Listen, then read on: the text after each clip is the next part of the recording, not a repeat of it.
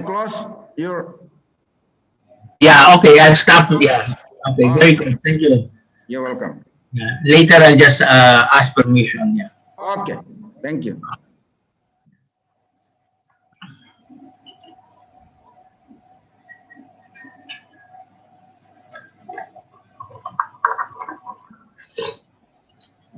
Yeah, let's start. Thank you. Okay, let's start. Yeah. Hah? Yeah. Ayun na. Okay, standby.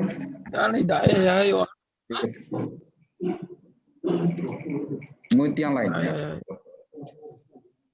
Oke, ya.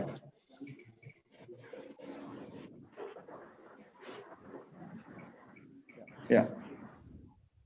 Good morning and welcome to the international webinar organized by Sulawesi Tenggara University with the theme Strengthening Student Leadership for Global Competencies in the Industrial and Social Revolution.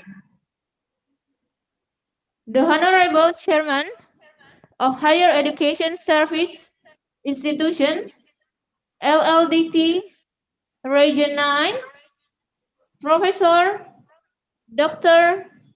Jasrudin, the Honorable Ambassador, Permanent Representative of the Republic of Indonesia to the United Nations, Dr. Dian Riansyah, Honorable Speaker, Professor Dr. Emiliano Putohan, Honorable Chancellor of Universitas Sulawesi Tenggara, lecturers, students, and public. Thank you for joining us for today's webinar. I am Grace Tanipayuk, your moderator today. We would like to inform you that our webinar today is also live on YouTube channel. And now we have about 200 participants across the world, making this webinar a truly international one. Before we start, let's raise our voice to sing our Indonesian anthem, Indonesia Raya.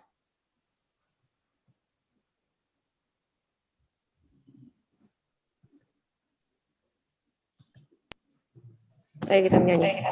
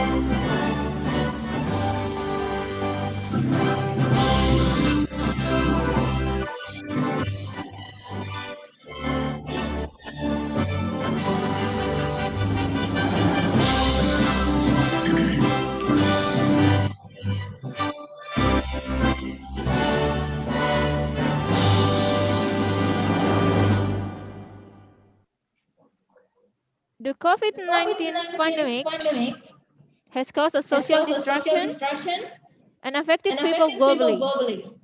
There are social changes that occur globally, and as a result, people who are unprepared in facing this pandemic have turned to lead social disorganization in all aspects of people's life. In the new normal post-pandemic era, we are required to strengthen students' leadership and global competence in industrial and social revolutions.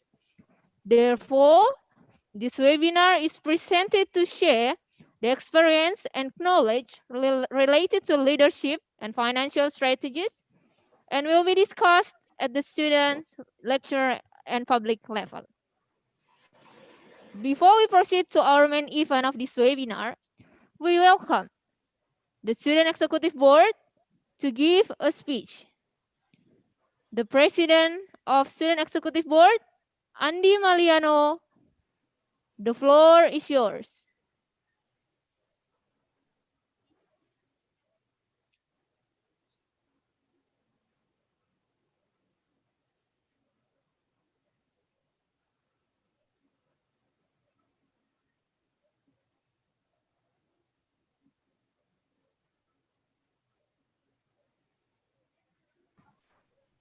Yeah. Okay, thank you, moderator.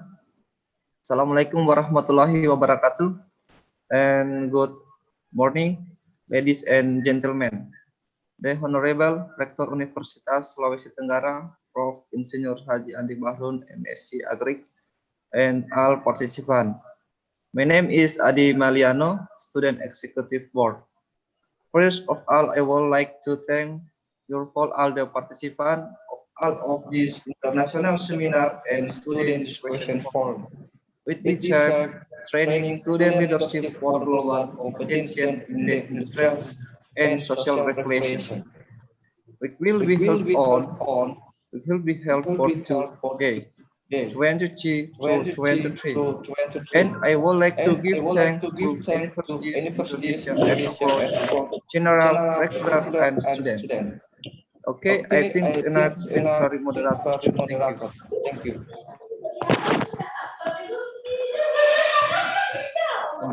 Kontrol punya.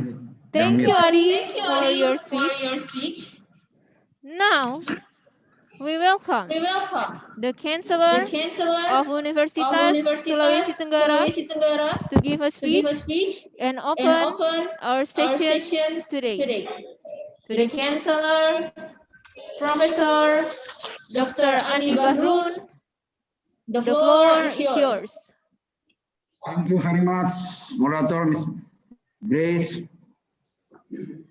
In the name of Allah, the most compassionate, the most merciful, with a deep feeling of gratitude of the Almighty Lord for His generosity on historic event, we have been granted this opportunity to gather, come in Zoom cloud meeting at the opening and join in the international seminar and student discussion forum held by Student Executive Board Universitas Sulawesi Tenggara.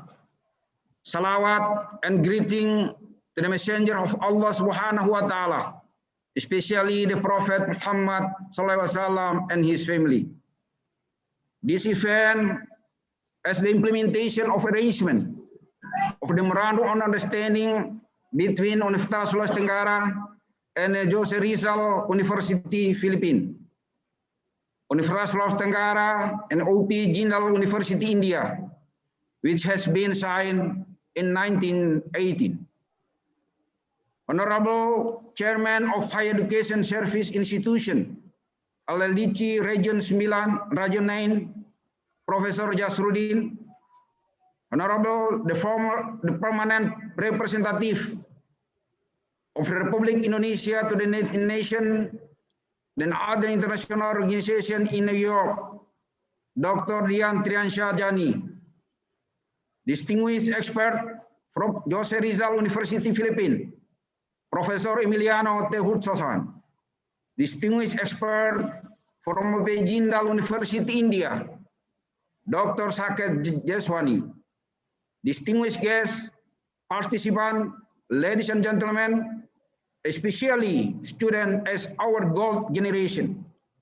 On behalf of the university academic community members, as the organizer of this event, I would like to express my warm welcome to you all to join this event. Assalamualaikum warahmatullahi wabarakatuh and good morning. On behalf of the university academic community members, I would like to thank to all our partners, keynote speaker and participant.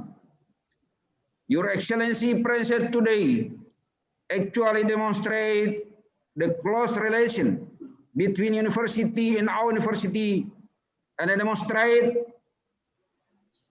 our real concern preparing youth to face the social and industrial revolution 4.0. We stand on the brink of the technological revolution that really already fundamentally alter the way of life, work, and related to another. It is my sincere hope that you are present and participant today. Joining this seminar will serve as a deeply understanding and share the characteristic of social and industrial revolution 4.0 and its consequences. Global competency, why student leadership is important, how strengthen student leadership, and of course, this event as a historical momentum for greater future cooperation, university and others, especially for making Universitas Sulawesi Tenggara University different in coming years.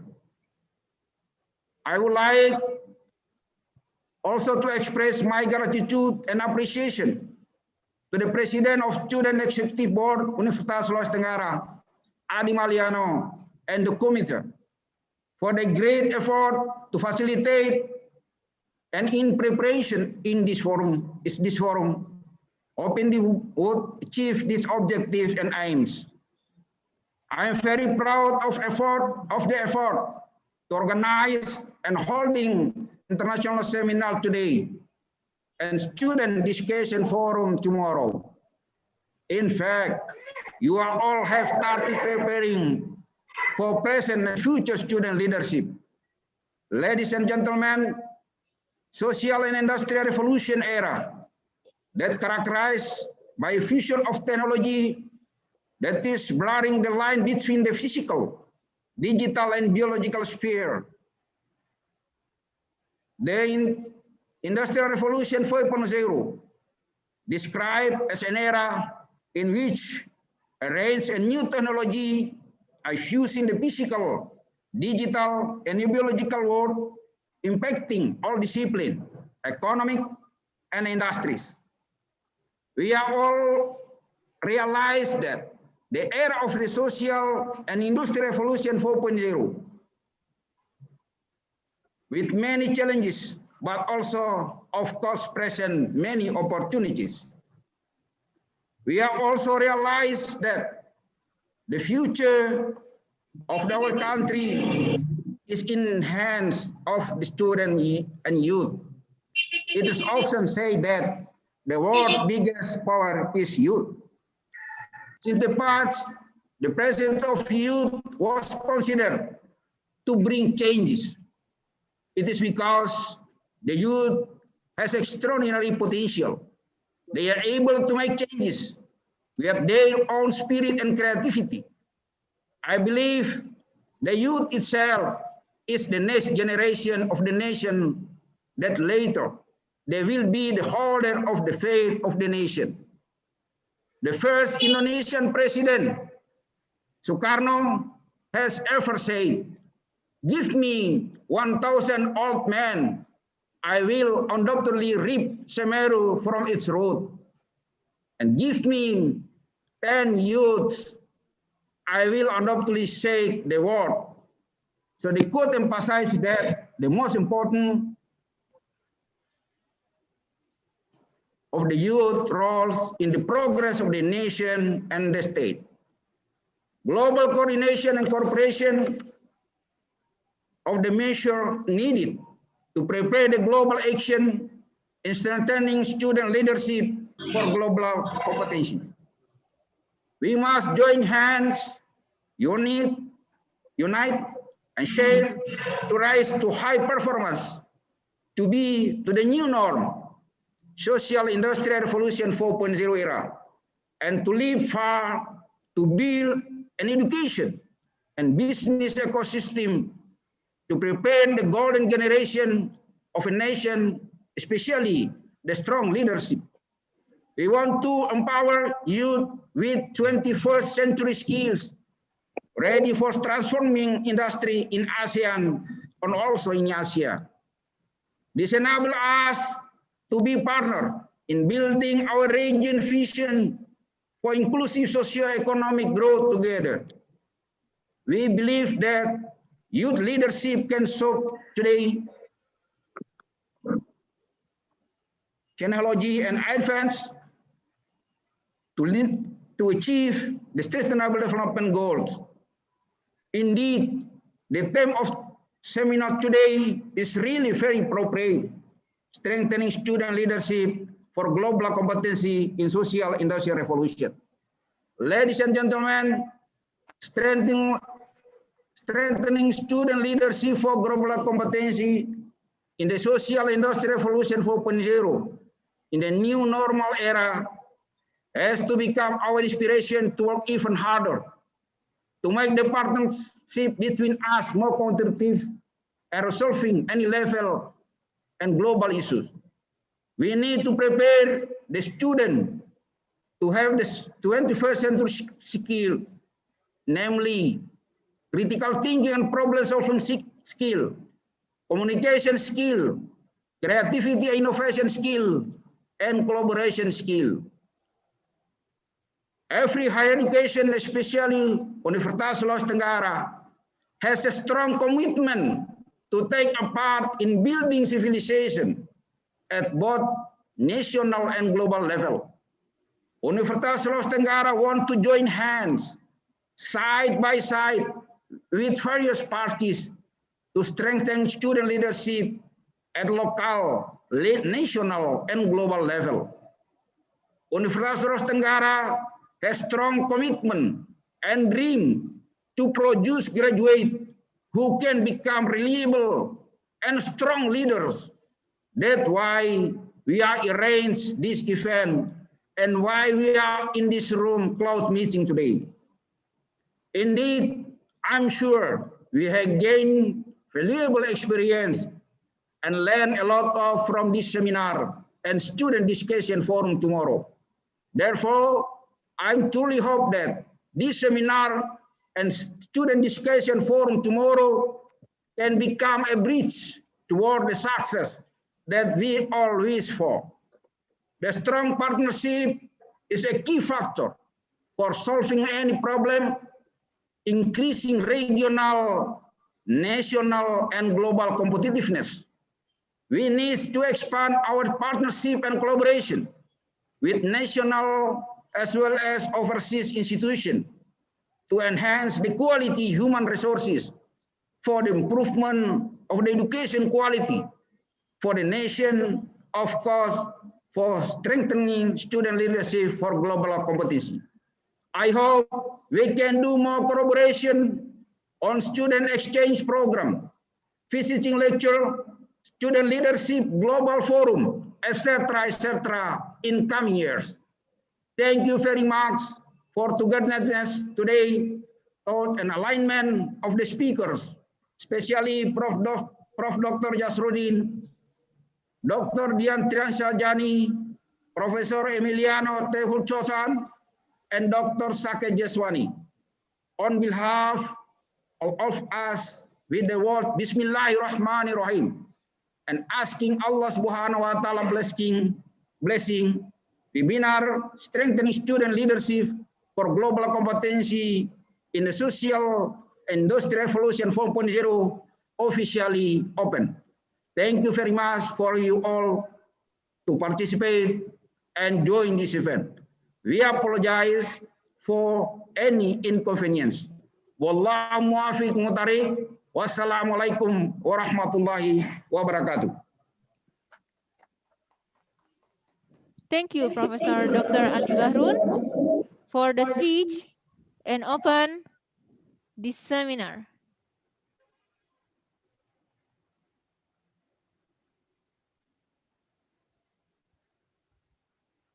It is a great pleasure for me to introduce our speaker this morning, who is going to talk with us. Tidak ada suaranya.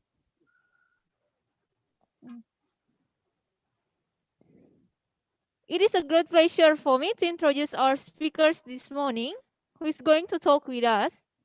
Our first speaker is Dr. Dian Triansya Jani, Ambassador, Permanent Representative of the Republic of Indonesia to the United Nations. The second speaker is Professor Dr. Jasruddin, the Chairman of Higher Education Service Institution, LLDICTI Region 9.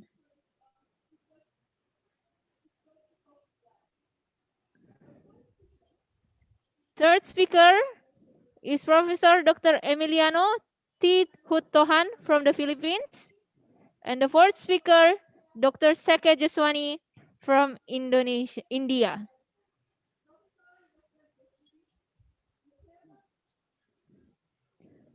Just a little housekeeping before we get started. All participants can ask questions via the chat rooms on Zoom and YouTube or raise a hand. Ladies and gentlemen, please join me in welcoming our first speaker, Dr. Dian Triansya Jani. Dr. Dian Triansya Jani is the Ambassador and Permanent Representative of the Republic of Indonesia to the United Nations in New York City, the USA. All participants can ask questions via the chat rooms on Zoom and YouTube or raise a hand. Ladies and gentlemen, prior to his work, Ambassador Dr. Jani was the Director General for America and Europe, Ambassador Permanent Representative to Indonesia to the United Nations, WTO, and the other international organization in Geneva, as well as the Director General for ASEAN of the Ministry of Foreign Affairs. Dr. Jani holds a bachelor degree in economics from the University of Indonesia and a master in economic development from the Vanderbilt University in the United States. He earned a doctorate in international relations from Pajajaran University, Indonesia. He's also a visiting lecturer at various higher learning institutions on multilateral negotiations, political and security, as well as international trade, economics issue, both in Indonesia and abroad. Dr. Dian Triansya Jani is married to Lista Damayanti Jani and has one son, Panji Charaka Jani. He is interested in sports and enjoys reading and traveling.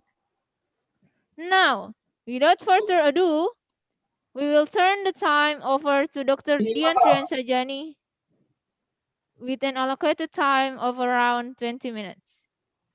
Dr. Dian Triansya Jani, the floor is yours. Thank you. Thank you very much, Ms. Moderator. It's an honor and pleasure for me today to speak in front of the University of Sultra, Sulawesi Tenggara.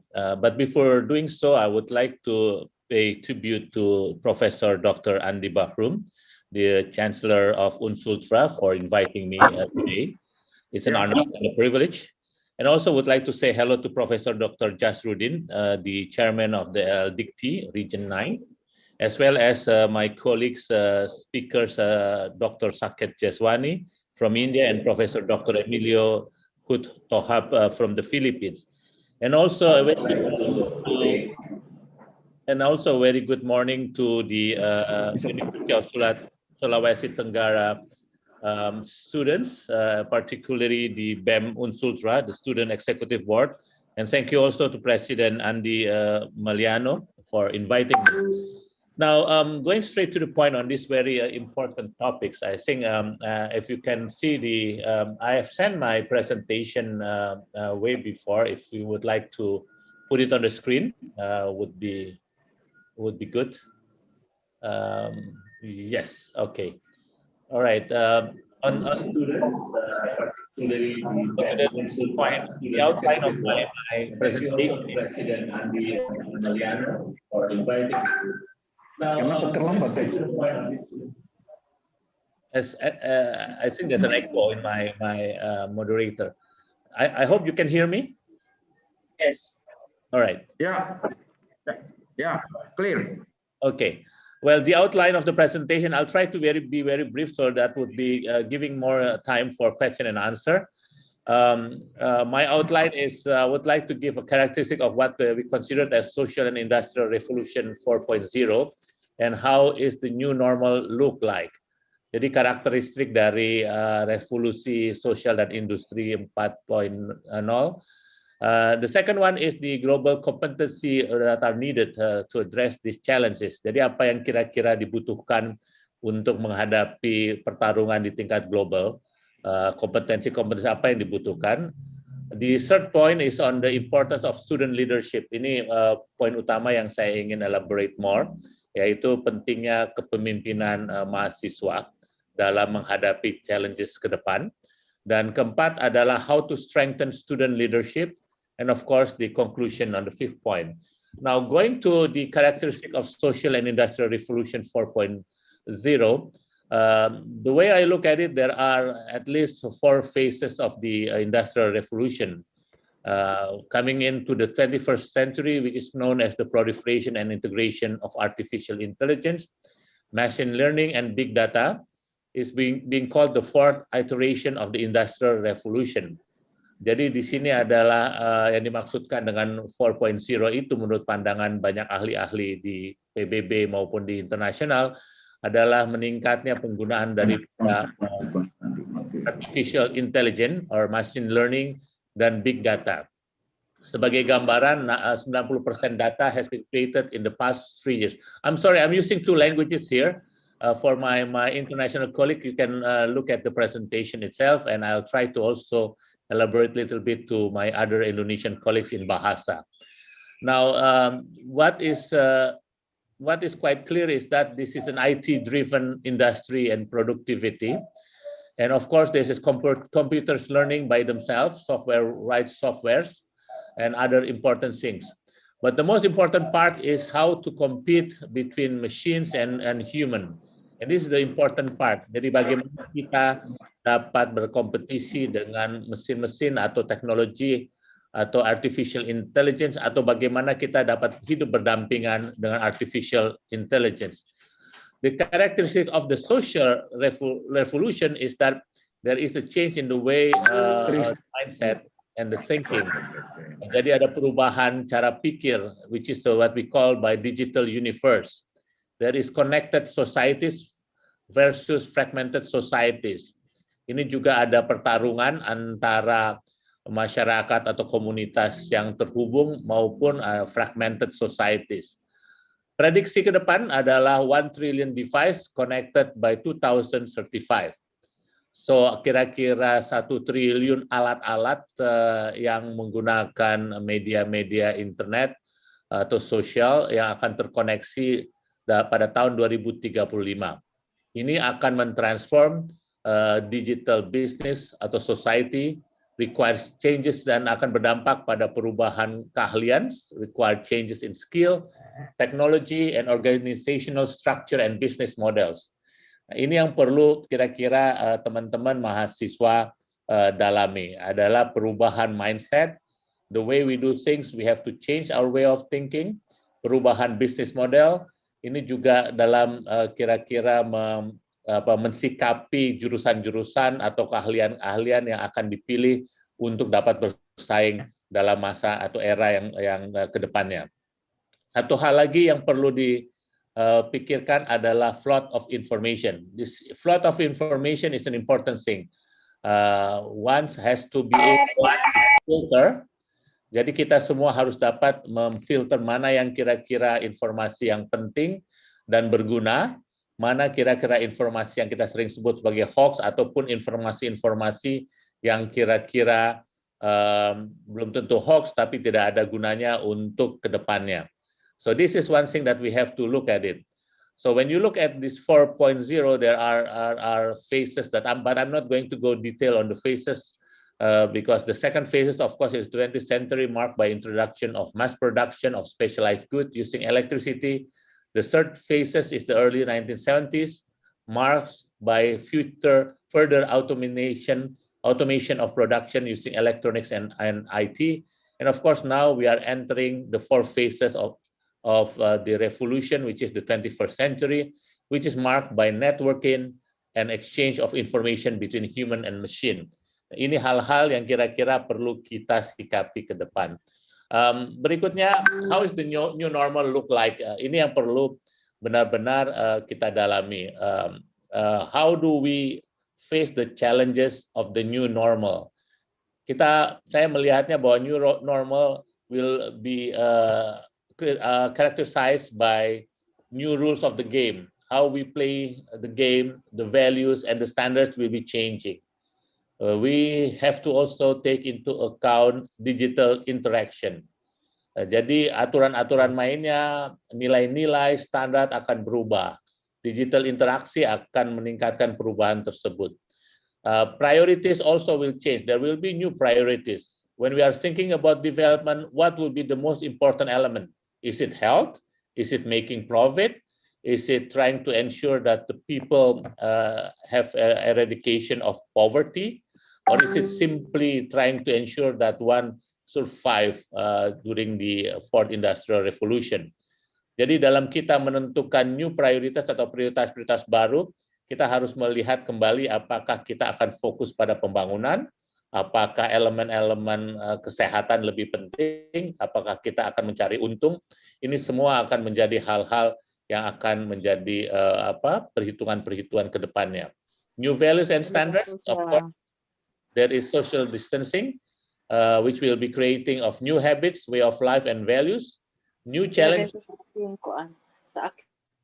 There are new challenges, economic challenges. There will be access to resources, education, capital, jobs. Ini hal yang penting untuk teman-teman mahasiswa. Economic challenges akan berdampak kembali kepada persaingan sumber-sumber daya, persaingan untuk mendapatkan pendidikan yang terbaik, persaingan dan modal atau kerjaan yang lebih baik. Dan ini akan berdampak kepada profesi-profesi baru. All of this will be affecting a new profession and new competition. Profession that does not exist or popular previously may emerge. Service industry to cater the needs of the new normal, the ones that did not manage to survive will diminish. Saya melihat banyak perubahan-perubahan yang terjadi, banyak sarjana yang belajar sains dan teknologi, akhirnya berubah menjadi marketing dari kembali lagi dalam perubahan adanya COVID ini dan bioteknologi.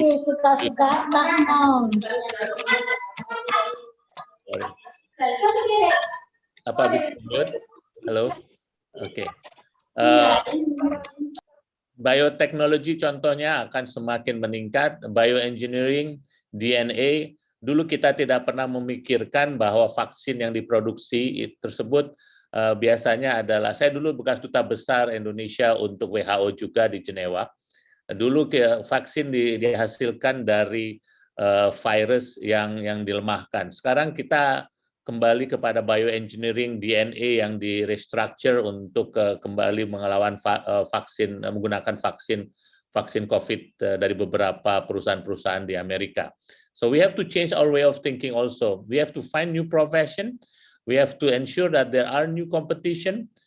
Even in the case of tourism, in the case of Wakatobi, for instance, before the marketing will be simple direct marketing. Now we have to also involve a lot of YouTuber or vloggers to ensure that their tourism is there.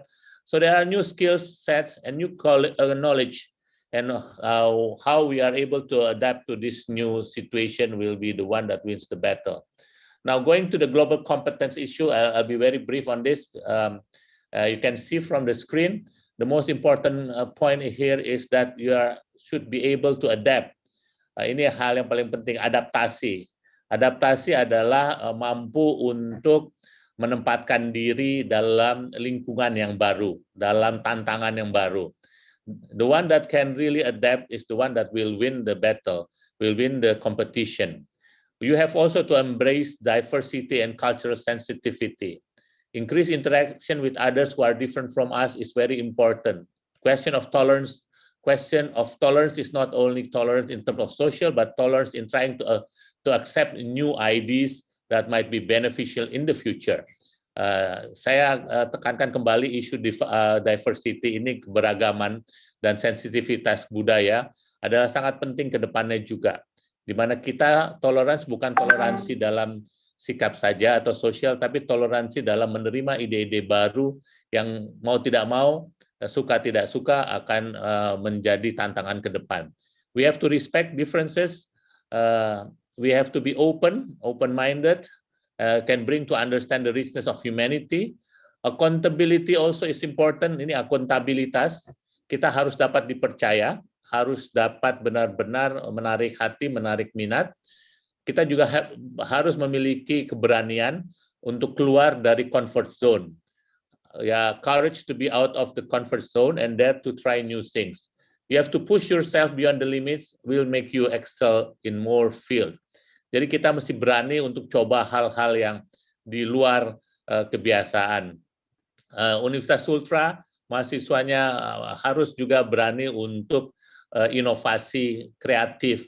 Sekarang kita lagi memperjuangkan di PBB juga ide mengenai ekonomi kreatif.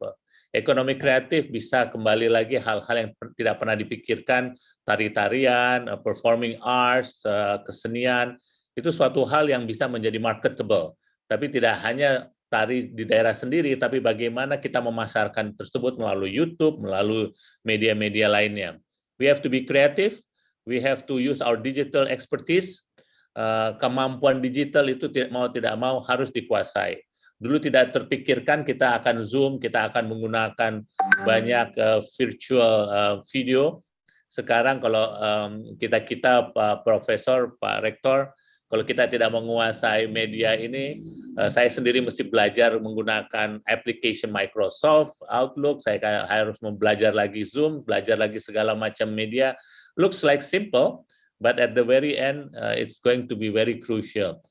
Satu lagi yang penting adalah sense of crisis. Kita harus mempunyai sense of crisis, bahwasanya tidak lagi Indonesia hidup dengan santai lagi. Sekarang tantangannya sangat berat. So we have to be mindful that nothing is unlimited. We have to continue learning. Ini hal pertama yang ingin saya garis bawahi once again. Not to stop learning even when you graduate from the formal education. Learn from anyone, anywhere, anytime. Learn from any nation, any tribes, any ethnic groups, any religion. At the end of the day, learning is the one that will help us in many ways. So I will try to conclude by quickly going to the most important part. Of course, honesty is quite important. You can't, especially with social media and new marketing, if you are not honest and are not able to establish trust. Foundation of integrity. Integritas adalah sangat penting. Hardworking, willing to serve others. What goes round comes round, and don't always expect to get something back directly from those we serve. Ini yang kadang-kadang kita juga lupa. To be a good listener, to be a good communicator, and to be a good decision maker. Communicator dalam hal ini dulu kita bisa person to person, tapi communicator is how effective can you be to communicate will make you an effective leader. And success can come much easier. Decision maker requires wisdom, experience, humility. You have to have a positive attitude. You have to be responsible. One more important point is sometimes this is what is quite lacking in many. I have been before the Director General of ASEAN. I was the drafter of the ASEAN Charter, so I know very well how we in the Southeast Asian region are behaving. This is to my colleagues here, is that we tend to be risk averter, and now it's time for us to take more risks. Do not be afraid to take calculated risks. Failure is proof that we are actually trying, and that risks are being run, and many great achievement comes after numerous failed trials. And this is to my fellow students the most important part. Jangan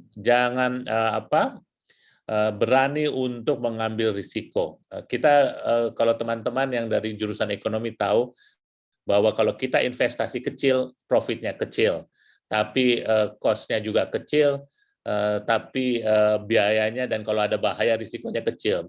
Tapi kalau kita investasi besar, risikonya tentunya besar, tapi kalau kita dapat profit, profitnya besar. What I'm talking about, dare to take big risks in terms of trying to ensure that by taking big risks, you are able to also contribute to the development of Indonesia as well as the largest community of the world. That comes to my last conclusion, which is the community consciousness. We are part of bigger humanity, and each of us needs the other in some ways. So the world is interdependent in many ways. I learned from my 35 years experience in the United Nations that this is the most important part. We have to work together. The vaccine clearly shows that a country that doesn't work together will not be able to face this COVID-19. So my point is that why student leadership is important, because student is driving social change. They are wanting to start the world better, and a new normal era in the context of COVID-19 pandemic needs students to lead the way. So I'm not going to go to details on this. The most important part is that during this pandemic, you need to work with the community, you need to address various social issues, but you also need to gather the opportunity. So don't look at this pandemic as something that is only a bad thing, but try to look at it in a more global type of an approach. Jadi lihat kembali kepada how can we strengthen student leadership. Dalam pikiran saya sangat sederhana untuk memperkuat kepemimpinan pemuda-pemuda dan mahasiswa-mahasiswa. Jangan pernah takut untuk menetapkan goals yang tinggi. Prepare the right mentality. Involvement in activities, need the right mentality, harus optimis, open to criticism, ask for input, risk-taking capacities, involve yourself in activities, involve yourself in youth forum, dan jangan hanya terhambat pada lingkup yang Sulawesi Tenggara. Think big, think about the world. Jangan cuma lihat bahwa aktivitas di Indonesia, tapi aktivitas yang lebih luas. Saya sewaktu jadi duta besar di PBB, saya lihat ada anak Indonesia yang memenangkan piala dan penghargaan dari UNESCO. Karena anak SMP ini di daerah Indonesia Timur berhasil mengembangkan suatu sistem untuk akte kelahiran di daerah Sumbawa. Ini dihargai dunia. Seorang anak dari Sulawesi, anak SD, SMP kelas 1 kalau nggak salah, memenangkan penghargaan, dan saya bangga untuk membuat kartun, membuat komik yang digunakan oleh UNESCO untuk melawan countering bullying, countering radicalism. So what I'm trying to tell to my other colleague, I was proud as ambassador in the United Nations to see Indonesian, including from Sulawesi, which is only a junior high school and grammar school, middle school, able to get the #1 UNESCO award for being able to come up with comics, drawing comics that are facing countering radicalism, countering bullying in school, those simple things. So you have to think big to achieve big. And this is one thing that I would like to stimulate my fellow student here. Involvement of youth, networking with other youth from the Philippines, from India, from other parts of the world, because the youth will change the world. And that goes to the question, the last point, which is on the civic responsibility. You as student has responsibility because you are part of society. In conclusion, my experience of 35 years, youth and student leadership entails involvement in economic development and poverty eradication, social welfare and community building, gender mainstreaming. I've seen many girls from all around the world that are able to voice out, including voice out in adversity, in conflict, in Syria, in other places, in Yemen. They are able to voice their views against extremism, including against terrorists. Students are also involved as the leaders in humanitarian and human rights issue, settling conflicts and mediation. In Africa, there are lots of conflicts and mediation that are being settled by students, by youth. And this is one thing that people maybe does not understand. So that's why I want to voice this very important point. You are political and agents of change. Student has comparative advantage as free thinker, outside of the box approach, and has control of social media and direct messaging. So please use that. But what is needed now is, of course, once again, to recap, the skill that are needed is adaptability, creativity, digital expertise, and continuously learning. Jadi dibutuhkan keahlian-ahlian untuk beradaptasi, untuk kreatif, untuk mempunyai kemampuan digital, dan terus belajar. Saya mendapatkan doktorat saya setelah 3 kali upaya dan baru usia 55 tahun. So it can be done. Developing student leadership in global competition of course requires clear vision. Anda mesti fokus. Kadang-kadang kita lupa, kebanyakan kegiatan kita lupa fokus pada 1 titik atau 2 titik yang penting. Fokus pada pembangunan rakyat Indonesia. You have to have the right mentality. Bapak-bapak, teman-teman sekalian mesti mempunyai mentalitas yang tepat. Active engagement local, dan tentunya kembali pada responsibility. Last point, once again, change the world to be much better and start now. I really believe in the motto of Nike, just do it. Saya percaya pada slogannya Nike, sepatu Nike yang bilang just do it, kerjakan dan mulai dari sekarang. Terima kasih moderator, terima kasih Pak Rektor. Thank you so much for listening to me, and I'm ready to answer any question. I'm sorry if I'm speaking too fast because I was only given 20 minutes, and I hope it's quite understandable and you can look at the simple presentation there. So terima kasih banyak Mbak moderator dan teman-teman sekalian. Wassalamualaikum warahmatullahi wabarakatuh. Waalaikumsalam warahmatullahi wabarakatuh. Thank you, Dr. Dian Transajani. Now, we will go ahead and take some time for question 9. It looks like we have a few questions. Okay. The first one is from Seni Fadila. You can unmute yourself. Thank you. Assalamualaikum warahmatullahi wabarakatuh. Let's introduce me, sir. I'm Seni Fadila. I'm a student of C66 Kendari. So I'm going to ask you if the people want to have a start, but they don't have a good mental. What we can do it for that. Okay, thank you, Seni Fadila, for your question. Yurfin. The next one is Yurfin. Please unmute yourself. Thank you.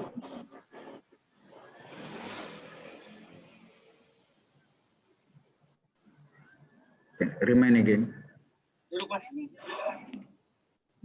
Yurfin, please. You can unmute yourself. Or, okay, next we are going to Anis. Please unmute yourself. Thank you.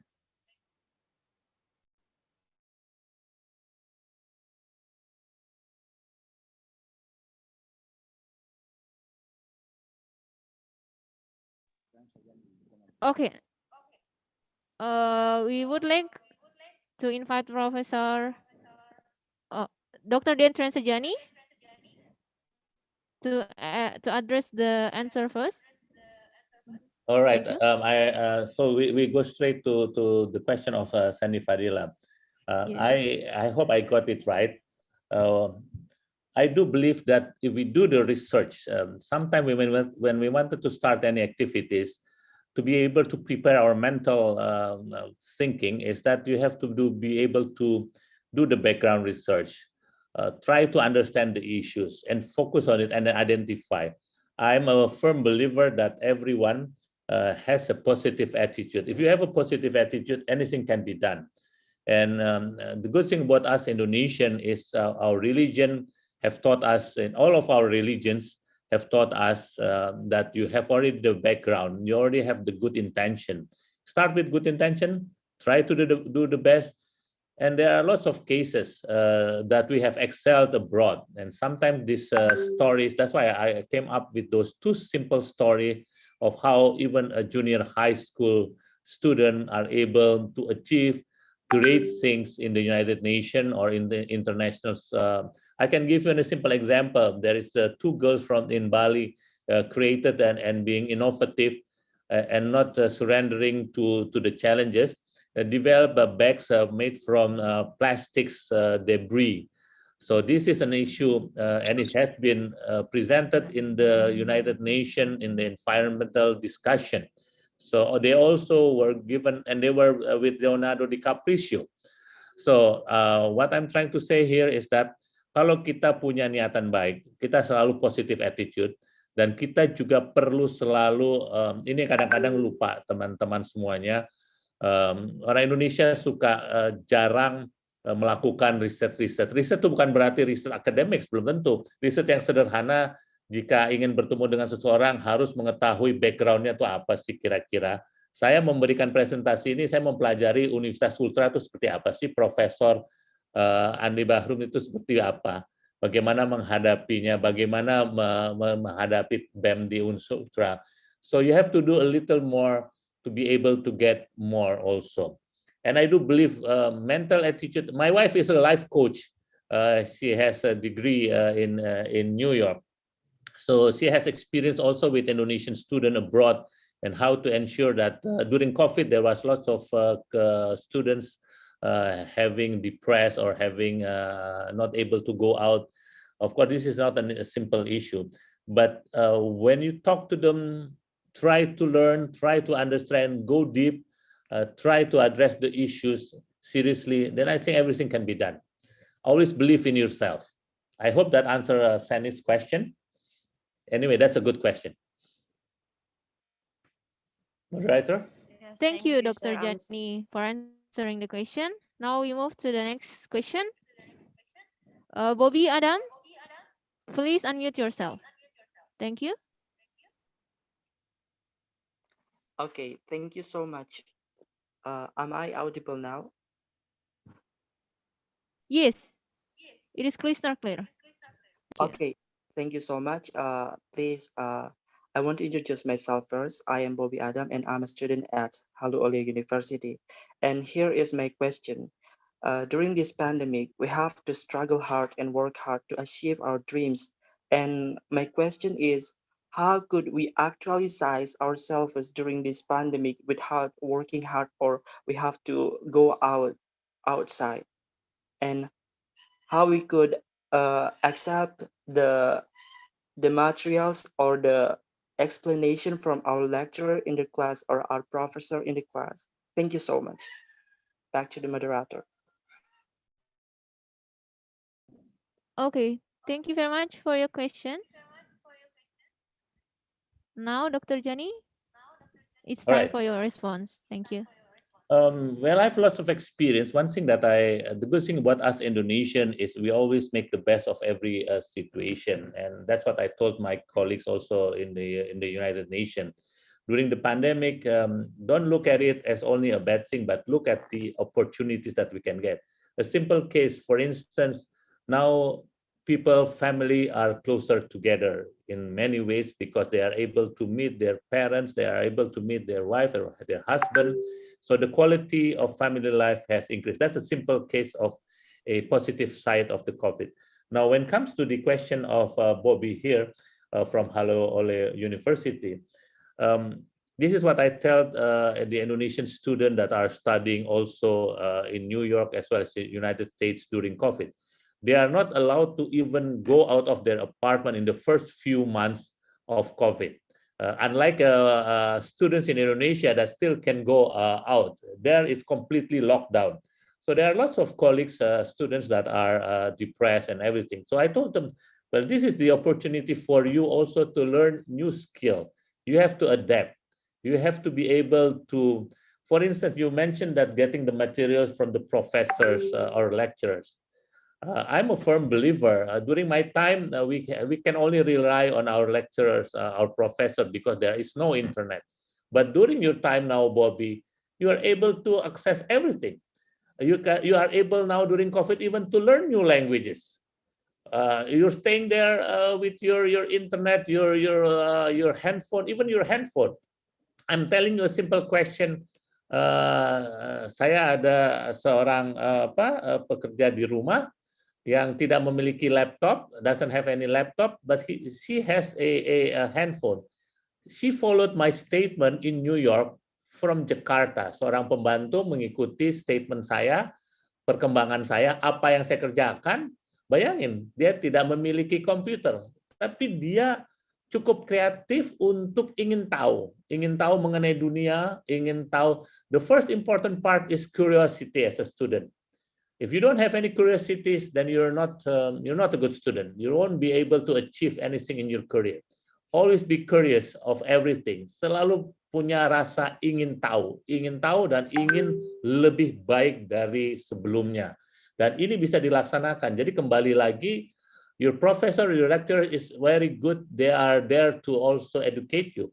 But the world is so large for you to learn a lot of things. You can learn Russian language. You can learn about even a simple thing. Jangan nonton sinetron bagus, tapi jangan lupa juga nonton National Geographic. Jangan lupa juga di TV-TV. Saya rasa di Sulawesi Tenggara juga ada channel-channel yang bisa mengenai pengetahuan. A simple thing, for instance, how to ensure that you are able to save someone's life because of heart attack, for instance. Try to understand, learn CPR. That you don't learn from your lecturer. I'm doing a lot of things that now, even though I'm almost nearing 60 years of age, and I'm still learning, and I'm still studying. So never stop, Bobby, because you are the future leaders of Indonesia. And that's why I give you that example of a little girl in Sulawesi. She is from Sulawesi Selatan, a small village in Sulawesi Selatan. And she draws comic, and she entered the competition because of the internet. And then she won again hundreds of thousands of comics drawers. And she got the first prize in UNESCO. And I was proud with my wife to introduce her in the United Nations. Can you imagine that? If you don't believe me, Google it. And you will find this girl's name. I forgot her name. It's Rizka. Try to find, cari namanya Rizka. Sekarang mungkin udah kelas 3 SMP. Ini kejadiannya kira-kira 2017, 2018. But I'm proud, and I'm going to be proud of Bobby one day. I tell you frankly, dream big. I hope I answered your question. Thank you, Dr. Jani, for the wonderful insight. Now we move to the next question in the chat box. It is from Hijriani Hats. She's asking about, now the perception of leadership in the digital era is shifting to the influencer model that is popular in the social media with a large number of followers. So it become a role model for the current generation. In your point of view, is that also a millennial leadership model? Thank you, Dr. Jani. It's time for your response. I believe now we have to also change. I'll give a simple example. When I started in my job as a diplomat, before we don't have internet. So we always use press statement. We always have to interview. Now, when I was the president of the Security Council, when I was working as the Indonesian ambassador in Geneva as well as in New York, I have 3 young diplomats and college graduates intern from Indonesian that are internship from Columbia University, Harvard, working for me. And they're in charge of my Instagram, they're in charge of my Twitters, they're in charge of my Facebook. Not Facebook, I don't like to use Facebook more than others, but they are in charge of the website. So I do not use a 30 or 40 years old diploma to do it. I use an 18 to 22 years old college student to do the intern, because what, this is for transparency, this is for accountability. But once again, when you talk about role models, there is also a social responsibility. This is a very difficult part. Influencer is not only influencing of a product itself, but whatever you are doing, you also have responsibilities, including in many countries now, including the Western world. Untuk Indonesia, you have the Undang-Undang ITE. So you have to be very careful also what you are portraying. And you are, for instance, now we are talking about the debate between vaccine, use of vaccine or not, whether one should take the shot or whether this is hoax or not, the COVID. We also have this responsibility to ensure that you are not responsible to cause damage. Jadi kita punya tanggung jawab moral untuk benar-benar apapun yang kita posting. Nah, sekarang lebih berbahaya daripada zaman dulu, karena apapun yang Anda posting, apapun WhatsApp yang Anda laksanakan, apapun YouTube atau message yang Anda laksanakan, itu bisa berdampak pada umat manusia. Saya banyak contoh, karena pengalaman saya 35 tahun di PBB, saya banyak contoh juga ada berita-berita yang berbahaya, yang hoax itu menyebabkan kematian-kematian. Contoh yang sangat sederhana, menyatakan bahwa seseorang telah meninggal. Kalau saya menyatakan mungkin tidak banyak dampaknya, tapi kalau seorang influencer yang punya followers lebih dari 1 juta, itu akan merusak nama baik, itu akan berbahaya juga. Contoh yang gampang lagi, Sulawesi Tenggara mengalami tsunami misalnya. Kalau misalnya berita itu disampaikan hoax-nya salah, warning-nya salah, itu akan berdampak ekonomi, sosial, maupun hal-hal yang sangat buruk. So you have that kind of hijrianti, if I'm not influencer is very important. And now government also has to use influencers in many ways. The idea is to engage, to have a mass numbers of people understanding your policies. So the key words here is accountability and responsibility. Accountability and responsibility works together with influencing people. So I hope that answered the question. Jadi hati-hati, tapi bukan berarti tidak bergerak di sosial media, karena suka tidak suka kita harus bermain di sosial media.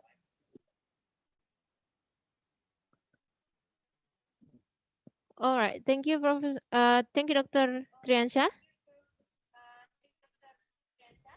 Now we move to the next question. Actually, it is also from Hijriani. Yeah, maybe this is the second question from her. It is about how do you provide a stimulus to the millennial generation to be motivated to become leaders, not just followers? The answer to a very good question from Hijriani Hads is that it comes back to your own. Do you really want to be only followers? But the question also is, what's wrong becoming a follower also? But the issue here is whether you are a follower or a leader, you have to ensure that you bring the right message. And my point to stimulate the millennial generation is that you have to be a motivational type of leaders. You have to. There are two differences between being a boss and a leader. This is one thing that many people have taught me in my rise to my career. Being boss is quite easy. You just instruct. Jadi kalau jadi bos tuh gampang. Jadi kasih instruksi aja. Tapi being a leader is much more difficult. You have to lead. In Indonesia, we have a very good slogan. We have a very good saying, which is Tutwuri Handayani. Jadi there are ways of cara-cara untuk memotivasi kita untuk maju. Jadi kembali lagi, I believe my definition of leader is someone that are able to make changes, that are able to help people. Help people does not necessarily mean becoming a president. Help people becoming an NGOs in a small communities, ensuring that there are issues, giving lectures on motherhood, a simple thing like that.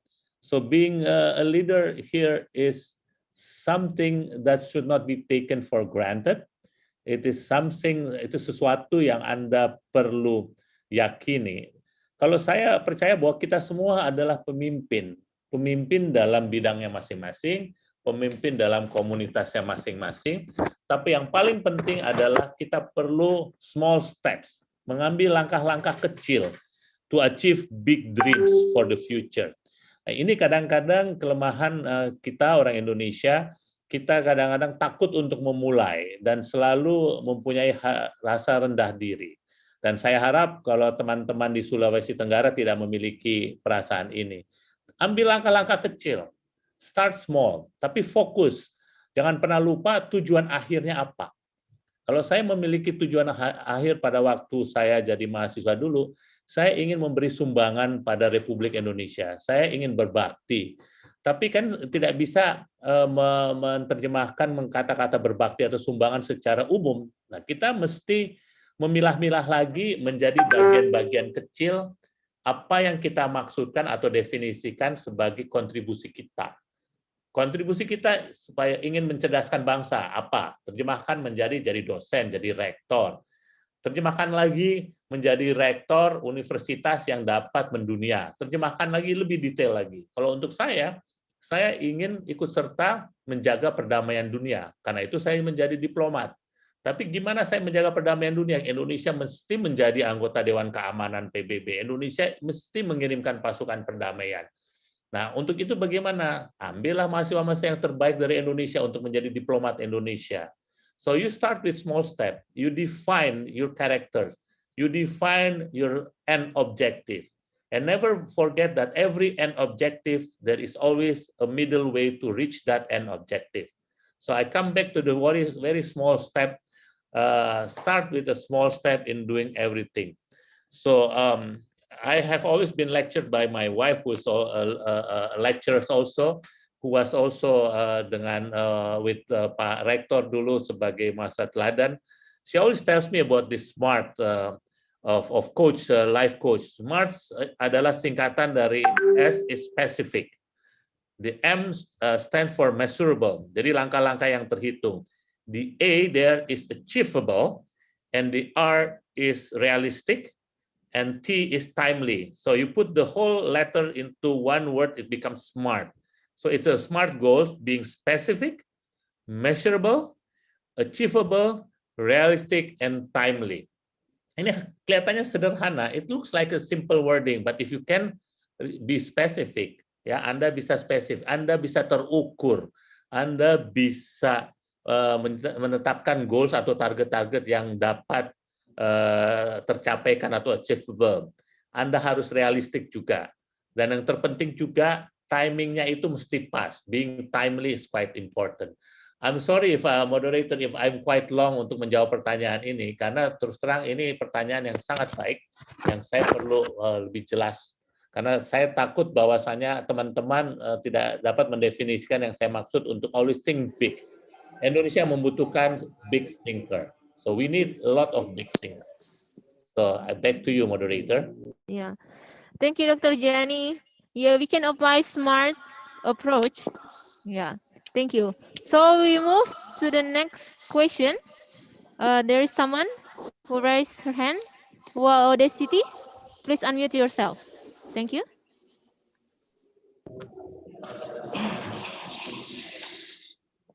Thank you, moderator.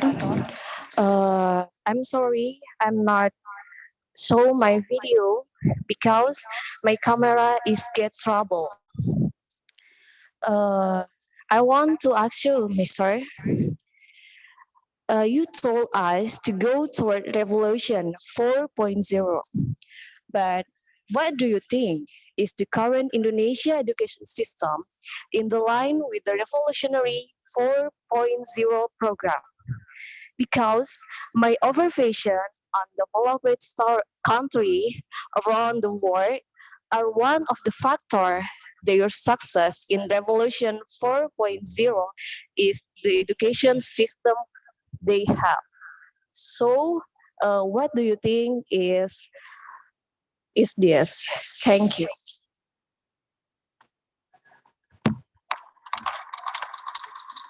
Well, if I can go, can I answer? Yes, yes, please. Yes, thank you, Ms. Siti, on this quite important. Actually, we have made a lot of planning on how to reach this 4.0 revolution. It has started even before the time of President Yudhoyono. Compared to other countries, we have a very good planning system in terms of trying to reach our goal to have a masyarakat yang adil dan makmur. That is something that we have done. But the question again, in every good plan, what is most importantly needed is also implementation, good implementation, and also good people to implement a good plan. And that's why we need a good education system.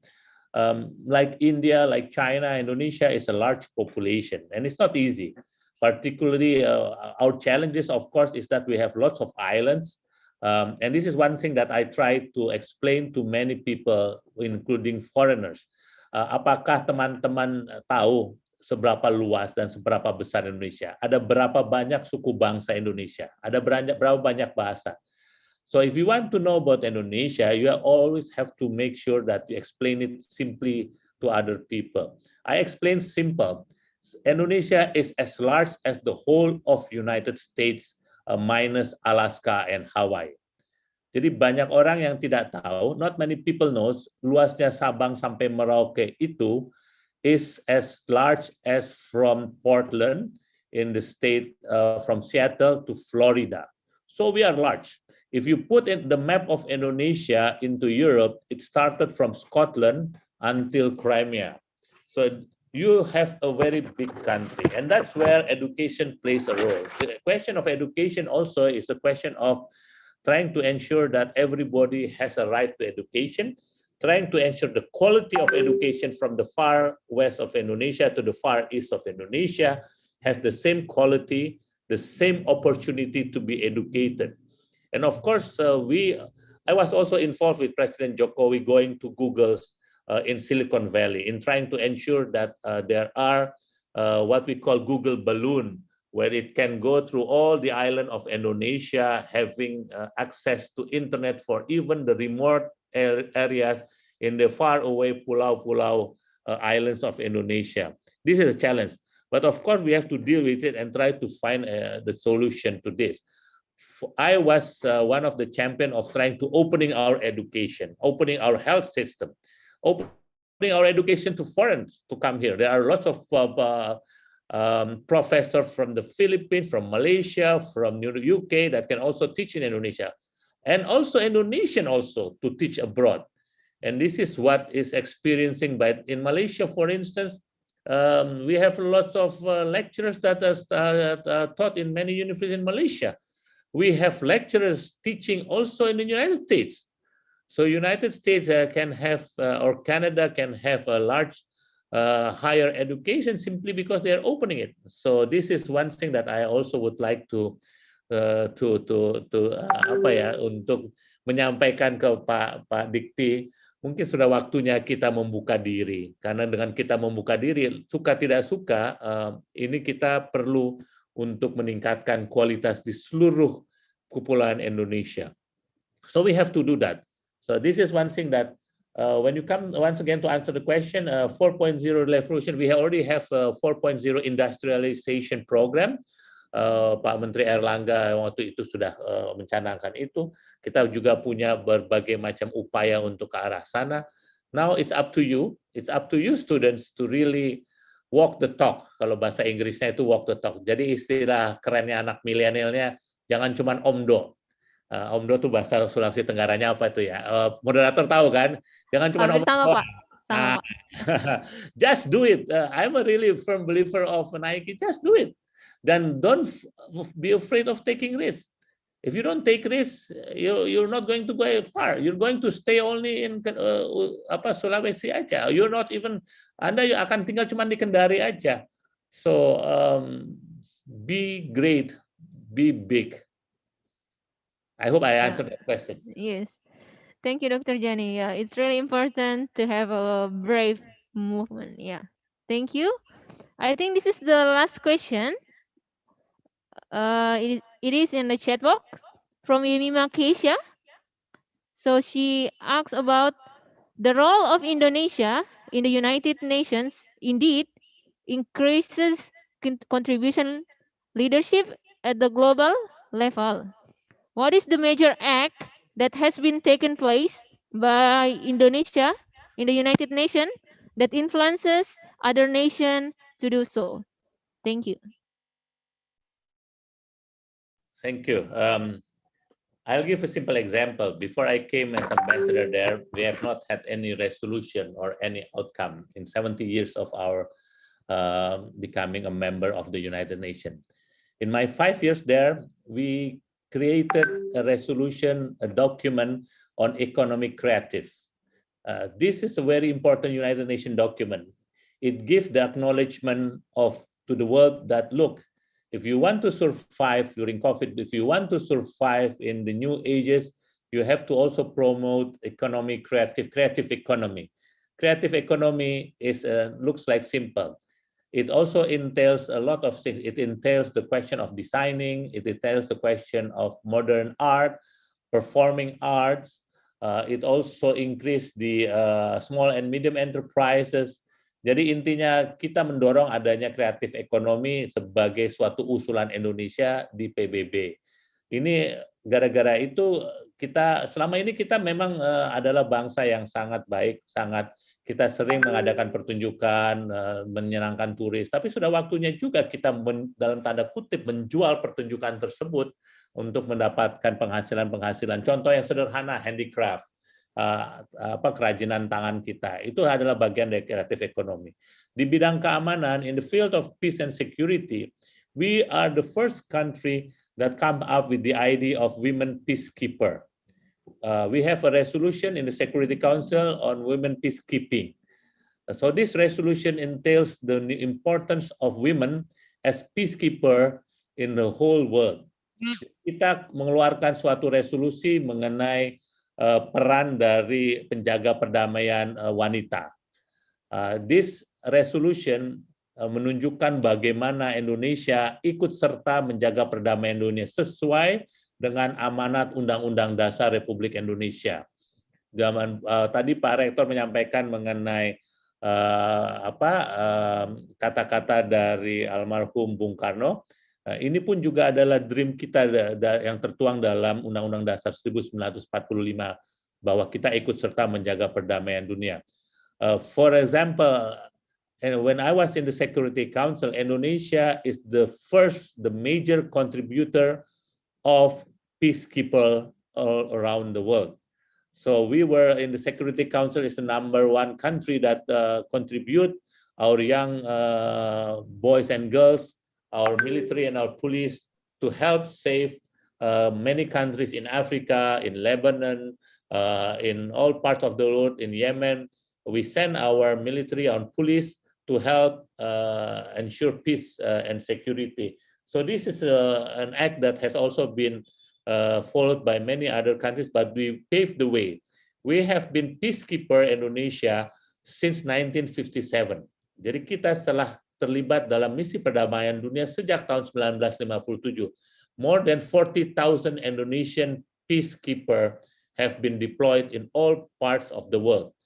Jadi ada lebih dari 40.000 penjaga perdamaian itu dari Indonesia. Saya bangga bahwa pasukan Indonesia, pasukan perdamaian Indonesia telah ikut serta menjaga perdamaian dunia. Kita juga in the United Nations, we play an important role in countering terrorism. I was the chair, the president of the on the committee in the Security Council on terrorism, on Taliban, on ISIS. Jadi kembali lagi, Ini hal-hal yang sangat sederhana. Kita menularkan pengalaman-pengalaman kita menghadapi teroris. Kita banyak keberhasilannya, dan ini kita cerminkan di PBB, dan banyak ide-ide kita, banyak cara-cara kita yang telah diikuti oleh banyak negara di dunia on how bagaimana untuk menghadapi terorisme. I'm telling to my international colleagues here, we have done a lot in countering terrorism because we have experience. We also created the Jakarta Center for Law Enforcement Cooperation, which is situated in Semarang, whereby more than 110 countries, law enforcement officers are involved and learning from our experience in facing terrorism. So I'm proud to say that I was chair of the Committee of the Security Council on handling terrorism. And now it's also being followed by my colleague from India, the ambassador from India. He's taking over my committee on Taliban. My committee on ISIS is being taken over by my colleague from Norway. But what I'm trying to say is that we paved the way. We ensure that the main terrorists are put on sanction. We did a lot. So I can go on this, what we have done in the Security Council. And this is not including issues of social, not including issue of youth. Our youth has also been promoting our students. I will tell you a simple story of how students from Indonesia, we have not yet received anyone from Sultra, but I know for sure students from University of Indonesia, University of Pajajaran, Brawijaya have won many awards in the United Nations on the Model United Nations competition. So I hope one day, Pak Rector, we could have a student from Sultra also.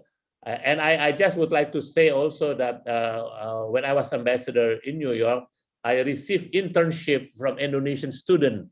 I received internship from UPH, Universitas Pelita Harapan. I received internship from Universitas Brawijaya. So if later on you would like to send, of course after COVID, intern to go to New York, it can be from the Faculty of Law, Faculty of Economics, or Faculty of Political Science. They could be interning in our mission, the Indonesian mission in the United Nations would be a good thing. Of course, we cannot pay, otherwise we get into trouble with KPK.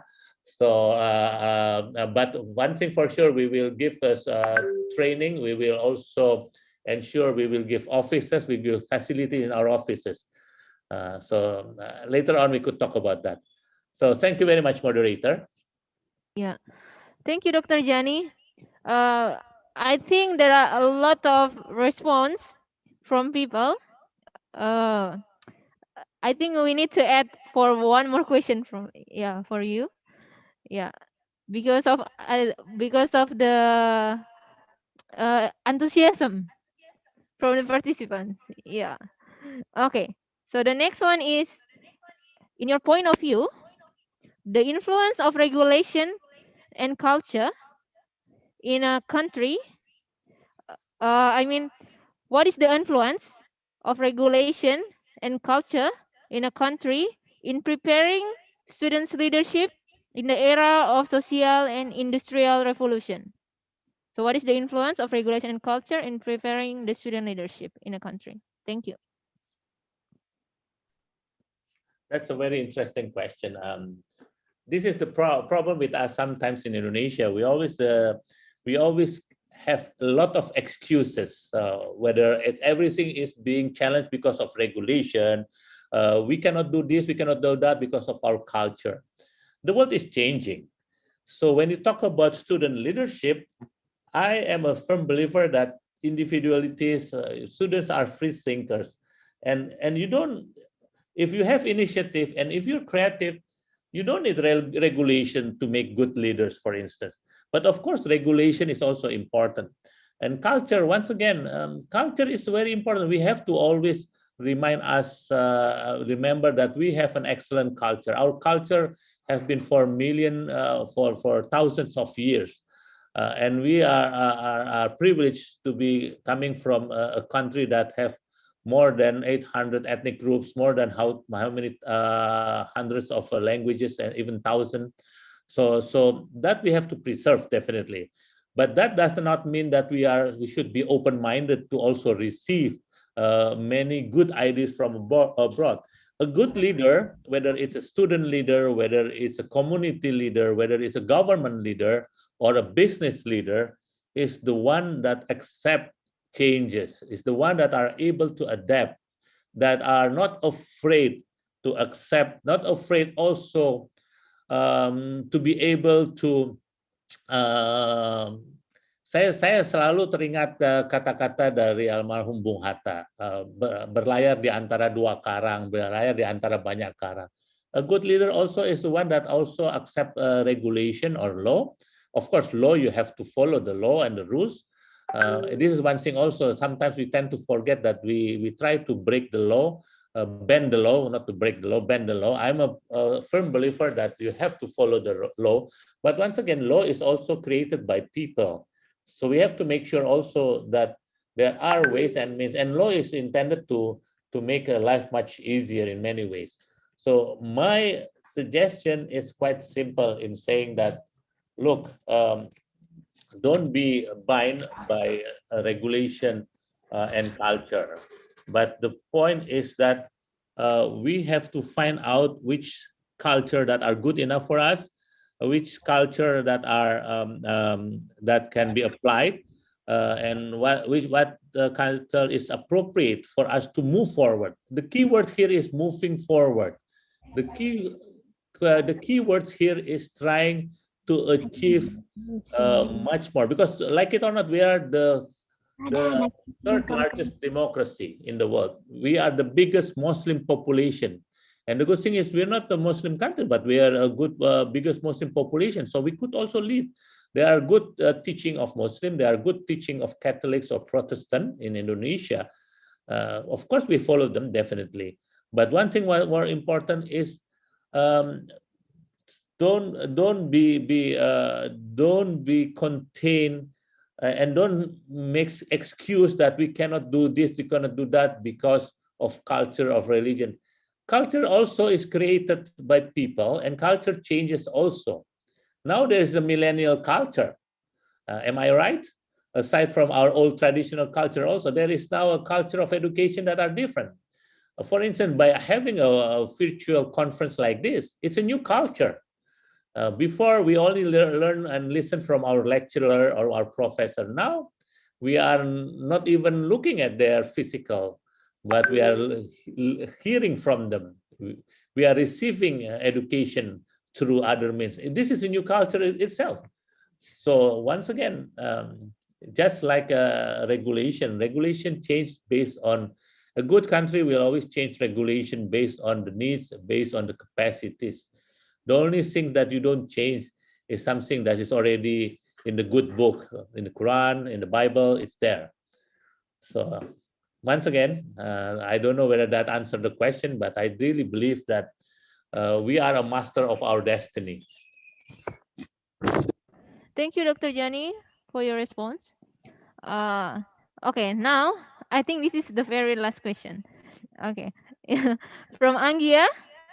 The dramatic changes taking place throughout the world present new challenges and new tasks to the international organization in the United Nations, and it needs a suitable leadership style to tackle such challenges and tasks. Based on your experience as the ambassador, permanent representative of Indonesia in the United Nations, what is the ideal leadership style that needs to be applied at the global level? Thank you. Well, it's hard to define which is the ideal one. You define whether the ideal leadership is based on the outcome itself. Those leaders that can define the target and the objective, the end goals, and able to achieve that. And of course, this is also, there are others variables that are involved in any leadership. I applied leadership in my mission, for instance, with my diplomats, that everybody should be able to debate me. Everybody can talk whatever they want. Everybody can voice their opinion. And with all due respect, this is also very difficult because some of them are Indonesian students are taught to always listen and not debate. But I told them, you're a diplomat now, you're not a student. So how could you not, if you are not able to debate me, then how are you able to debate other diplomats from other countries that knows better the English language, for instance? They should be able to convey their messaging, their communication. So I'm a very simple and different. In the old days, every Indonesian government officials, whether it's in education, whether it's in business, everywhere is always using the feudal style. That's the tradition, where you give instruction and your subordinate, your anak buah, has to follow the orders, whether it's right or it's wrong.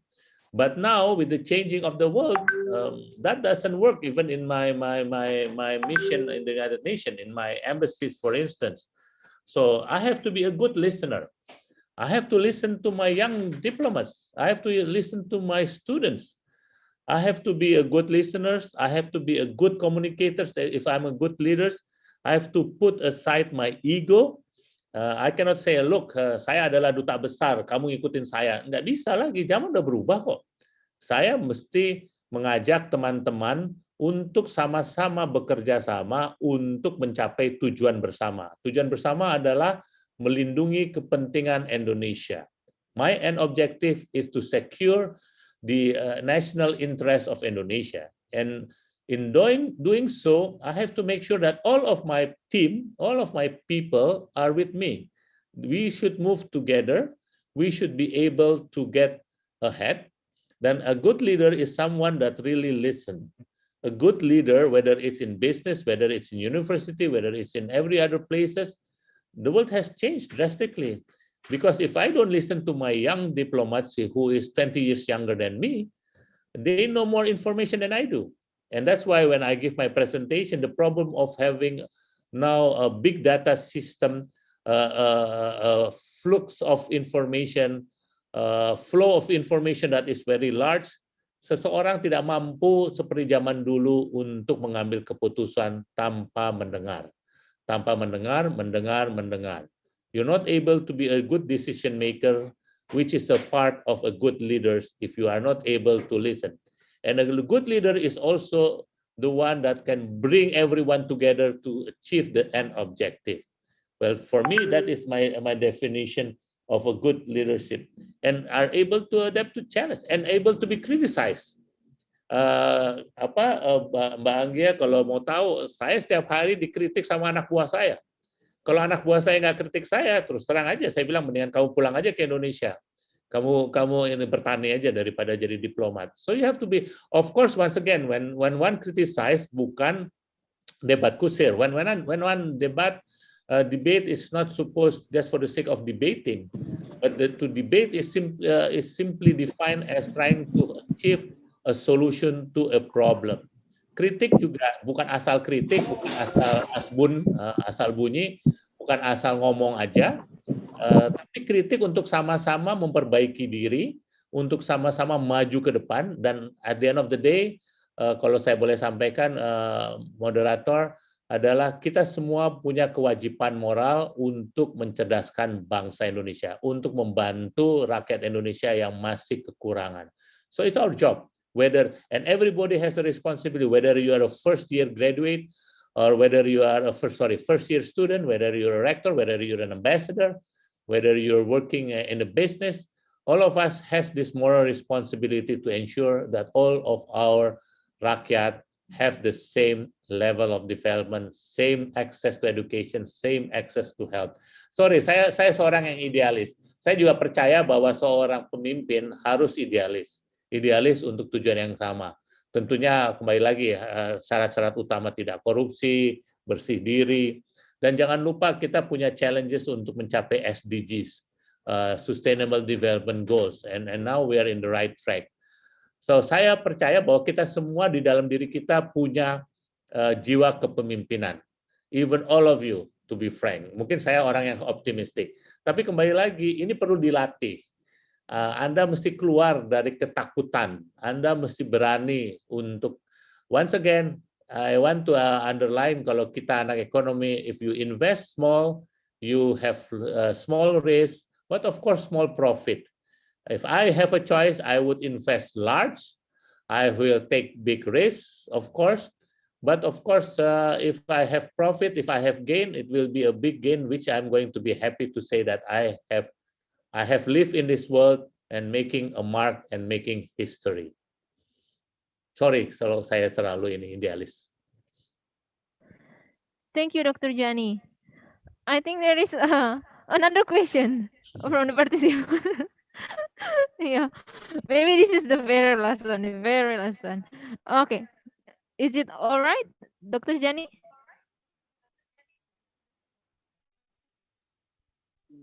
Yeah. Okay, yeah. The very last one from Cynthia. Please unmute yourself. Thank you.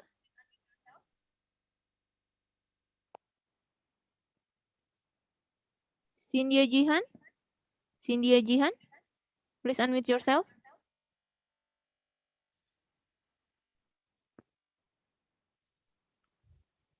Okay. Maybe there is a troubleshoot or something like that. Okay, I think now it looks like we have covered our questions. And due to the limited time we have, if you have any further questions, please add it to the next session. So Dr. Jani, is there anything else you want to cover before a wrap up? No, I just want to say thank you once again to the rector, the chancellor of Universitas Sultra, Prof. Andi, as well as to other colleagues, and as well to the student. My last word maybe is that I wish you all the best. Maybe one day, if I'm invited by the professor, the chancellor, I will certainly go to Wakatobi. I would love to go to Universitas Sultra, to be frank, and ready to do so, and speak to all of you. So I leave the future of Indonesia to the good hands of all the Universitas Sultra, as well as other university that join here. I see ada dari Halio Olo, ada dari Universitas Katolik Kendari, is it, or Manado? I'm from Philippines and India. From my colleagues from the Philippines and from India, as well as others. Of course, I have visited so many times Philippines, Cebu, Davao, Manila, and of course Bangalore, Delhi, Bombay or Mumbai. So I've been to all your countries. I live the good hands of our Indonesian students to the expertise of my Philippines and my English colleagues. Prof Jan, yes. Kepala Dikti just joined, Prof Jasrudin, to just say welcome, Prof Dr. Jasrudin. Prof. Assalamualaikum warahmatullahi wabarakatuh. Waalaikumsalam. Prof Jasrudin. Prof Jasrudin. Assalamualaikum. Okay, thank you very much, Mas Trian. Have you give good presentation, so many questions, and welcome to Unsultra University. And I join you if you go to Wakatobi, and I ask you already arranged actually with your wife. So welcome. We are waiting you. If you come to Kendari and go to Wakatobi, we join with our friends here. Okay. I would love to do that, Professor, once again. And Yanti will also join me. Tapi masalahnya adalah please tell COVID to stop. We still have COVID. And I also would like to thank the moderator, excellent moderating. Thank you so much, moderator. Thank you. You're welcome. Salam buat mantan pacar. Ini ada nih di sini, Yanti. Oke. Dia mengikuti juga. Oke. Assalamualaikum. Waalaikumsalam wabarakatuh. Okay. Assalamualaikum, Prof. Yeah. And now we have come for the final of our first session. Thank you very much, Dr. Diantar Sajani, for the very inspiring presentation.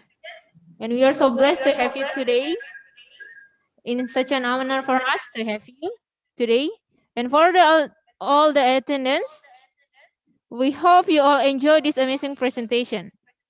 And now we proceeded to the next presentation, and I hand it out to Agnes Nogo. Thank you.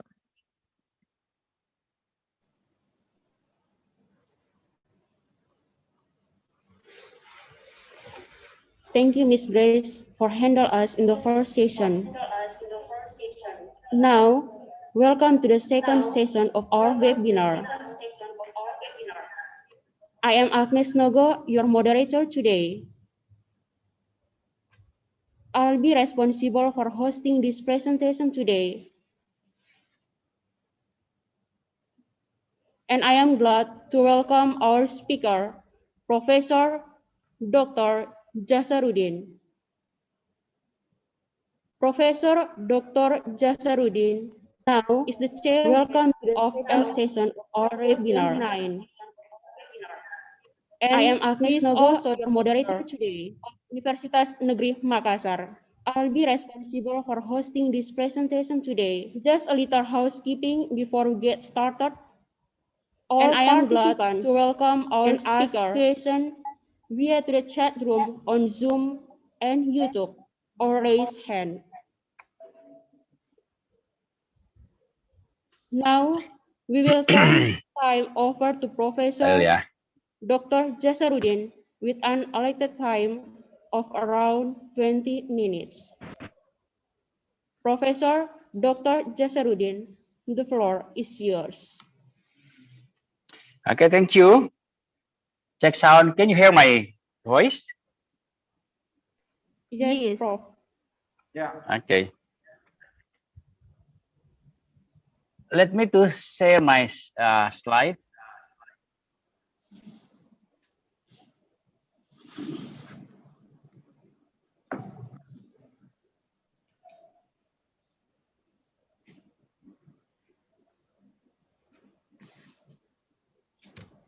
Have you show my slide?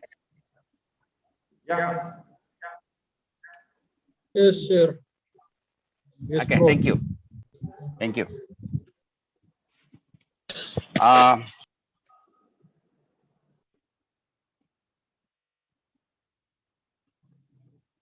Bismillahirrahmanirrahim. Assalamualaikum warahmatullahi wabarakatuh. Good morning to all of the participants, the honorable of all of the invited speaker, and then director of Universitas Sulawesi Tenggara and all of his staff, participant, committee, and so on.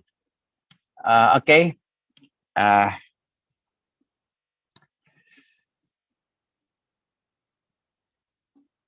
First of all, let me to say I am so sorry because I cannot attend this seminar on time. Then you have to waiting for me because I have another program which I cannot leave. Okay, the title of my speech today is the changes of leadership style of global era. As moderators mentioned, my name is Jasrudin, not Jasrudin, but Jasrudin. So you can spell my name J-G-A-S, not A, but J-G-A-S-R-U-N. Next. So you can call me Jas, not Jasrudin, but Jasrudin. Okay. I am a professor in material science, especially I work in a semiconductor material for thin film, especially for thin film transistor and thin film light emitting diode in Makassar State University.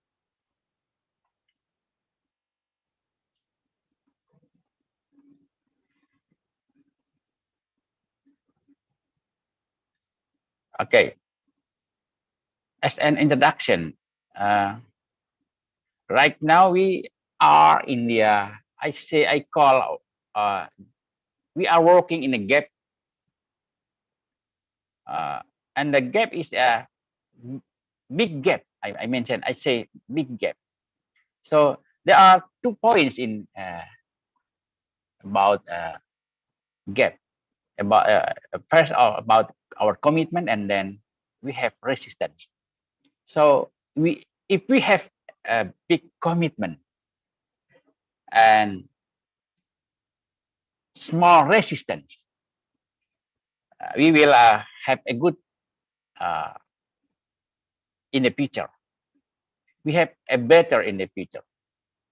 But if there are big resistance and we have small commitment, we will I call harmful. Ya Allah. So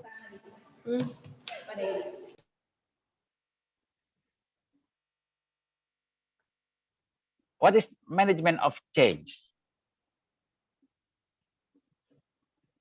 This is the process of change.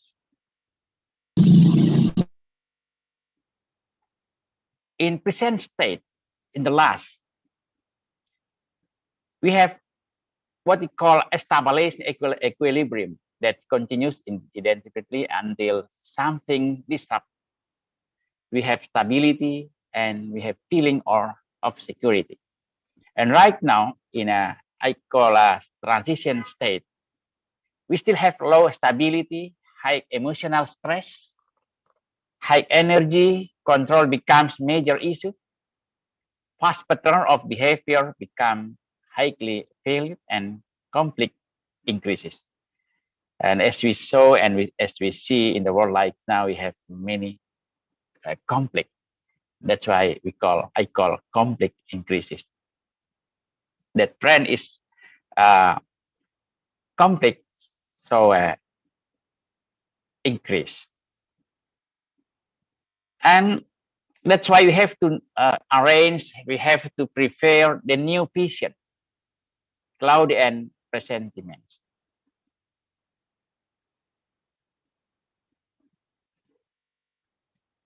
In a management change and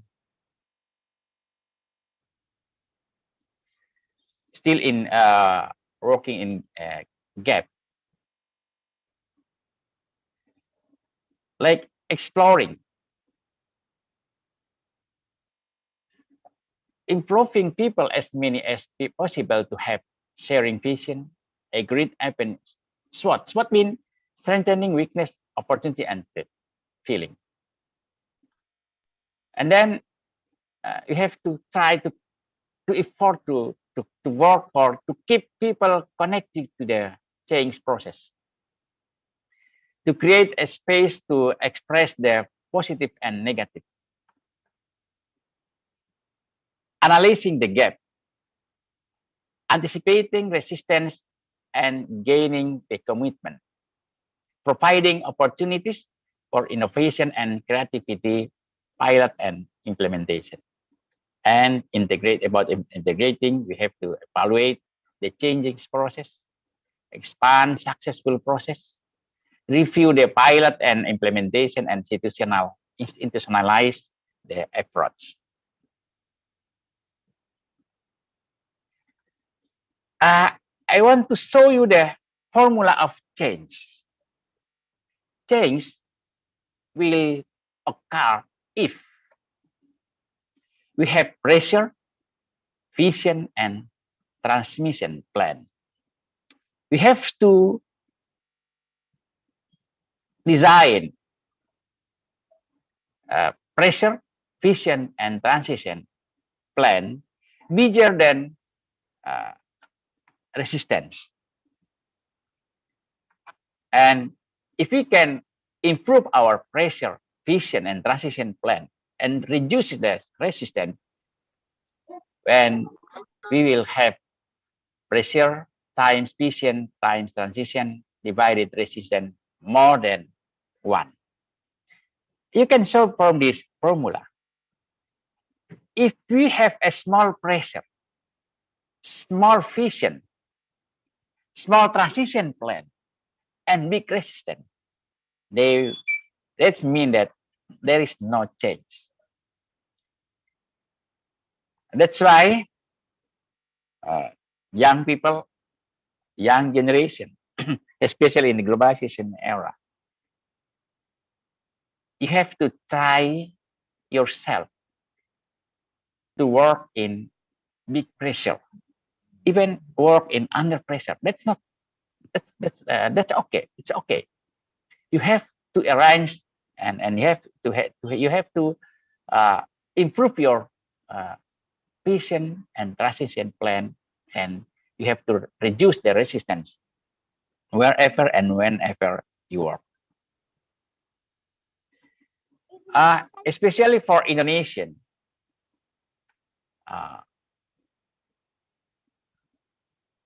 Higher Education Ministry, Mas Menteri Nadiem said, the priority of higher education right now is how to prepare the human resources to make them excellent, to make them have a good competence for be a winner in the every competition. And then the main process in our higher education ministry, how to prepare a good character of our student, how to prepare our alumni can be a good skill in technology, a good skill in communication, but have a good character.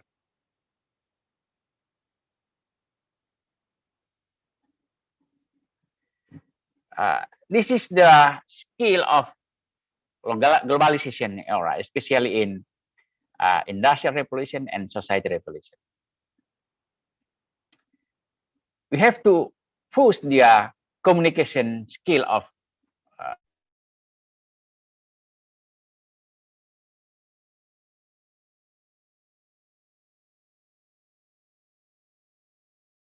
creativity of thinking, critical thinking, computational logic, and so on. And at least in Indonesia, especially, the young generation, which sometimes we call alpha generation, at least they have to prepare themselves for 6C: creative, collaboration, citizenship, critical thinking, character education, and communication skill.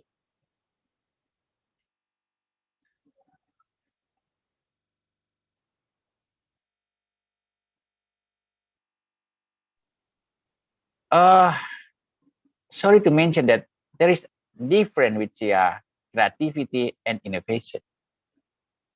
Creativity focus on creating ideas, whereas innovation focus on creating ideas. That's why innovation require organizational support and leadership. So this is the point actually in this seminar. We have to prepare our young generation or alpha generation, especially in Indonesia, to be a generation who have a good creativity and good innovation. And we have to support our young generation via organizational support and leadership. This is the global era leadership style, which we have to improve this. We have to care about the skill of our generation, especially in leadership style, in industrial revolution era, in society revolution era. The first one is they have to prepare themselves, have skill if someday they be a leader in one organization, in one company or whatever. They have to empowering members well. They have frequently communication with members. They have quick response in taking policy, many innovation, and prioritizing collaboration over hierarchy. In the last, sometimes the organization priority hierarchy than collaboration. And right now, collaboration is more than hierarchy. That's why the young generation, as a leader candidate in the future, they have to prepare themselves, have a good creativity thinking, innovation, and then global era leadership style. Ladies and gentlemen, I think the last of my presentation is I want to say change will be hardest and difficulty in the beginning, but don't worry because we'll be happy in the end. And Stephen Last said, in a social system which is strongly characterized by individual freedom, change will happen only when enough members of the system can agree on a guiding melody. They start humming the melody gently when the melody has become catching or thrilling. Even professor may start to dance. Ladies and gentlemen, thanks. Terima kasih. Assalamualaikum warahmatullahi wabarakatuh. Moderator.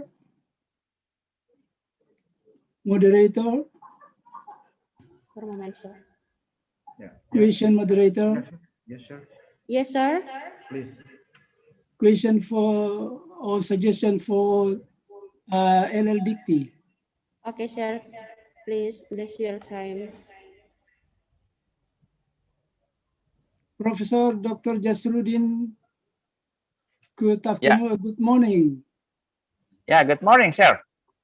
Yes, I am Dr. Munir, the President of International Association of Management and Human Resource Development. Right now, we have a collaboration with UNSULTRA under President Professor Dr. Andi Bahrun. Yeah. For international collaboration and partnership. Okay. And the improvement of accreditation and quality assurance. So this is a very advanced step taken by UNSULTRA for the improvement of academic and collaboration, international collaboration and partnership. So I hope that LL Dikti will support the initiation of and motivate the student and the university from Professor Dr. Andi Bahrun. So kindly, I want to hear your comment and suggestion, Prof. Okay, I think that's a good idea. Which Prof. Bahrun have a good collaboration with the, especially for Professor Simon Munir. As I said in my presentation, that actually right now, we are talking about collaboration. Collaboration is very, very important for us if we want to improve our university. That's why I think that's my job, Prof. Sani. That's my job. Thank you very much for your idea, for your support, sir. Yes.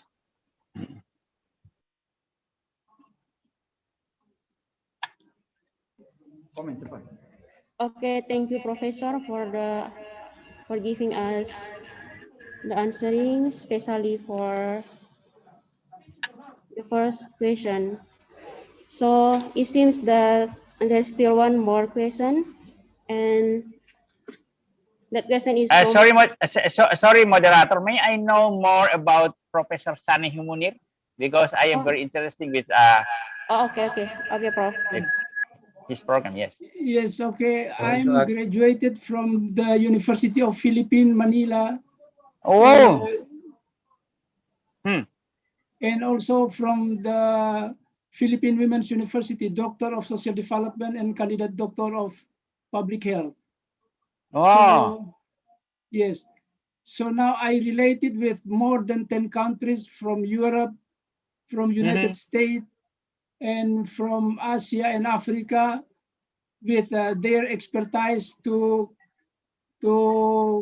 compose support organization of International Association of Management and Human Resource Development. So we wow. are working to help the university improving their accreditation and quality assurance. So you mean international accreditation? Yeah. We help the university to improve their accreditation toward international accreditation or akreditasi unggul. With Yeah. stressing in international collaboration and partnership. And this is the step taken by and initiated by UNSULTRA for the first time. Oh, that's why actually, Prof. Saniho, I hope that we can arrange or prepare a collaboration not only for UNSULTRA but for all of the higher education in higher LLDT Region 9. Okay. Thank you very much for that, sir. We are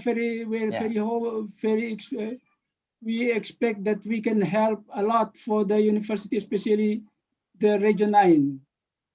Okay, thank you. I will talk to Mr. Professor Andi Bahrun about that. Okay, thank you very much. We will see you and contact you later. Okay, thank you. Prof. Maybe Professor Andi Bahrun will give also some words. No. I think we can arrange later on. Yeah. Okay. Thank you, sir, very much. Okay, because we still have meeting. Okay. Okay, Prof. Andi, we will talk about this. Yes. Okay. Okay. Thank you, Prof. Saniho. Okay. Yeah, please, moderator. Yeah. Okay, Professor. There is one question, and question I message you.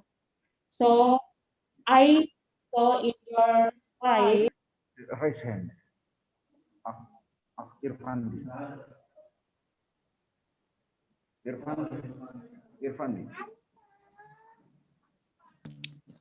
Okay, for Irfandi. Yes. Please unmute yourself. Yes. Okay, thank you. Hello, I'm Irfandi from Halu Oleh University.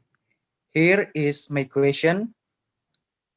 In this pandemic situation, we couldn't attend or express yourself in a good way. How do you see this situation and how you tackle it? Thank you.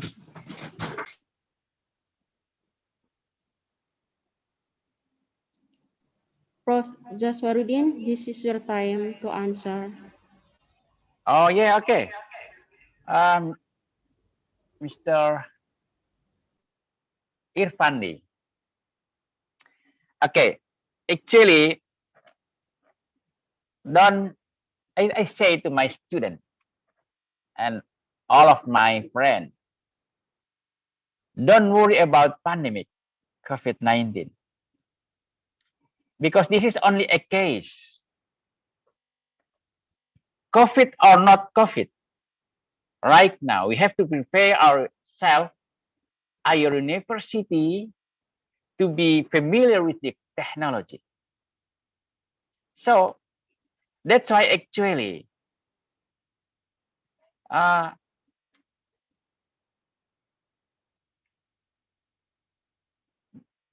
don't worry, because I believe that pandemic will be live. And as I say that there are pandemic or not pandemic, our academic process in university mostly will be facilitated of technology. So that's why we have to change our mind that right now technology is must of all of us. We can work without technology. but technology cannot change all of our supporting system. So technology will not change all of the activities, as well as we call in Indonesia we call luring. But we have to believe that many of our activities will done by technology supporting. So that's why all of us have to change our mind that we are in the technology, in a revolution industry era. We have in the globalization era, which is one of the very important tools in globalization era is technology. So you have to make yourself be familiar with the technology. That's my comment. Okay, thank you, Professor, for answering the question. Here is one more question from Mulyana Muthabib from Institute Islamic State of Kendari. So the question is, I have a question for Professor Dr. Jasaruddin. Sir, what is the main factor to make us change from worse to be a better person? Thank you. Okay, So, Professor, good it is your question. time to answer. Yes, good question. So my suggestion for you first, as I say that you have to change your mind, and then you have to learn more about the changes. You have to learn more about what is era or globalization era. What is industrial revolution 4.0? What is society revolution 5.0? At least you have to learn about what is data literacy, what is technology literacy, what is a human literacy. So I believe that if you believe that changes is always will be a car. If you believe that we have a new era, in the new era, one of the terms of new era is changes, and the changes will be happen fastly, and the changes will occur everywhere. So you have to prepare yourself about the what is globalization era, what is industrial revolution 4.0, what is society revolution 5.0, and then you have to know that your era will be very different with my era, and you have to be what I say a young generation who have main what is I mean contribution Just ask him. in your era. So change your mind, change your learning style, change our communication style, change your what is that's my comment, I think. So the point is you have to believe that you are a young generation will be like a main player in the future, and that's why you have to prepare yourself right now. The young generation who have a good understanding of the new era. Thank you. Thank you, Professor, for answering the question. the last question is for myself, Prof. So in your screen, I have seen that is written 1 point global era leadership style, that is Yeah. empowering members well. Yeah. So this question is generally to ask you, Professor. So how, for example, I just take because it's talk about the leadership in the university. So we are seeing on how the leader, for example, when they are doing something or when they are going to do something, they do by their own self and at last then discuss with others. So how to empowering the members well if this leader is like this? Thank you so much, Professor. Okay. Sorry. Are you ask me about you a leader or you are a staff of the leader? For example, the staff a leader. Okay.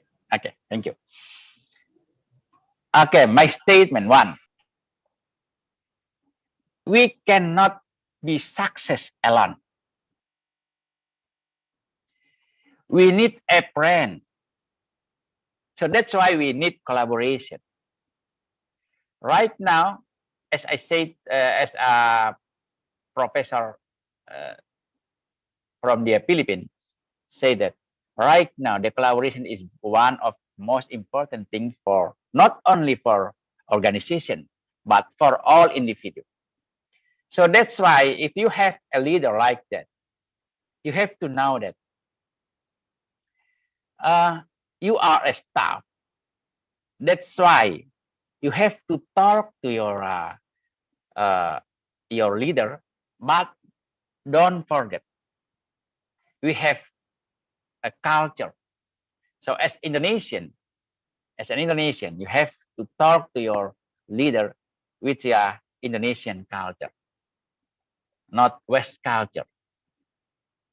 Because I believe that all of the leader actually have a good vision for to improve their organization. But the problem is not all of the leader can have a good vision, can have can agree with my statement that you have to change our mind. That's the problem. So that's why, and I believe that not all of the leader can have a good communication skill. Actually, they have a good man, but they cannot facilitate with a good skill of communication. So if you understand that actually the one of the most important thing for a leader in a globalization era is how to empowering the staff. You have to remind your leader that actually this one a good point for our organization. And but I believe that all of the leader right now is learning about the new era leadership style. Thank you. Thank you so much, Professor, for answering the question. And now there is one more question, Professor, from Bobby Adam. Bobby Adam, please unmute yourself. Okay, thank you so much, James. Hello, teacher and distinguished fans. And hello, Agnes. I'm still remember you as the winner of English Expo 2019. I'm very happy of meeting you here again here in this amazing Thank you. webinar. Okay, Thank you thank so you. much. Here's my question. The number of user of social media, especially TikTok, Instagram, and Facebook, is crazily increasing in this pandemic situation, and some of them use that social media in negative way and not for a good purpose. The question is, how do you see this problem and how we could tackle this problem? Thank you so much. Back to the moderator. Thank you so much. Okay, thank you for the question. So now this is your time, Okay. Professor, for answering the question. Okay, moderator, can I speak directly to the Bobby Adam? Sure, Prof. You can. Okay, Bobby Adam, can you unmute your? Okay, Bobby Adam. Yes, sir.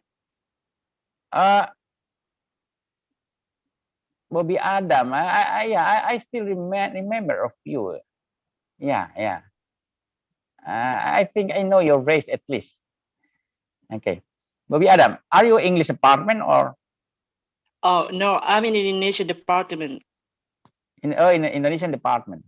Yes. In Unsultra University? In Halu Oleo University for Oh, sure. Halu Oleo University. Okay. Yes. Okay. One point for you, Mr. Bobby Adam. I am surprised because I think you have a good English competence. Thank you so much. So my suggestion for you, you have to improve the English competence because I always say to the students and all of the young generation that if you can if you have a good competence in foreign language, especially in English language, you can do many things in the future. Even you can have a many chance for study, not only in Indonesia, but in overseas by scholarship. So suggestion for you, improve your English competence. Okay, Mr. Adam. Your Yes. questions. Actually, I don't so care about negative or positive information from their Facebook and WhatsApp and so on, social media, because all of that only a game. So actually, everyone have can be divided. What is a good information and bad information? Especially this is media. Media have what is statement. Good news is a bad news. So that's why I think I don't so care about the what is called hoax, because I believe that everyone can understand what is a good information, what's a true information, what is wrong information. Especially right now, as an example about the vaccine. I say to many professors in my group, if you have information from the someone, and the someone is not what is in the field, so why we have to believe the information? For instance, any politician say talking about vaccine, they are politicians, they are not a doctor. Yeah, so just make ourselves can be a good what is I mean like this. We have to make ourselves can be make like a filter to believe where is the good information, positive information, or wrong or hoax information.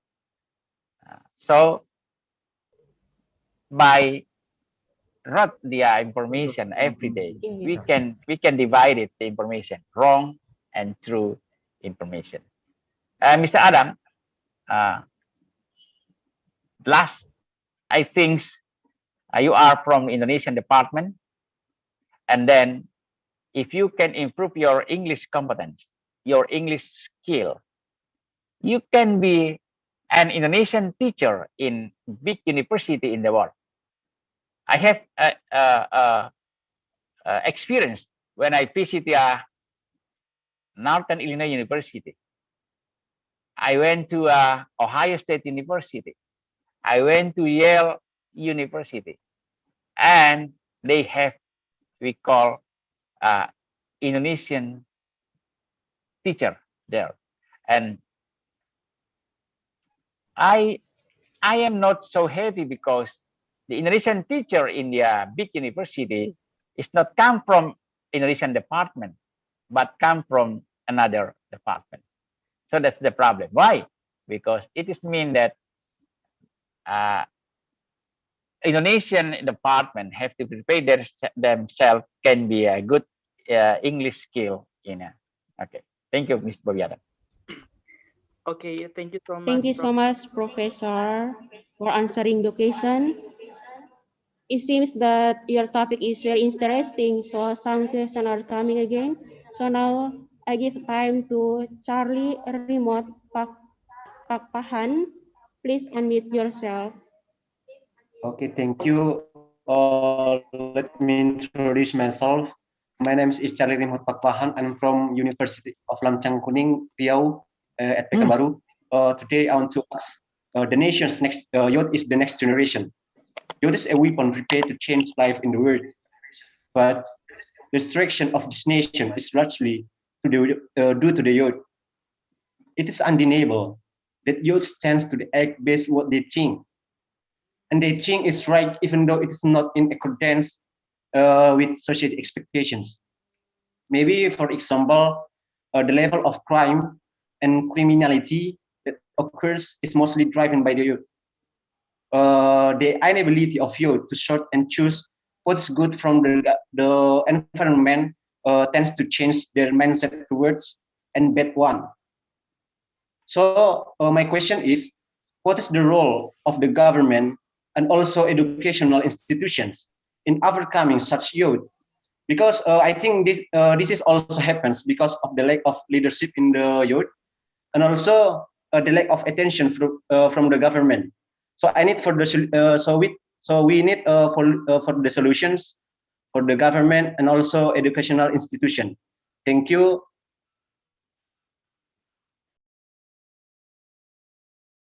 Okay, Professor, it's time for you for answering the question. Okay, moderator. Actually, I am not so clear with the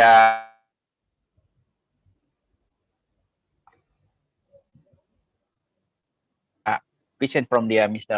I know that testing please and a comment. Hello. Hello. Yes, sir. Yes, Prof. Hello. No, Yes, sir. Any problem with my connection? Just a minute. Can I repeat it, sir? Okay, moderator. Moderator, hello. Yes, Prof. Yeah, I am not so. You can repeat again. Charlie. The question is especially in the last comment participant from the Lamchang Kuning. Can you explain to me? Can repeat question. Just ask. Charlie, may you repeat your question? Okay, thank you. I will repeat my questions. I think actually don't repeat. Yeah. What, sir? Oh, any problem with my connection too? Hello. Not so clear. Not clear. Okay. Hello. Yes.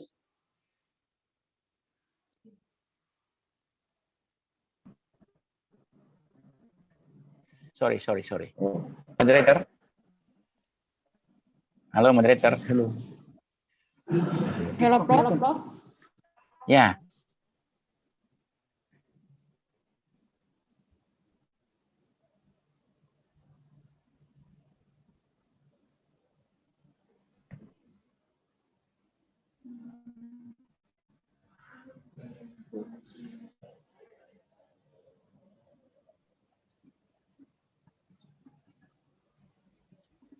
Hello. Yes, Prof. Sorry. Any trouble with my internet connection?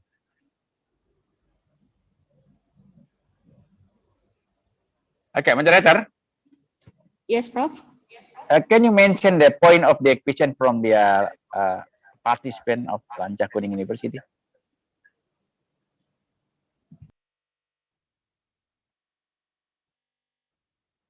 Hello.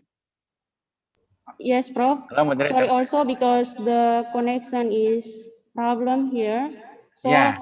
it's possible that I ask Charlie again to repeat the question, but on the summary, only the summary. What is really the point of Okay. the question?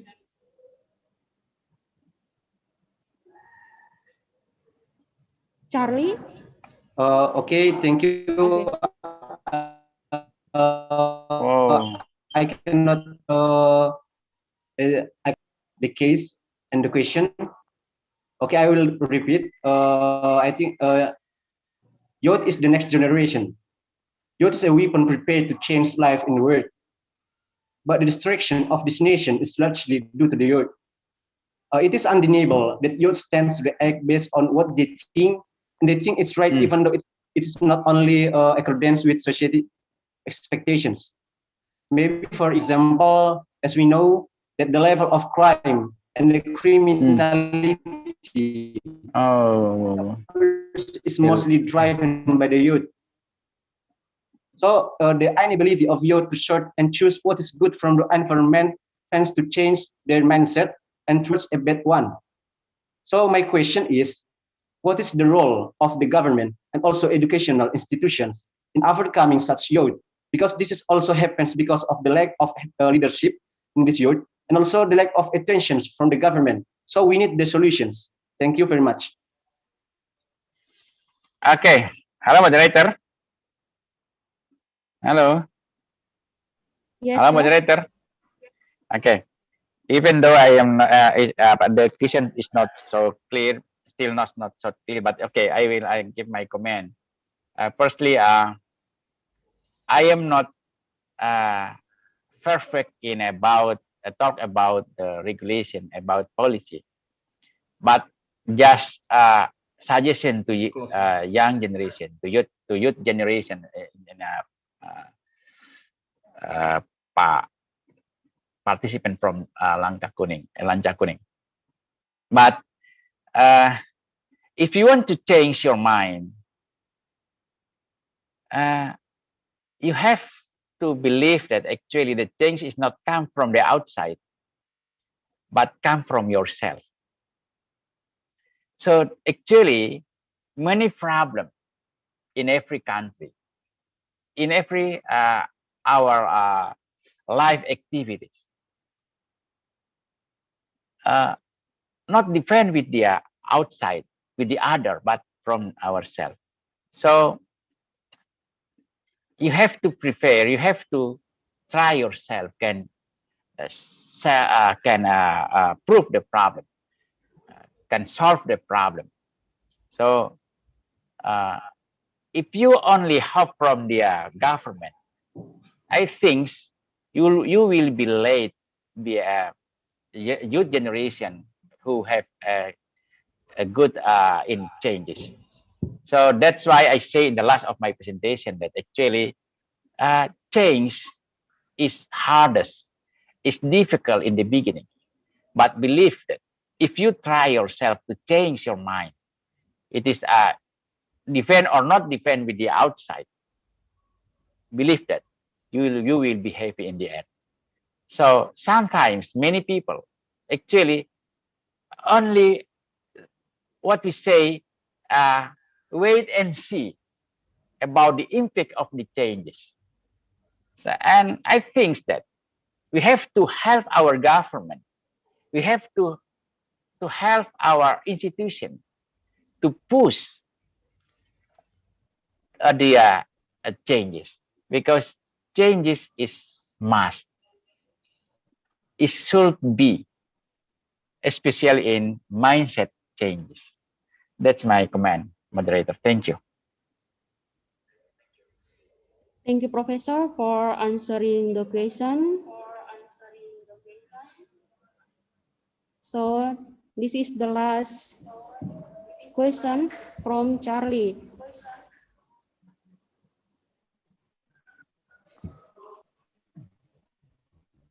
And thank you also, Professor, for the interesting topic that you have shared with us.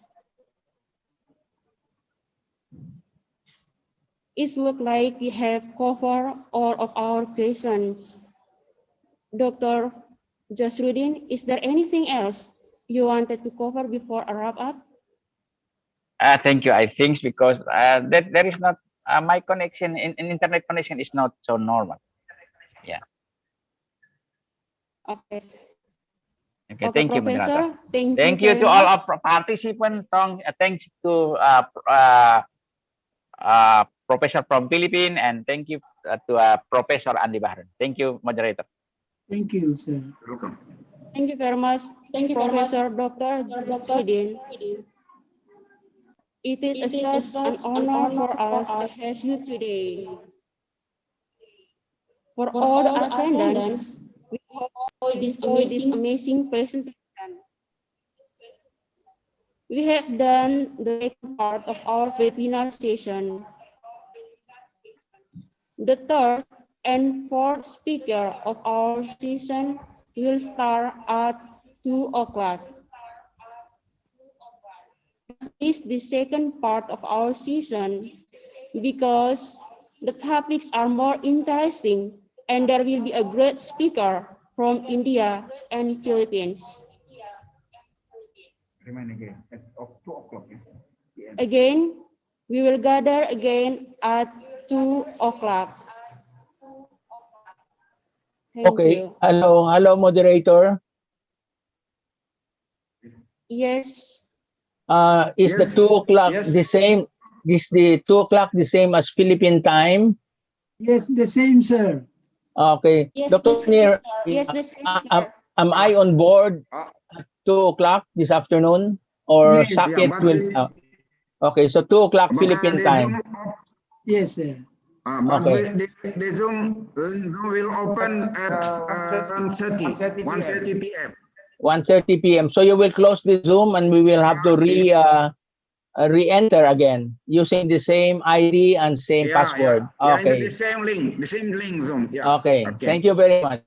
We Okay. open at 1:30. I'll be there 1:30. We open. Okay. And we will Thank you. start Thank you. at 2 o'clock. Okay. You're Sure. welcome. Okay. Thank you, Munir. Thank you, You're welcome. Yeah. Professor See you Dr. in the afternoon. Arun. Thank you. Thank you, Thank you very moderator. much, Professor Lim. Okay. You are welcome, Pak Rector. Yeah. Okay, I leave. Thank you. You're welcome.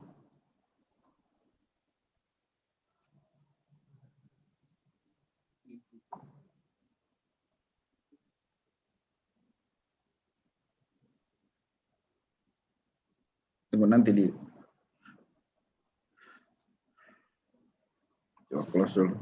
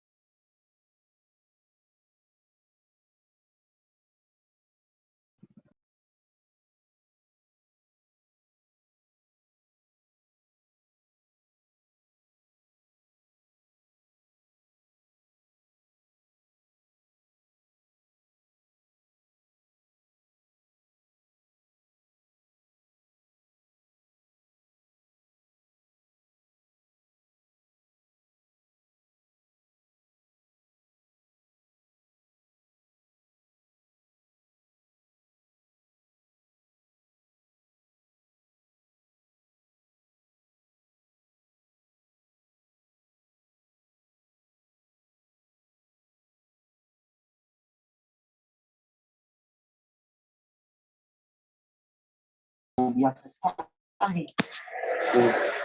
Udah biasa sekali. Sering ya. Dia mau biasa, cuma saya sih.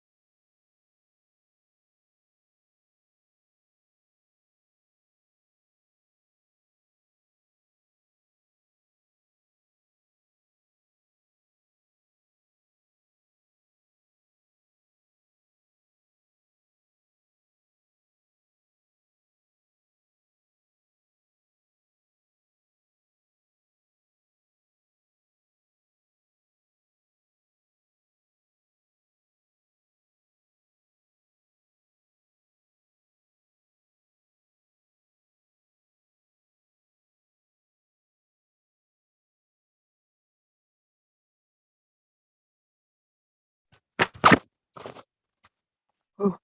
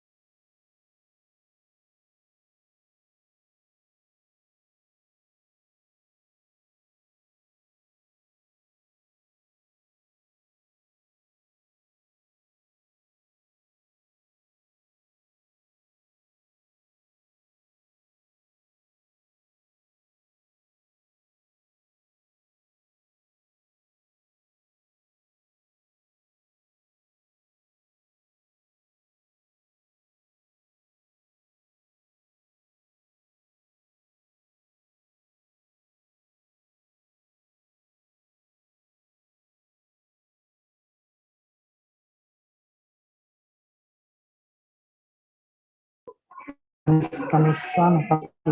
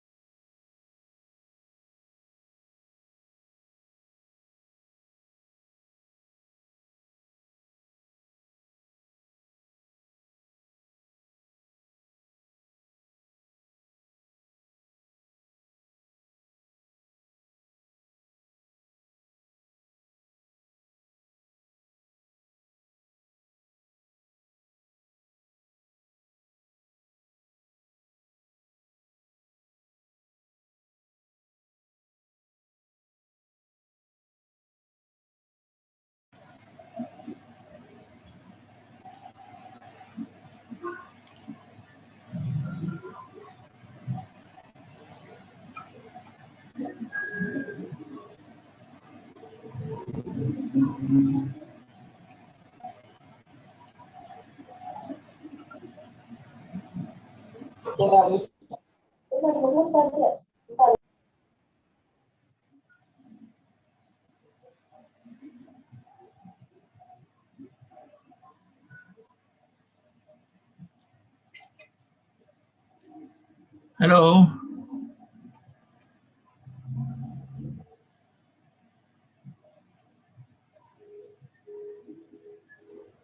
Hello.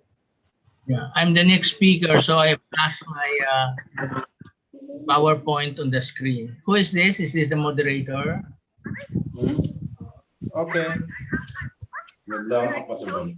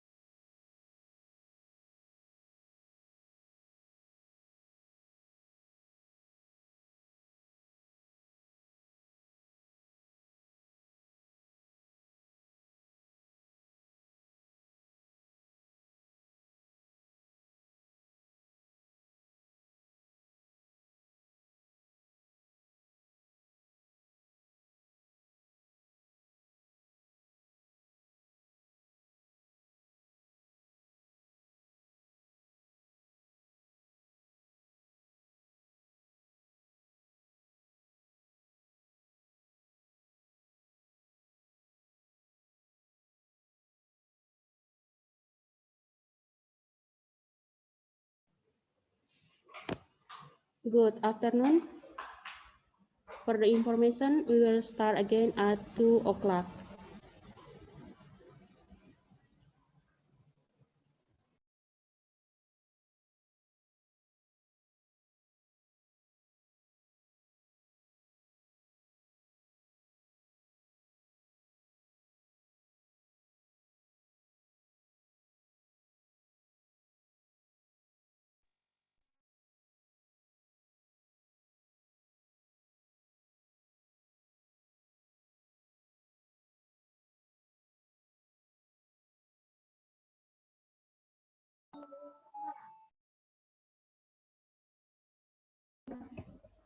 Good afternoon.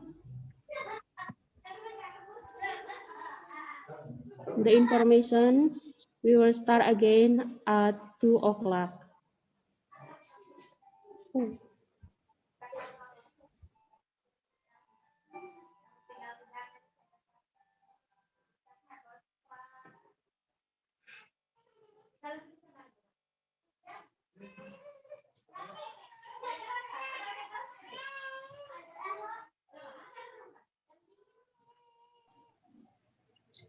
Hello, Miss Moderator.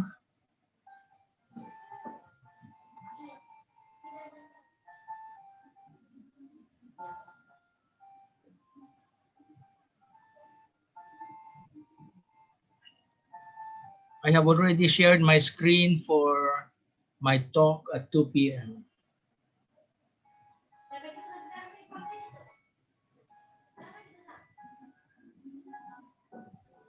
Oh yes, your screen is appearing now. Okay, so it's showing. Okay, so thank you. That means it's Yes, it is. Yes, it's it is shared crystal already. clear, Professor. Yeah, Thank you. very clear. Okay, my voice, is it also clear? Yes, your voice is crystal clear. Thank you. Okay, very good. Earlier, I was talking with Dr. Munir, and the reception was very bad. We had a choppy reception, but I'm glad now we have a better reception. So thank you for that.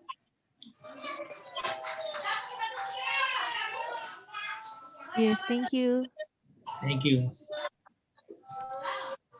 What's your name? My name is Grace, Professor. So Grace. Grace.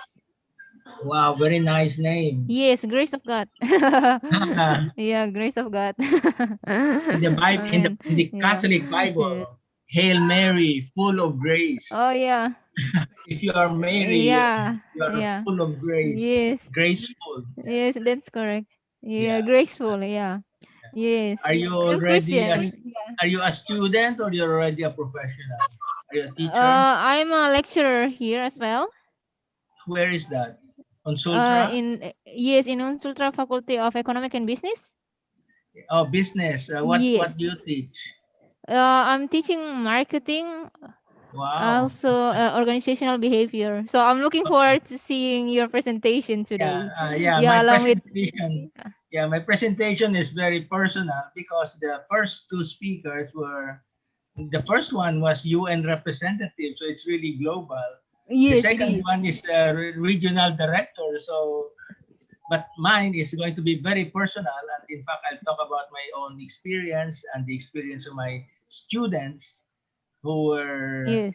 in high school in 1967, and I picked out those who are now Wow. well known. So the student becomes a leader in government, a leader in business.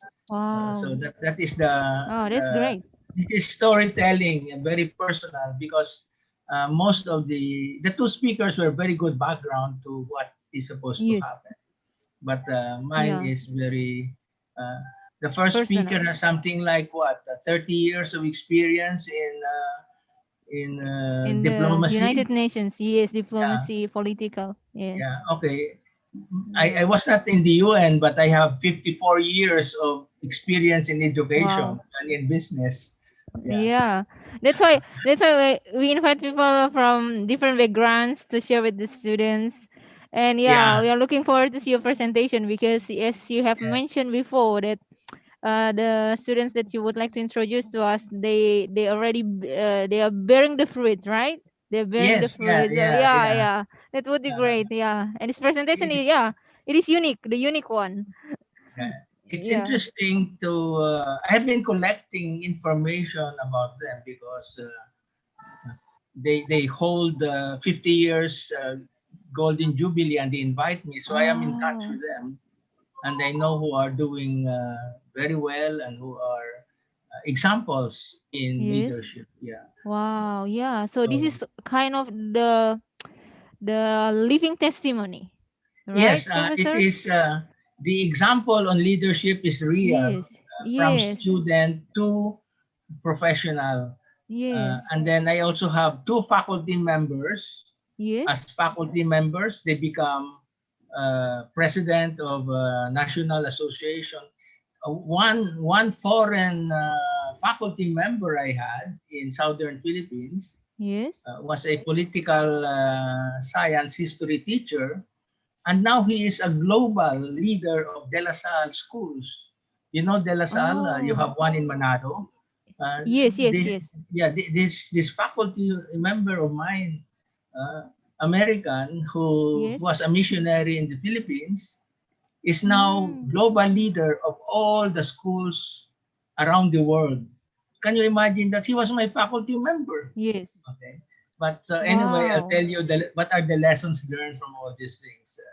You know, Yes. how Yes. There must those, be a lesson learned, right? There must be yeah, a lesson learned.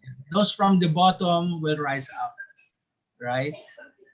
There's no way to go, Wow. but Yeah. Yeah. if you are at the bottom of the barrel, there's no way for you to go down to go up because there's no more space to go down. And I think that's the Wow. lesson Yes. on leadership and development. Yes. I'm Yeah. very excited about this because our national hero Rizal. In fact, there are many names in Indonesia. Yes. Rizal because they Yes. idolized him. Yeah, in the 1800s. Mm-hmm. And he says that the youth really is the future of the country. Yeah, the quality of our youth Yes. will be the quality of our life in the future. So I'm so happy this has been organized, and the focus is Thank you. on the youth because they will Yes. run this. They will run the globe Yeah. in the 21st century and forward. Yes. Because the digital technology is moving us to the year 2030, 2050. Yeah. So Yes. it's a very interesting Yes, it is. It is. factor. Especially in Indonesia, I think the population of our citizen in Indonesia, I think more than half Of the is Philippines. yeah, in the young generation. More than Yeah. half of the population of Yeah. Indonesia because we have Actually, the 200 East, yeah, million. the East has younger population because we do not exercise birth control like China, Yes. Japan, Yes. and even some of the socialist countries, and they're going to regret it because Singapore is suffering from lack of young leaders because aside from controlling the number of births, those who finish studies abroad do not like to go back to Singapore. See? Yes. Yeah, Yeah. because Because of the tendency, right? The yeah, that's tendency really maybe of the the life. tendency. Yeah. Yeah. I was lecturing in Korea 5 years ago, and I talked to the third year, fourth year students, and their dream is when they graduate, they get out of Korea. Oh, oh no. So I said, you know, the country needs you because Korea is such a highly industrialized country and very Yes. progressive. In fact, Seoul, Korea is so crowded that in 1987, all the small medium industries were moved to Ansan City. They built a new city for small medium industry, and the industries have a collaboration with the university and funding. The university has funding from the government. So I was brought to a classroom by Yes. one of the faculty member, ordinary faculty member. You know how big his office was? He has two working tables, one without a computer, another one with a computer, and he has a reception area of sofa, and he has a Yes. round table for conferences. My God, not even in the university at De La Salle where I taught. De La Salle is one of the top 3 universities. The faculty room is lined with a straight table with short dividers, and when you move, your elbow will touch the other elbow of your Oh. faculty member. My God, I told him, you know, how rich, because he said they're getting support funding from the Government. industry, Oh, I and then see. government. So there's plenty of money for those. And yet, Yeah. the Wow. funny thing, Yeah. my student at De La Salle Araneta, who was working in Korea, he left Korea and stopped schooling and went to Africa for higher. Oh, go to So it's Africa. crazy. It's crazy because they do Yeah. not. We don't sometimes appreciate what we have, but Yeah, maybe that's true, Professor. we want to look for a greener pasture, as they say. Yes. That's always their temptation. And I Yeah, will tell you temptation. later.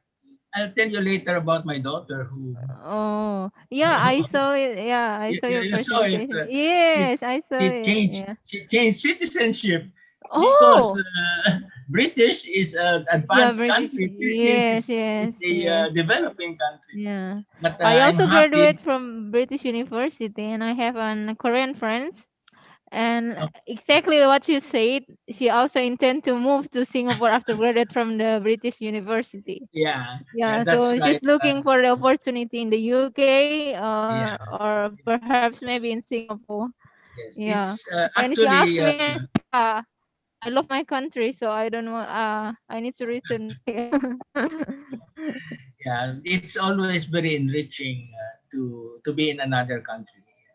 You cannot Yes. assume that what you learn is what is present or the same as in other countries. My English is basically American English. So Yeah, I can hear it, your accent, sir. yeah, so when I went to, well, with my family, when we first went to Hong Kong, the sign on the counter for food to be taken out is take away, take away. So my wife and my daughter were laughing, and we said, Chinese, you know, do not know English.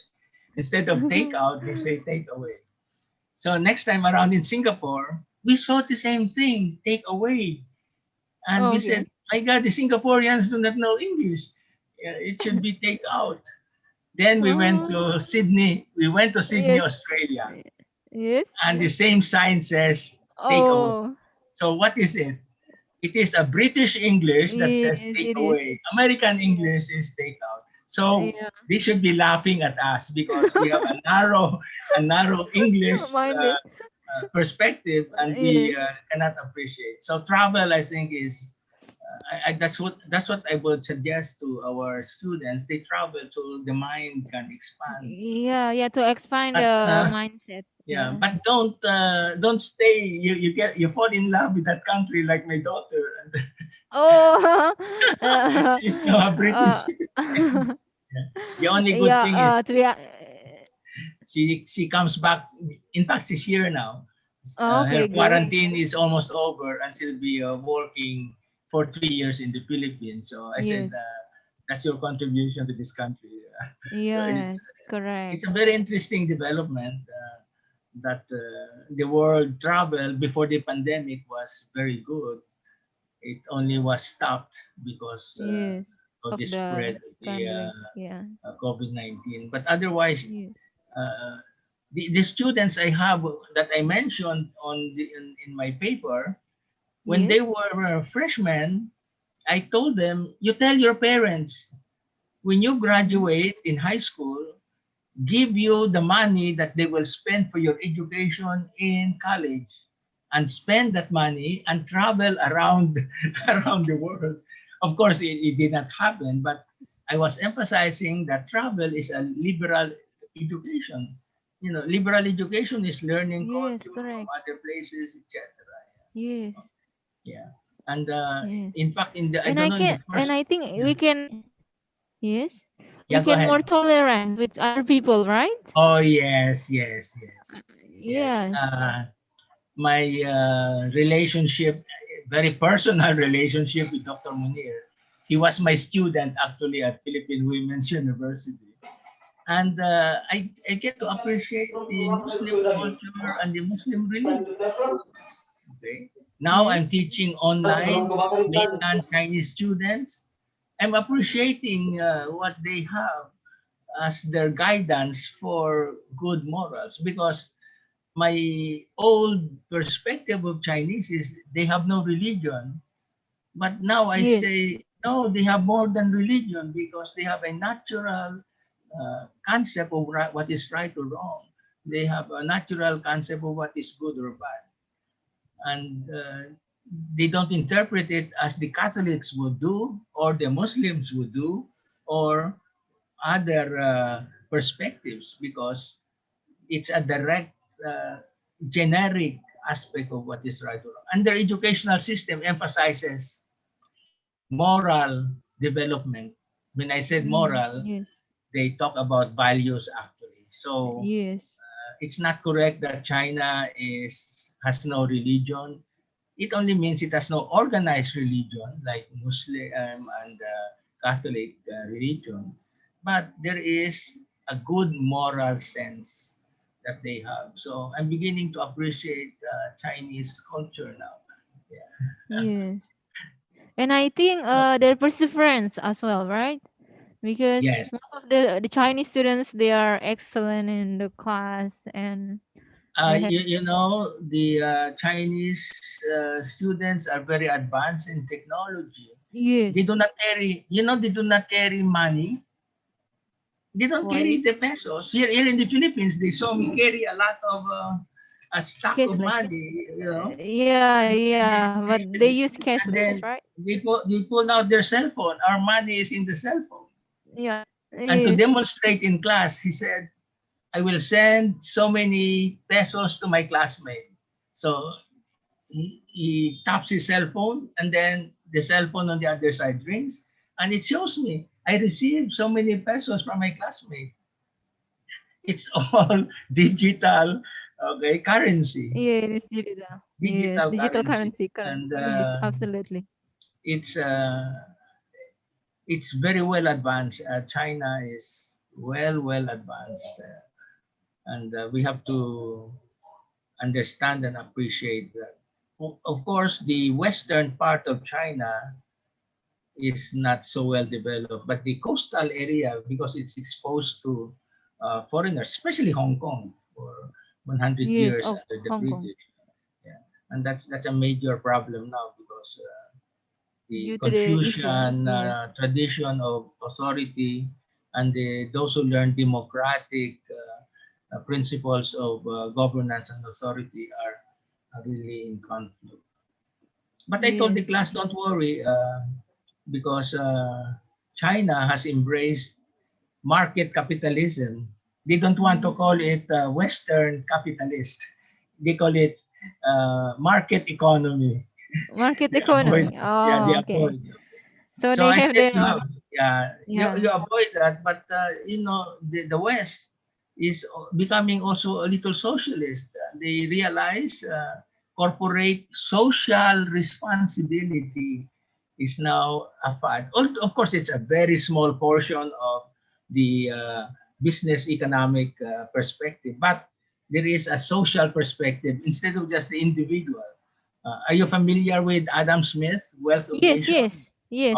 So you look at Adam Smith, what did he say? The wealth of nations depends on individuals who will work hard and do something to, like if you plant and then you reap the harvest.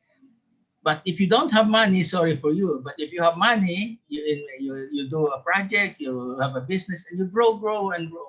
So it's a very individualist, materialistic perspective. But now, slowly they understand that social responsibility is not only making good money for yourself, but also share that wealth to other people. The Chinese philosophy in education is extremely socialist. The end of the economic class is to contribute to the economic progress and sustainability of the Chinese government. The love for Yes. country is tremendously exercised. Yes, yes. And I'm sad Wow. about that because I come from a Catholic school, De La Salle University. Oh, I And see. the tagline of De La Salle University is serve God and country, meaning God first, Yes. country next. Six. I've been educated from De La Salle since 1957 up to my doctorate. Wow. I have not heard any talk about serving the country. It's all serving God. Yes. And therefore, the love for country is not developed. And that's very sad. So they're always, the Catholic schools are always fighting government because it's not doing this and not doing that.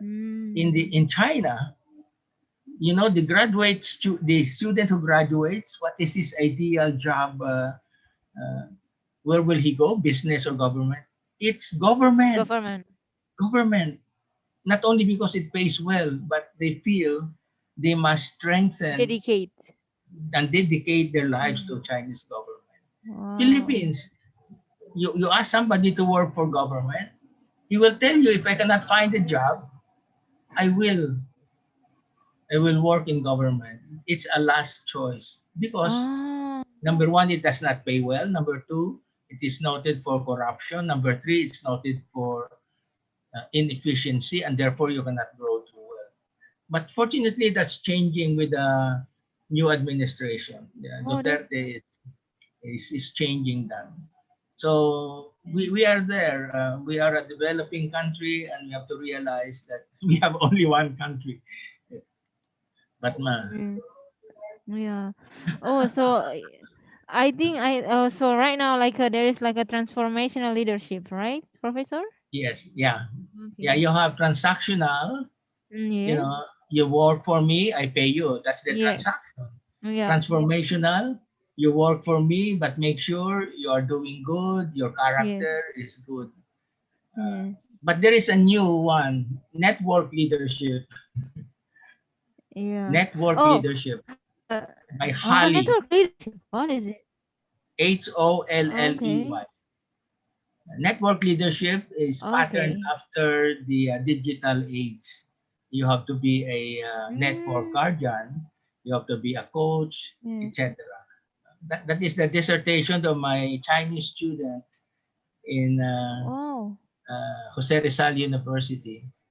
And, Oh. you know, she is now vice chancellor and vice dean Wow, cool. of Wow. agricultural and business school in Wow. Western China. She will be mentioned in my paper. Wow. Sir, Vice you chancellor. remind wow. So and I mean you remind me about the parable in the Bible said that a servant given 5 talents and yeah he make it to such a Yes, yeah, many fruits and he you're takes one of good them care. I think. He takes Yeah, good you're care one of of the them. talent, and the talent will take Yeah. good care. Yeah, Wow. It's such an honor to having you with us today. yeah, Really. great, Yeah. great. Yeah, I'm Wow. happy to talk with you. Your English is very good. Where did you learn your English? Thanks to God. Yeah, I earned my English language from New Zealand, and then I Oh, graduate from Maastricht School of Management in the Netherlands for my oh master my degree. God. Yeah, thanks to God. And my second master degree is now taken in Leicester, UK. Yeah, so due to the My God. coronavirus, I returned back to home country in It's Indonesia. good you did not fall in love with this New Zealand I citizen, with the Dutch we don't know in the citizenry, future, and sir. with the Yeah, let's not British do citizen. that. Yeah, excellent, excellent. Yeah, you are really a global Thank you, leader. God. Yeah, in that sense. Yeah. And amen. Yeah, thank you. It's so Yes. nice. Perfect. Well, all of those are Western English, not American. And Yes. what Also, is zero? is How growing do very the fast. how do the British called zero. Do they say zero? I think I don't really know Yeah, the accent, to be in, honest. Yeah. You know, the zero first in time. zero Yes. in British is nil. Yeah, oh yeah, NIL. Neil. Yeah, Neil. Yes. Yeah. My Yeah. daughter will give a talk next month to because she's Wow. in HR to her people, and she spelled the word organization with letter S. Yes, Organization. letter S. Yes. That is a Yeah. British.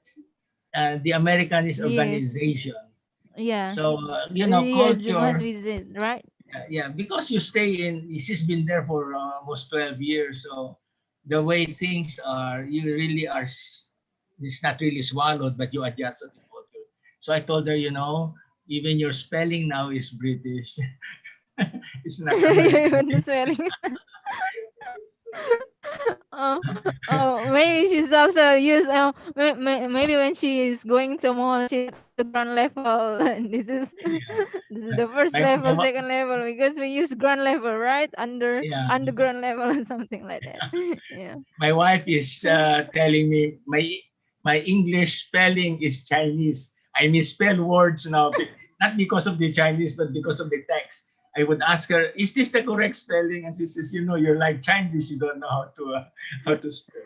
Yeah, I learned a lot from mispronunciation of the Chinese. Yeah. One student says after I delivered my lecture, she says, "I like very much your skill in teaching." So it took me time to understand. What she meant was Okay. style, STYL. Yeah. I see. But we take I all think this of is this. part of the culture, Professor. This is Yeah, part we of the take culture. all Yeah. of this with good, Yes. with good humor. If not, you Yes. will go crazy. Yeah. I also remember when I was in New Zealand, I had my friend from Japan, and she said to me, "Let's go to Meku Donaru," and I was wondering what is Meku Donaru, and then she pointed out, "Let's make McDonald's," and she said, "Oh, that's Mokara, yeah, Meku Donaru." Yeah. So, I think they converted it into katakana letter, because katakana letter used for a foreign language I'll or tell something you like that. one Yeah. line. It has a Filipino connotation. The Yeah. partner of my daughter, because they're not yet married, we met in Singapore, Okay. and Yes. they stayed in one room. We also stayed in another room. So when they entered our room, the the boyfriend says, "Do you want a cup of tea? Do you want a cup of tea?"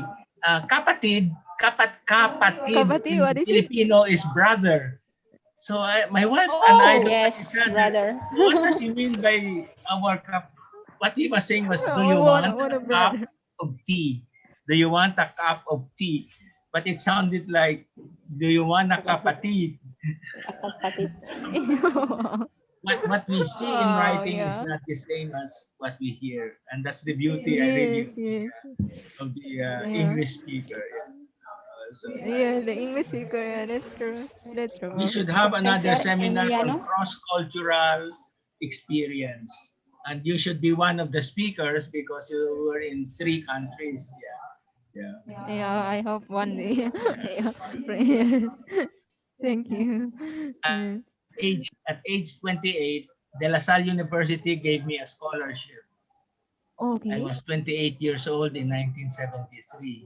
Wow. And so from the Philippines, I went to Japan. From Japan, I went to Hawaii. From Hawaii, I entered San Francisco, then stayed for 3 months in Santa Fe, New Mexico. And then 3 months study, 3 months vacation. So from Santa Fe, New Mexico, I went to Connecticut.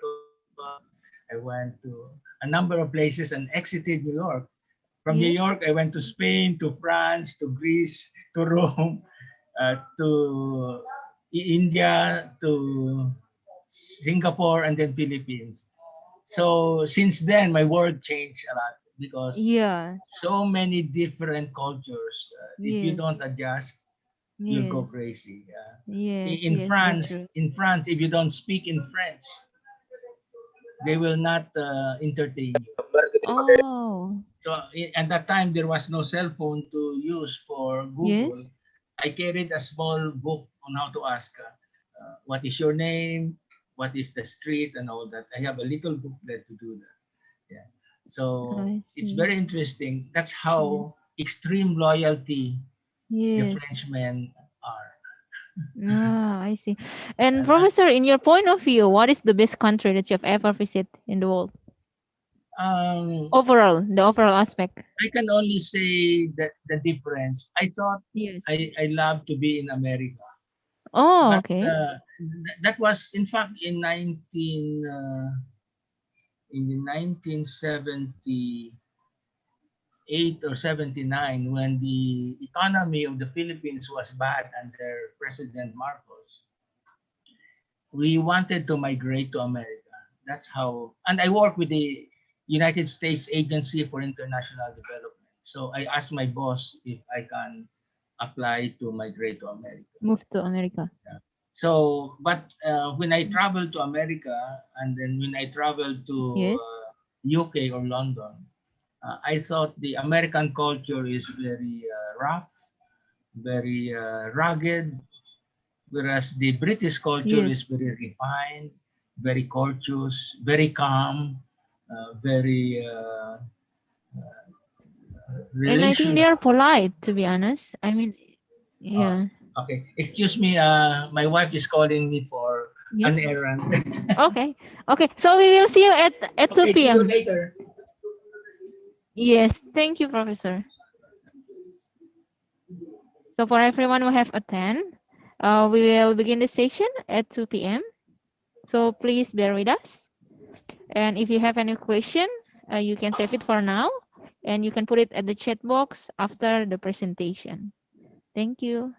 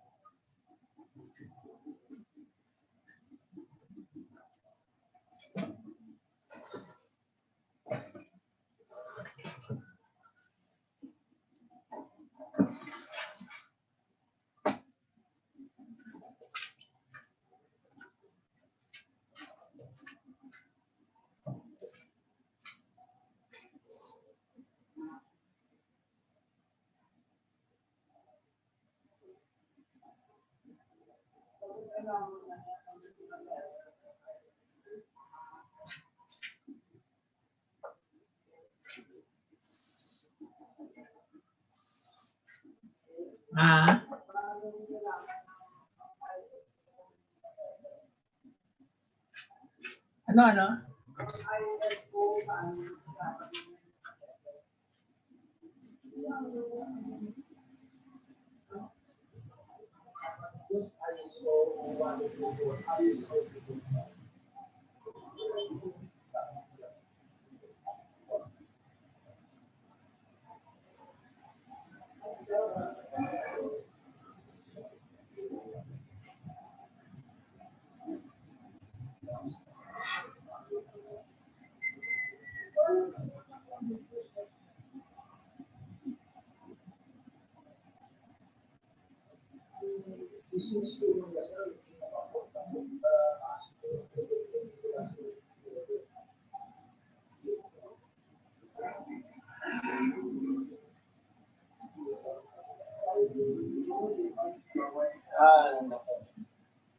Yan ang problema ng Catholic schools actually.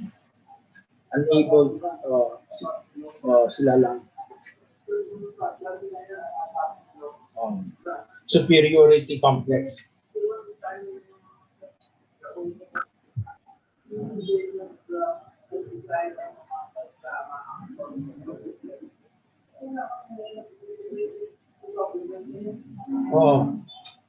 Wala kami pakialam yan, that's below our level.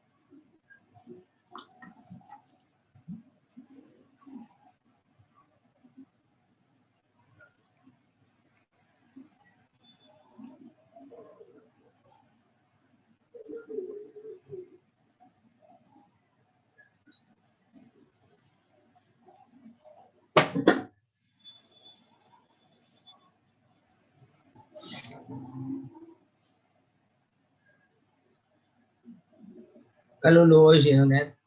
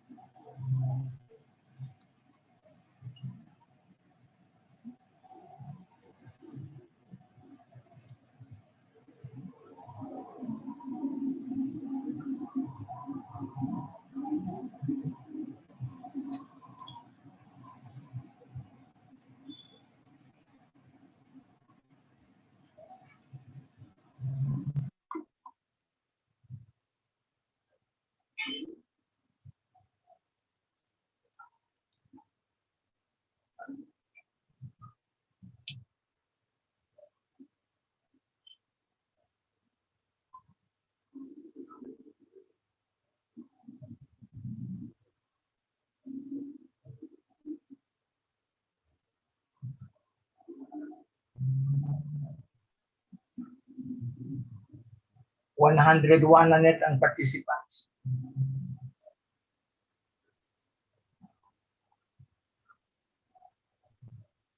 Hello, sir. Good afternoon. Oh, afternoon, Munir. It's amazing. There are 101, 99 participants now. It will be more and more later. Is it because I am the speaker? Yeah, they're waiting for you. Yeah. I had a very interesting talk with Grace, supposed to be my my moderator, and she has. Yes, I am. Yeah, she's listening. Yeah. And Grace has gone to New Zealand, to the Netherlands, and UK. My God, what a global experience! Yeah. And I think that's an ingredient. To me, that's an ingredient in leadership, really, because the global exposure would help us, your mind, to be more broader than it should be. So Unsultra become greater and greater. Yes. Yeah. Because travel is really liberal education. We cannot assume that our experience is the same as the experience of other people. And in that sense, we expand our knowledge and we expand our understanding of other cultures.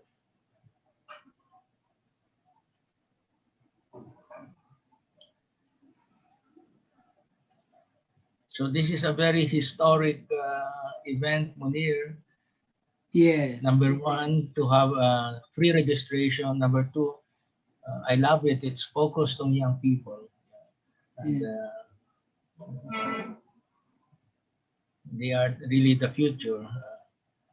We are on the exit, they are just on the entrance, our generation. But we have to connect with them to be able to help them go through. The wisdom is with better. us. Yes. Yeah. Even if our wisdom tooth has been removed already, we still have plenty of wisdom.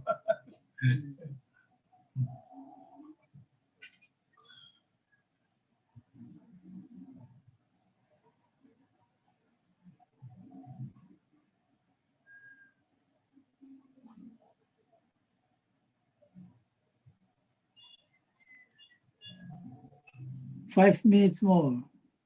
Okay. Yeah. 2 hours go so fast. Yeah.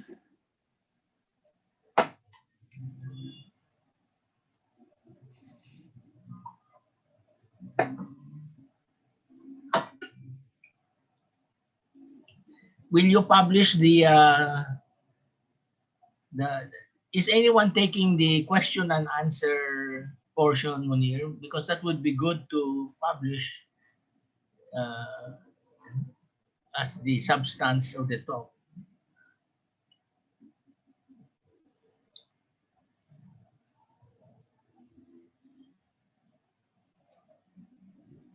Excuse me, sir. Would you please repeat the question? Can you speak louder, Miss Moderator? Are you Grace? Yes, I'm Grace. Oh, Yeah, okay. Grace, So, speak louder would so you that please repeat your question? I was suggesting Can you to hear me? Dr. Munir that the Okay, yes. question and answer portion of the first two speakers, I wonder if they were recorded so that it can be put together and published, because that's really the substance of what the audience, the students gather from the talk. So for my own presentation, if the question and answer is also recorded, it can be summarized. If my paper is published, the question and answer should also be published as the impact of the presentation on the students who ask questions. Moderator, is this seminar recorded? Yes, it is. Yes, so we have communicate, with all the team, and it is recording on Oh, YouTube very as well. Yeah, and after the session, maybe they can save it and publicize it on YouTube. Yeah, or YouTube channel again. summarize it, and then send it to the speaker so that they can refine what they said and question. Then Okay. Dr. Munir, the publication will really be an excellent proof of Yes, this Professor. historic seminar for and with the students.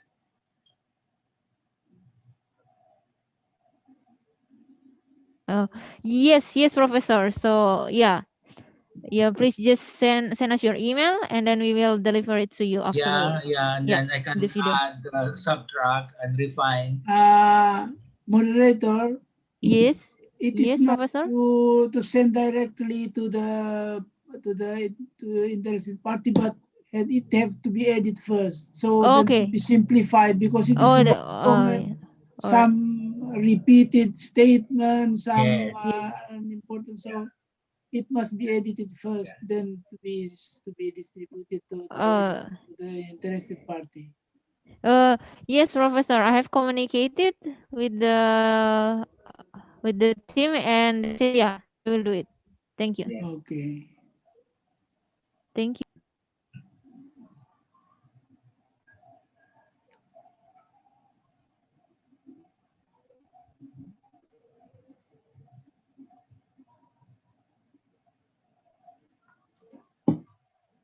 So we have broke the 100th marker, Munir. It's 105 in attendance already. Yes. That spells success of this gathering. To gather 105 people is a very big achievement.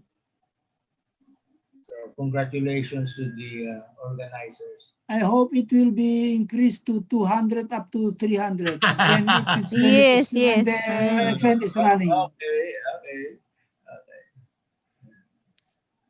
So you have your target number of audience. Yeah. Munir, earlier I saw Dr. Jas Munir passing behind your back. Is she with you? Yeah. Say hello to her. Okay.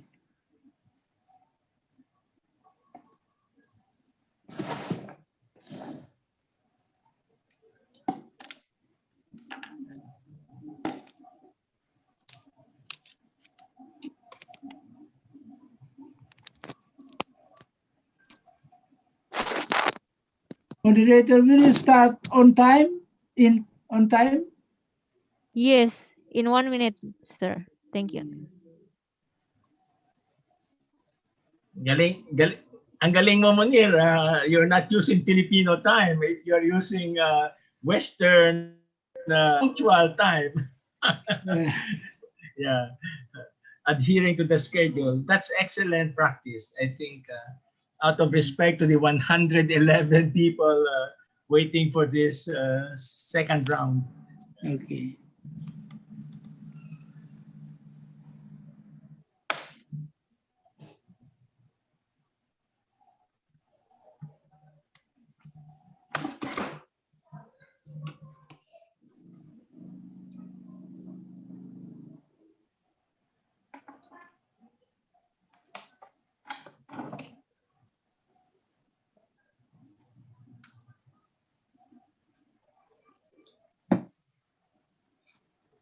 Welcome back to our webinar. I am Grace Tanipayuk, your host today, along with Agnes Nogo. As we have mentioned before, the third and fourth speakers will be from the Philippines and India. Just a little housekeeping before we get started. So all the audience are expected to mute themselves. And all the participants can ask questions via the chat rooms on Zoom or YouTube, or they can raise a hand after the presentation. All right, ladies and gentlemen, please join me in welcoming our third speaker, Professor Dr. Emiliano T. Hutohan.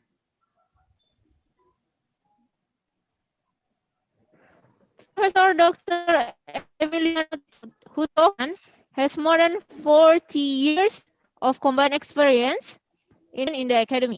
He is a former member of the Board of Trustees of the La Salle University and Corporate Value Specialist. He teaches at the La Salle University, Malabon in the Graduate School of MBA and PhD in education programs, Far Eastern University, Makati MBA program, Philippines Women's University, Manila. He's an elder of the Kapatiran Kay Cristo Prayer Group of Our Lady of the Assumption Parish, Malate. He's a regular columnist of Green Light, Business Section, Manila Standard Today, an occasional contributor in Business Mirror and Manila Times. Professor Dr. Emiliano T. Hutohan from the Philippines is going to present youthful conversation on leadership in the 21st century with allocated time around 20 minutes. Professor Dr. Emiliano T. Hutohan, the floor is yours. Thank you very much, Grace, for that introduction. And I also thank Dr. Munir, who has been in contact with me to join this webinar.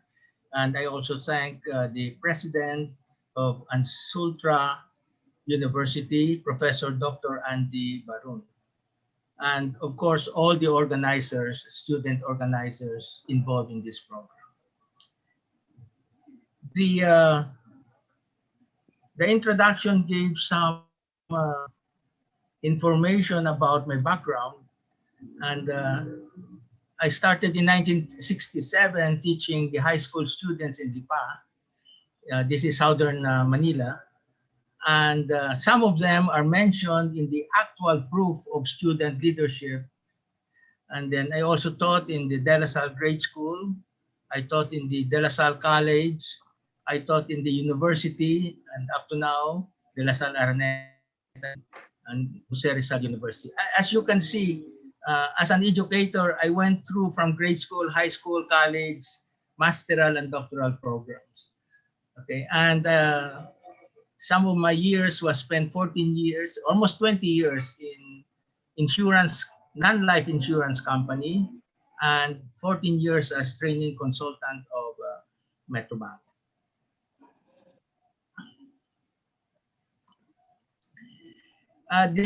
You may be surprised, I'm telling very personal details and stories in here because the method I use is called narrative storytelling, and that is the author. Heuristic is experience-based. What happened to me, to my students, and to my faculty, I am relating it.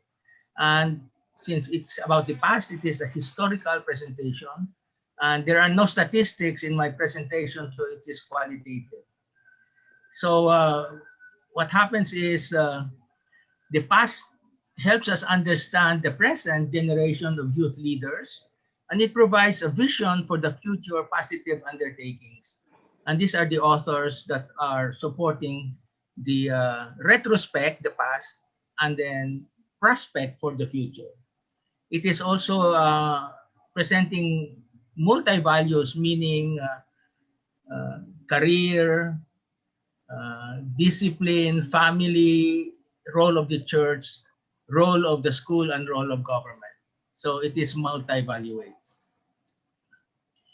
The framework, our discussion here is from the theory of emergenetics, that we are all products of nature, our DNA from our parents, and we are the product of our environment, home, school, church, company where we work for, and then the culture that shape us. So the stories that I tell you about people, including my daughter, is about her own self, her DNA, and about how the family, the school, the church influence her to become who she is today. So my own DNA is, my mother was a school teacher, and after the war, my father sent her to school. So my father finished high school, but my mother finished elementary teaching certificate, and later on, Masters of Agriculture in Teaching, Master of Arts in Teaching Elementary Agriculture. The challenge to me was, can I surpass what my mother has done? So I made sure I became a doctor of education. However, I did not follow the profession of my father, who was a policeman, not an ordinary policeman. He was a plain clothes policeman. They called him detective, doing a job like the 007 agent, where people do not know that they're being monitored or being checked upon. I didn't like to do police work. I love to do teaching job. Okay, so my daughter, okay, my daughter is now Human Resource Vice President of Unilever Philippines. And if you look at it, does the tree bear good fruit? I think if she is the fruit, then the parents must have been good trees. Okay, so here is her journey. Okay, I say that the home is the first school. So when our daughter was inside her mother's womb, she was underway. And my wife has to take vitamins and including eat banana, which she doesn't like, and delivered through cesarean, and my wife's heart stopped beating and I thought she will die. Then my daughter was lactose intolerant. She cannot take natural powdered milk. So she was fed with nutrients through her veins at her forehead. It was a heart-rending experience for a baby to be crying with a needle on her forehead. My wife stopped 5 years. Okay, so the schooling of our daughter is from the womb to 5 years. My wife was the one who developed her before she went to school. Her grandmother made a prophecy when she said that our daughter will be a sultana because she cries in pain when she was about 3, 4, 5 months old. And everyone will be wondering what's happening to this child. But Anne, named after my grandmother, it has a prophecy about Jesus of the future. Here, her grandmother prophesied that she will be a sultana, a leader. So my daughter graduated at the Ateneo, one of the top 3 schools in the Philippines, magna cum laude. My wife has the highest honors in our family. She has a Bachelor of Science Education, Master's in Arts in English, Master in Public Administration, and Doctor of Education, summa cum laude. And then I am magna cum laude with Liberal Arts, Bachelor of Science Education, Masters of Arts, and EDD. Notice I have 2 college degrees, but my wife has 2 master's degree. So we are really an academic family. So here is how our daughter progressed, and you can sense what's happening if you are aware of what your child is doing. So in the grade school, she published in the newspaper, grade school. She wrote the newspaper and wrote how she felt sad when the Filipino rock group was disbanded. That early she was expressing her feelings. She graduated top of her class, grade 1 to 7, in a school that has a modern approach to learning. Maria Montessori is a non-traditional teaching school. The child's right and the child's experience are most important in learning. In high school, on her own, she joined a writing contest, and I was awarded to take a trip to Africa for a La Palala safari experience. After high school, while in high school, he earned a scholarship to Melbourne, Australia as an exchange student. In college, he graduated magna cum laude and on her own gained scholarship to study in the National University of Singapore. In college, after graduation, she joined the leadership program of Ayala Corporation, one of the larger company in the Philippines, Filipino company. Accenture, I think, is an Australian company, and Unilever Philippines is a British company. And she chose Unilever as her first corporate experience. As assistant manager in Unilever, she was with marketing, but their marketing campaign on Lifebuoy failed. So she was ready to leave the company until the human resource department asked her to stay. And with her experience with me in giving lectures on Metrobank management, she thought she can go to the HR, especially to join the training program of that company. Later, her exposure to Sydney, she was exposed to Sydney to be promoted as HR in an HR position. Then she was transferred to the regional office of Unilever in Singapore, an expatriate. This means her housing and her food allowance are shouldered by the company. So we were in Singapore almost 3 times a year while she was there for around 4 or 5 years. Then she moved to global office of Unilever in London. She gave up her expat status because her newfound boyfriend moved from Singapore to London at the expense of her losing the expat status. See what the heart can do in pursuit for your loved one. Okay. She became a British citizen, and by 2021, she is promoted as vice president. Today, she just finished her quarantine and she will start working in that new position. So that's her journey from the baby to a position of responsibility in the company. Okay, so the next few pictures I'll show you are, number one, my students who are in government, my students who are in business, then my students who are in civil society, can be school, civil society can be NGO like Dr. Munir, and then the last one is global institution.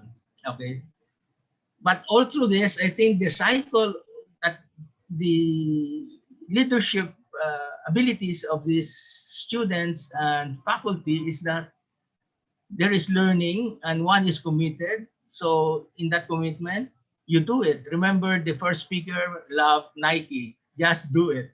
This is what it means. You learn, you commit, you do, you learn to commit. I have a variation, you know. How do you will become what you are? I jokingly say, go to McDonald's, Mac-D-O, do. In the Philippines, we have a fast food, Jollibee.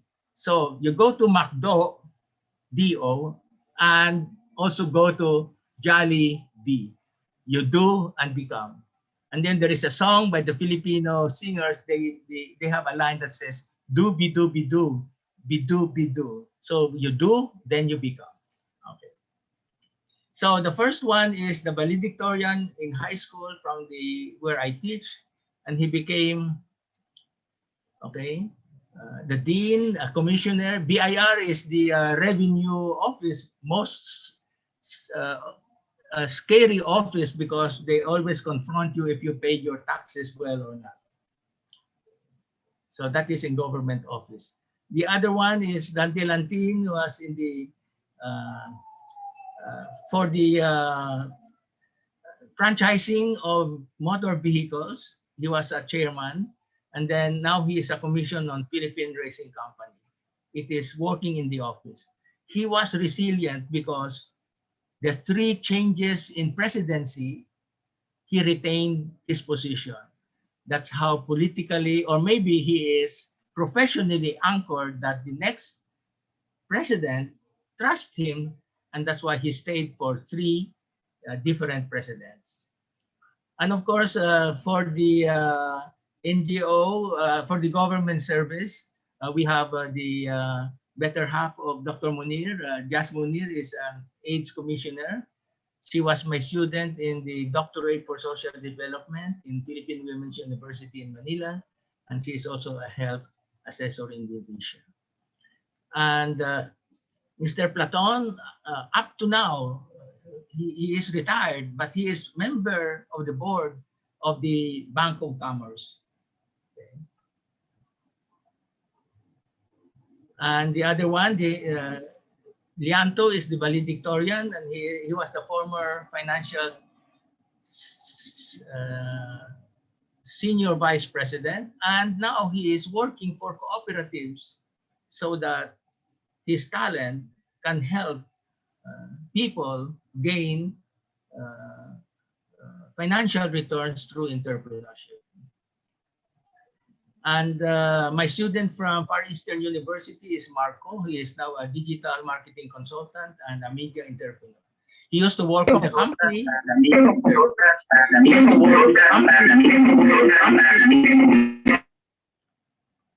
She used to work with the company, but then she found out she can multiply his earnings by using his digital know-how in marketing. So he is on his own now as an entrepreneur. And the last one in business is Mario Mamon, who is actually, his family owns the entertainment park called Enchanted Kingdom. And he was very quiet in class, but you never can tell. People who are quiet work silently and work very hard. So he's now owner and chief executive of this park. So what is the cycle there? Again, here, when we think and reflect and we do it, and you deepen your experience by constantly thinking and by constantly doing what you have learned. So from childhood, this is my 1957 grade school graduation picture, and this is my 2005 doctoral graduation picture. And I underwent the process of thinking and doing. This is the Mistades is a doctor of education and became the dean of De La Salle University and also became a registrar. Okay. Then I have a Korean student who was 73 years old. In Korea, when you reach 70, they will not allow you to study in the university. So this guy came to the Philippines to study and become a doctor of philosophy in management. Then he pulled out, during his defense, he pulled out the Korean money and showed the picture there. And he said, "This is my ancestor. And he is the reason why I am here in the Philippines. Because his ancestor says, you must continue learning throughout your life." So he took it seriously and he finished his doctorate in philosophy of management. More recently, I have a Chinese student who finished her DBA in Jose Rizal University, and today she is Vice Dean and Vice Chancellor in China for an agricultural and business school. Okay. And another one from San Beda College, Dr. Materum. I think Munir has met this when she visited the school. She was a DBA student, and now she is the HR director of the university. And of course, Dr. Munir, founder of Jasmine Foundation and International Association of Management and Human Resource Development. Okay.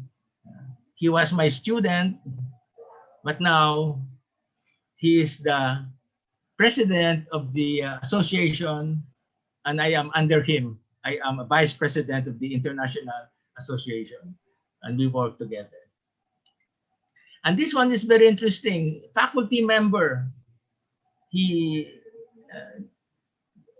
Echanova was a biology teacher.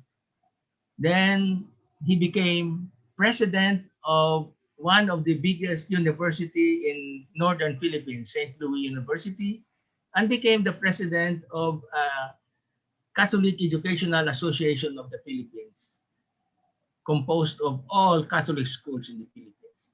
And the last one is really global. Brother Robert Schiller was my faculty member in Southern Mindanao, La Salle Academy, teaching history and politics. And what happens? He was my faculty member. Now he is Superior General, a global leader for all the De La Salle schools in the world. Okay. So what do we learn from this? Okay. Let me go to it. Education is a game changer. Time spent in the universities and in the investment, which in your mind and heart can never be taken away from you. So my dear students, you're listening now, all your experience in university, embrace it and be part of your life.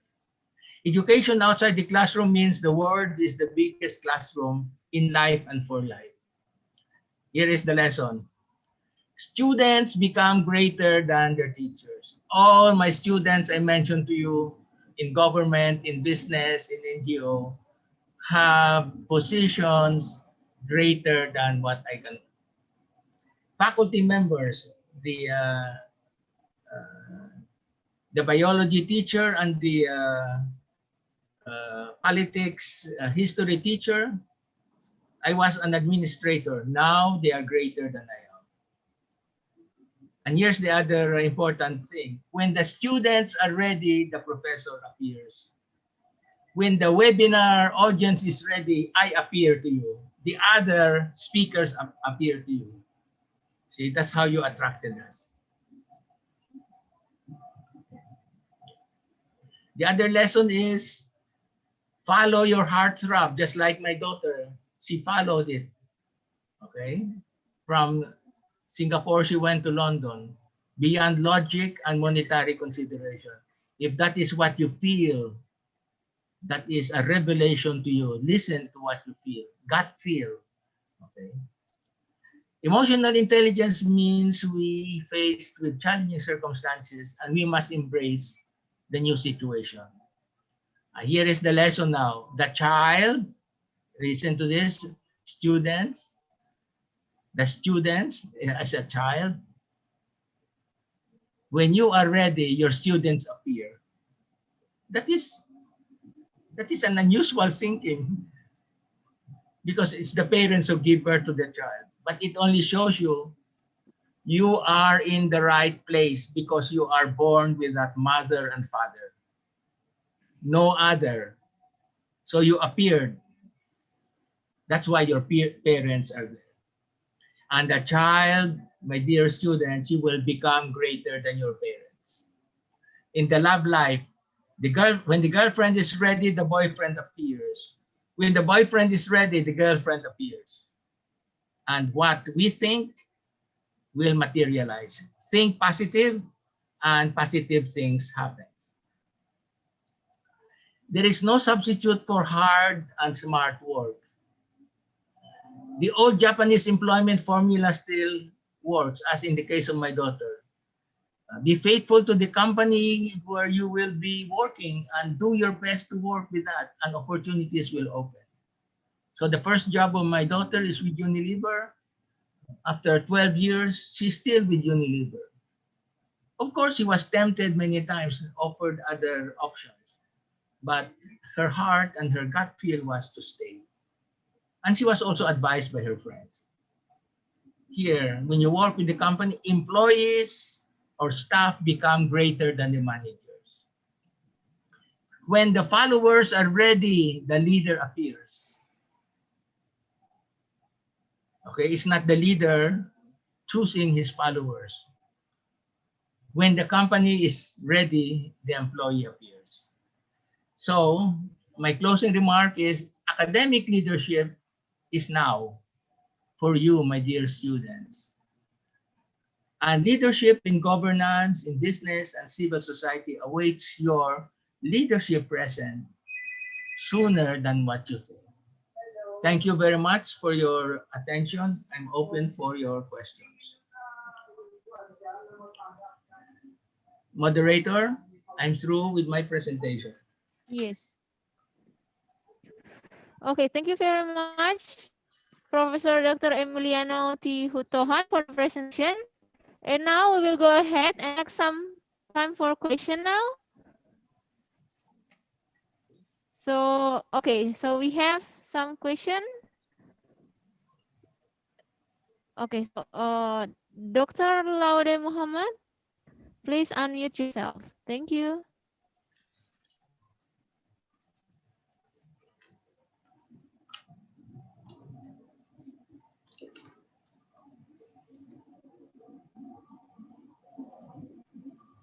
Okay, Dr. Laude Muhammad, would you please unmute yourself and ask the question? Okay. Okay, thank you very much for the moderator. Firstly, I would like to say many thanks to the committee of this international seminar, and also the honorable speaker, Professor Emiliano. This is the second time I meet you. Maybe I forgot 2 years ago, I am a committee of international seminar of Halu Oleh University. We meet in the Horizon Hotel, right? Oh, 2 years. Horizon. Okay, I remember. Yeah, 2 years ago, suddenly I am the committee of this international. Okay, mabuhay. Mabuhay. Salamat. Kumusta, bro? Magaling naman, maganda. Masaya ako. Basta seminar on Indonesia, present ako kasi gusto ko. I like it. Yeah. I'm very happy to meet you for the second time. Regarding with your person, this is basically it's very interesting for your presentation to explain the successful of your student at several university in Philippines and also in overseas.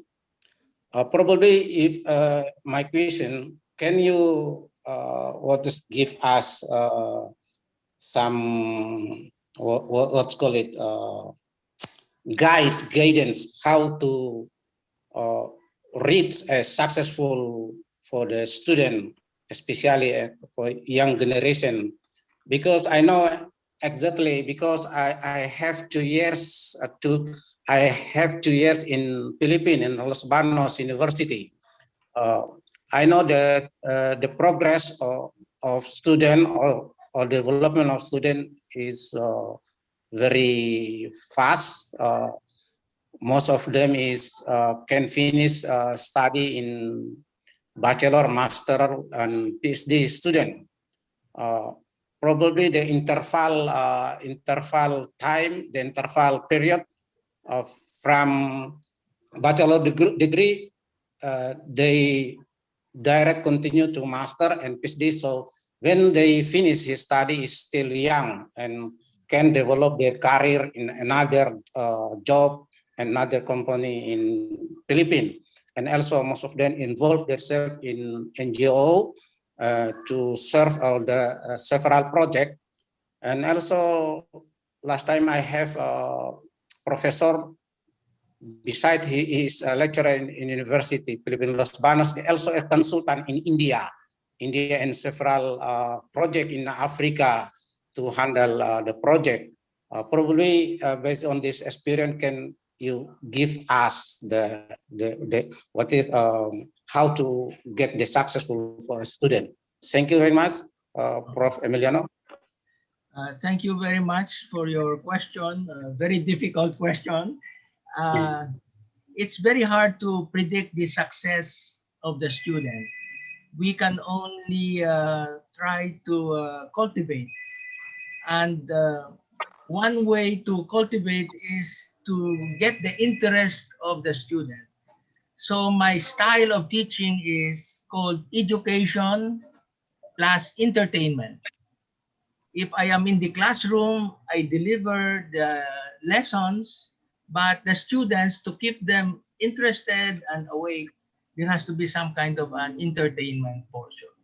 So once you get the student on your side and they have trust and confidence in you, it's easier to guide them.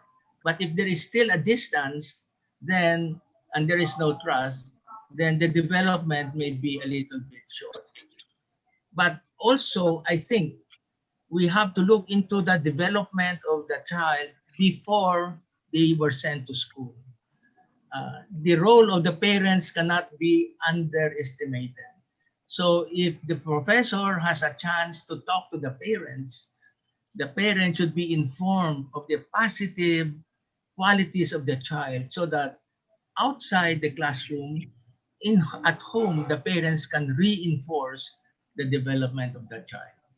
So that's why my theory is that the first university is the school, is the home. That's why my wife stopped teaching for 5 years.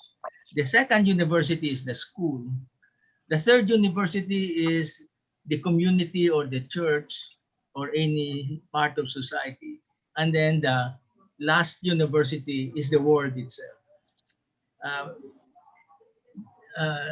The world, the society does not understand that they have responsibility for the students.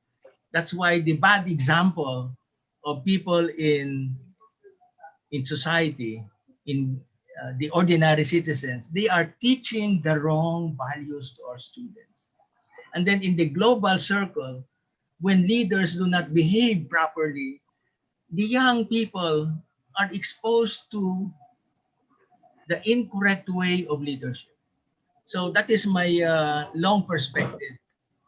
The home, the school, the community, and the country, and the world itself, we owe it to our children that they will be of quality leadership when they take over. So those are my a wider perspective on how leaders should be nurtured and developed. I hope that gives you any follow-up question. Okay, Prof. How to interconnect?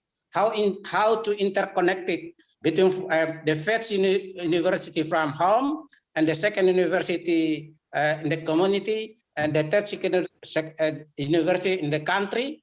How to interconnect it to observe them?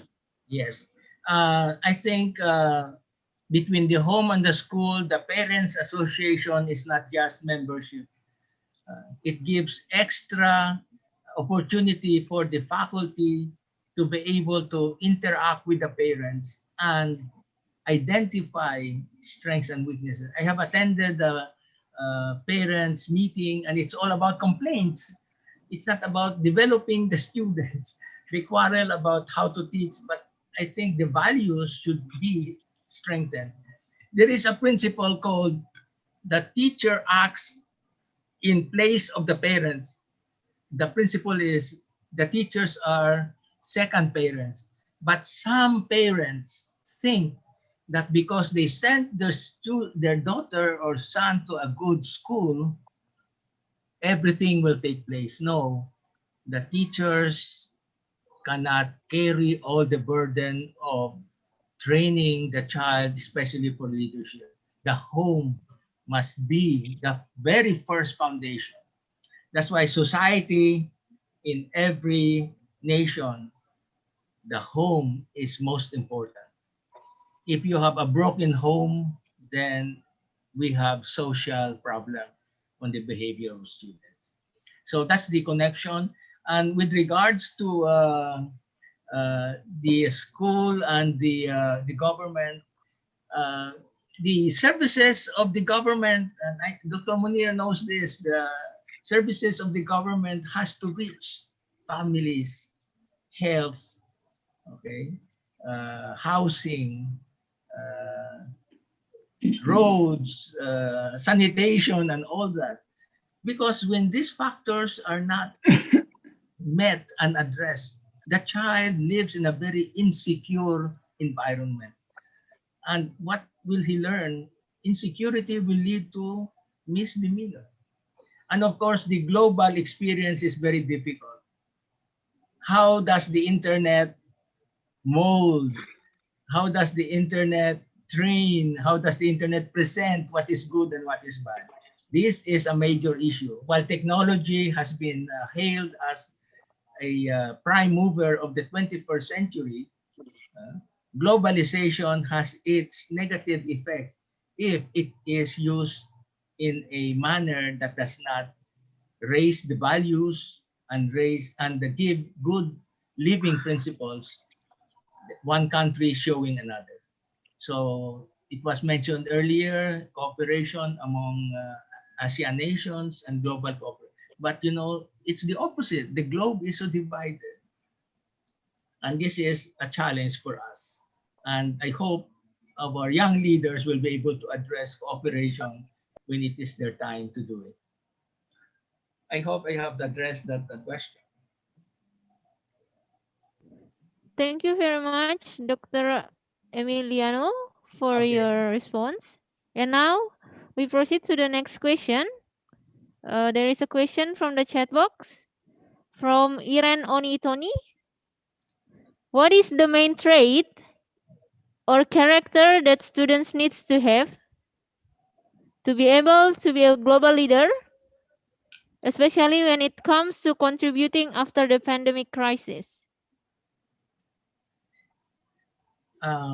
Factor on the global leader, I would say the very important aspect is the individual leader himself. You cannot be a global leader if your fundamentals of personal leadership has not been established.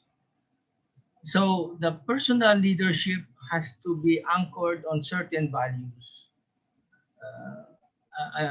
The values that come from our parents, the values that come from our church and our school. So those are really the fundamentals. Now, because that is encapsulated in a culture. So Indonesian values and Indonesian culture shapes an Indonesian student. Filipino culture, Filipino values shapes the Filipino future leader. So what is needed? To be global means you are exposed to a different culture. If you have time, I suggest you read a book on Leading with Cultural Intelligence by David Livermore. It says that understanding another culture is the most fundamental necessary step, because if you are Indonesian and you are assigned in the Philippines, one of the striking cultures in the Philippines is Catholic religion, and Indonesia is a Muslim country. So how do you understand a religion that is different from yours? Maybe food is okay, you know, we like hot sauce and Indonesians love it, okay. But cultural intelligence has to have aspects of politics, social practices, education, even food and behavior. So global leadership means exposure to other culture. Earlier, I was talking with Grace, and travel to other countries is a very good practice. If you're given a chance as exchange student, or you have an educational tour outside Indonesia, grab the opportunity.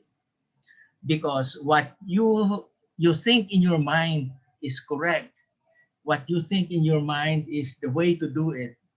Unfortunately, in other culture, that's not what it is. And when you understand other culture, you become broad, you become global, you become international. So in the other aspect that you can develop it is to have what is called liberal education. Liberal means it is not rigid to one discipline. You cut across. If you are math, you take up some literature and other cultural events. And then liberal means if you are stuck in one culture, you have to see it on the other side. They call that global empathy, understanding others from their point of view. So there is personal empathy, but there is today global empathy, putting yourself in the shoes of the other person. So if I am Filipino, how do I put myself in the shoes of an Indonesian culture? Okay. I hope that answers the question. Moderator, Yes. question. Munir. Clarification. Yes. Related to the question from the first person, this Dr. Laude. Yes. About education in the Philippines. I have an experience that I have to clarify now with you, sir. Okay. When I took up my master's degree in University of the Philippines in 1989, there is something that's become a question that I cannot answer at the time. When we have a very tight schedule of class, And then when come to the examination, to the exam, then I've studied hard to learn the material. But even though I study night and day, my grade is 80 or 82, 83 like that. Very difficult. But my co-student from the Philippines, it's very easy to get 96, 97. I really cannot understand at the time. But after that, then I start observing the student in the Philippines and the student in Indonesia. The grade school, the elementary school student in the Philippines carry their book in traveling bag, and the student of Indonesia carry their books in the pocket. So what I observe is that from the childhood, the student of the Philippines is already trained to be analyze the problem.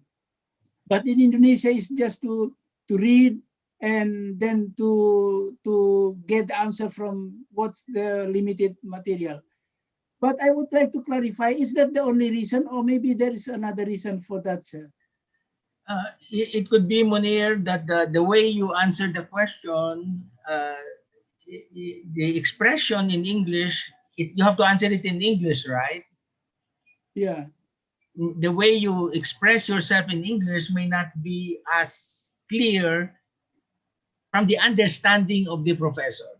Oh, yes. I would like to comment on that, sir. When I answer a question, then I protest because the professor say that my answer is wrong. Because why? Yes. The answer is baliktad. So the other way around, because of my poor understanding of English.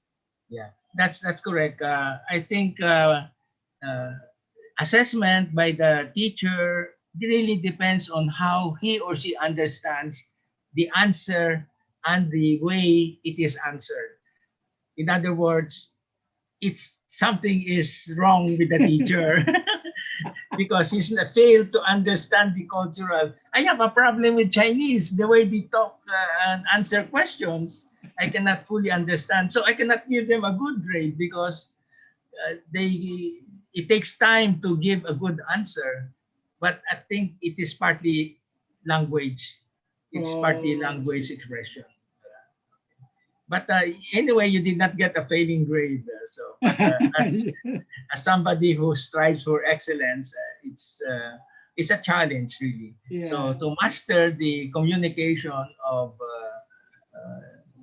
class communication. It's very hard in the beginning. It's very hard in the beginning, sir. In the first semester. Yeah.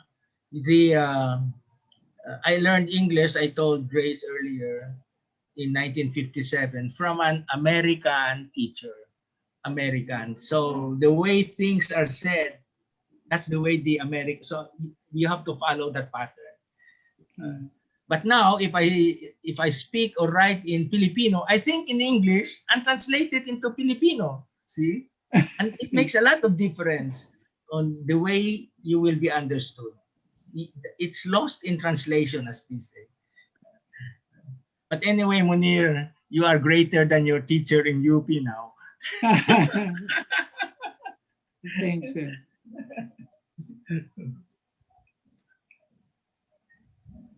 Thank you for the sharing session from Professor Munir, and thank you for the response from Professor Dr. Emiliano. Now, we would like to proceed to the next question from our moderator as well, Agnes.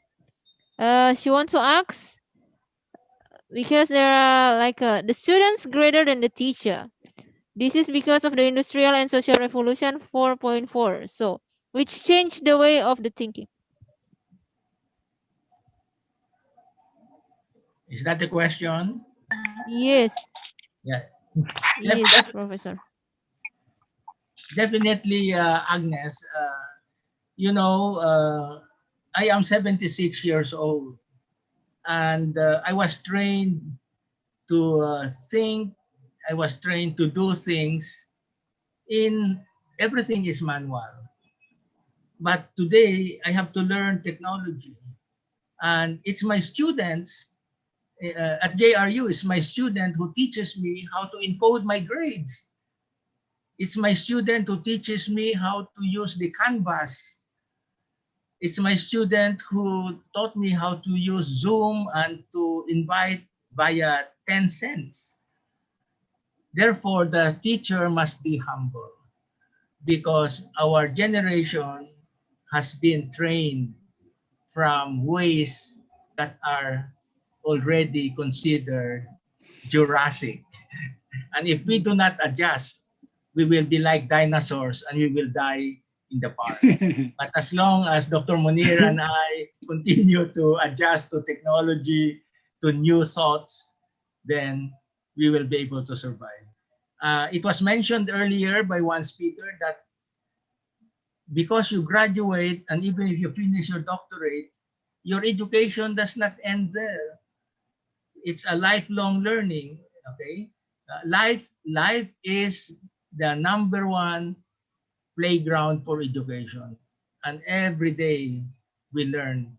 Because if we do not learn, the same situation will appear and we will fail to meet it. But if we meet the challenge by learning new things. So it's difficult, but adjustment. So this is part of the change that the second speaker talked about. We must be flexible. In business, and those who are in business, they call it agile companies. Flexible, you adjust to the situation. And there is one writer, Nassim Taleb, who says, you must be anti-fragile, meaning to say, when challenges meet you, you do not break apart. And the statement he says, he quotes Nietzsche, the German philosopher, what does not kill you will make you stronger. But he brings the level of challenge even higher. What does not kill you will kill others, meaning to say, if others do not learn the way you learn, they die. And if you do not learn, you become part of the others, you die. So those are really great challenges for the generation of technology 4.0, and it was predicted it will go up to 5.0, my God. So constant adjustment and learning. I hope that answers Agnes' question. Yes, thank you, Professor Dr. Emiliano. Thank you. And now we move to the next question. From Yemima Keisha. So she asks, to be a leader is not an easy task as we turn our fans. Sometimes the leader just wants to show off what they are doing or what they have done. And she or he forgets that the collaborative leader must determine where the organization or university wishes to go and will take to get the job done. For example, in making the activities of programs. So the question is, in this case, is a leader a born or it can be made? Okay. Are leaders born? Thank you. Or are they developed? Okay. From the Yes, point of they view, develop. from the point of view of the framework that I gave you, in all of us, in our DNA, in our structure, we are potential leaders, because everyone, no exception, is here. You were born with a purpose, and to be of use to others. So when you follow that purpose to share yourself to others, you are a leader. The leader is, the simple explanation of leader is influence. How do I influence my brother or sister at home for something that is good? How do I influence my classmate in the university to what is good? How do I influence community or society to do what is good? How do I influence the world? See? my contribution is really for the world. Can the world be a better place because I was born? So that is your DNA. Now, the second part, is it developed? Yes. The external qualities, how your parents gave you self-confidence, how the school trained your mind and your heart to be able to learn the skills on a particular profession you were called to do, how you contribute to society after you graduate, and how before you pass your time on earth, what legacy have you left for the world to be a better place? So those are external factors that will help the leader. So in terms of organization, she's talking of organization. The leader must participate in the planning, in organizing, and in controlling, because the university is a unit. So he has to be an active participant in planning. And that is what he can show as leadership. Because if you are in an organization and you do not conform or do not follow the mission, vision, and values of that organization, then you have no right to be there. Once you embrace the organization, you embrace its values, you embrace its mission, and you embrace its vision. If not, you have the right to look for another company where you think your personal mission, vision, and values are aligned. But as long as you stay in that organization, be faithful, be a significant contributor, and that is leadership, when you are a positive influence within the organization. Okay? Moderator, we missed the question from the Philippines. Any participant from the Philippines who raise a question? Yeah, Agnes, my student in PhD in management, Agnes, she has a foreign Iranian name. She in her field is around. Agnes, you want to say something? Dr. Munir is asking a voice from the Philippines. I saw her her chat. Nothing, sir. I'm just really proud of watching my professor delivering his talks, and I am still learning a lot from you. Thank you, sir. All the best, sir.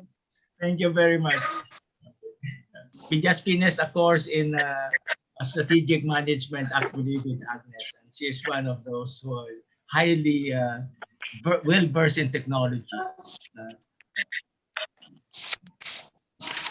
All right. I think for the last question, due to the limited time that we have, so I think this is the last question. Okay. So if you have any further question, you can add it to the next session. So the last question is from Ingrid Boleng Tony. She's asking, recognizing the challenges of leadership, in your point of view, how leaders can effectively manage conflict? Conflict management. Okay. Yes. Okay. Thank you, sir. Well, the classical approach to conflict management is finding what is common rather than finding what is separating parties. However, conflict has to have some kind of an exercise in empathy. Empathy is, if A is in conflict with B, A must try to put himself in the place of B, and B must try to put himself in the place of B. Because what happens is A insists his viewpoint and negates whatever B is saying. And the same thing with B, he insists on his point. If two people insist on their viewpoints, then conflict cannot be resolved. But conflict can begin to be resolved if listening and understanding and being empathetic with the other person, it will resolve. But you know, in conflict, there are really two issues. One is on the conceptual or ideas portion, but the underlying current in conflict has an emotional and even psychological biases. We sometimes cannot accept a certain point of view because he is different from us. And therefore, no way can there be some kind of a resolution. But if you try to find some kind of commonality, then conflict can be resolved. If the student has a girlfriend and the girlfriend wants to go there and he wants to go there, find out which place is common to both, then you can resolve it. And have some kind of a letting go of your pride, of your feelings. So the emotional aspect of conflict management is very strong. And for someone who has been married for almost 45 years, the argument between husband and wife is basically founded on emotional differences, either founded on anxiety and fear. And the issues are only venue for such invisible factors that affect the argument. So take a look at issues. It's easy to understand, but take a look at the emotional aspect and find out what are the values that are in conflict. Then you'll be able to find some resolution. Okay, I hope that explains. Yes. Thank you very much, Professor Dr. Emiliano. So it looks like we have covered all our questions. And Professor Dr. Emiliano, is there anything else you want to cover up before the Well, wrap up? I thank very much for this opportunity. This is the first time on webinar I address an audience of more than 100. And I told Dr. Munir, this is a groundbreaking historical event. And the second point is our focus on the students is very critical. We have been focusing on adult development, but we have not focused on young adults who will be developed. And sure enough, the future of every country is the youth. And the earlier we train them and the earlier we listen to them, you know, the old generation must listen to the younger generation. That is what is meant by the children become greater than the parents. So this is great opportunity. I'd be happy to have the summary of the questions and the answers so that it can be a document on how this developed. Thank you very much, Grace. Thank you very much, Dr. Barun, the organizers, and Dr. Munir. I'm very happy with this event. Yes. Thank you, Grace. Yeah, thank you very much, Professor Dr. Emiliano T. Hutohan, for the very inspiring presentation. And yeah, it's indeed such a great honor for us to have you today. And now we have come to our final session for the third session. And for all the attendants, we hope that you all enjoy this amazing presentation. And now I proceed to the next presentation and hand it out to Agnes Nogo. Thank you, Professor Emiliano. Thank you very much.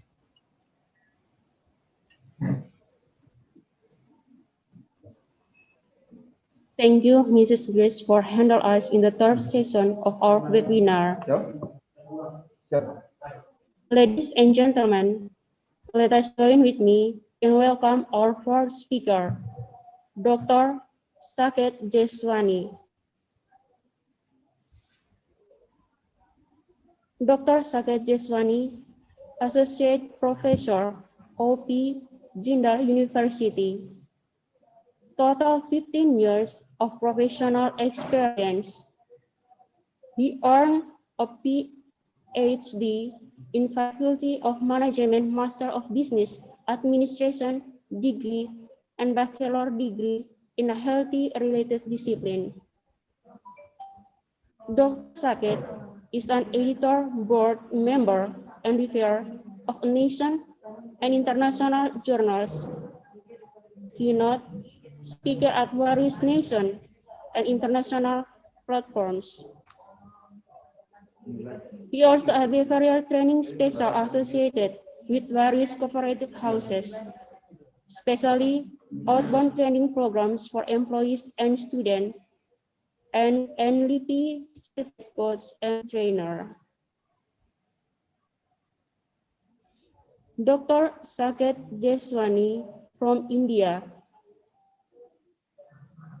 Now, he is going to present to us about developing a global mindset with allocated time around 20 minutes. Dr. Saket Jeswani, the floor is yours. Thank you so much. I hope everybody can hear me. Um, am I audible? Yes, doctor, we can hear your voice. Yeah. Thank you so much. I'm extremely honored to be invited as a speaker in today's international seminar on strengthening student leadership for global competencies in industrial and social revolution, organized by the Ben University, Indonesia. I would like to thank the management of the university, the organizers, and I would like to say special thanks to Dr. Munir for inviting me to present my views to the students and youth in this international forum. I hope the students and participants from different countries will learn a lot, and this seminar will be highly beneficial for them to provide them an insight about how they can strengthen their leadership competencies and how university or higher educational institutions can facilitate this in this age of global revolution. So, good morning, everyone. My today's topic for discussion is on global mindset.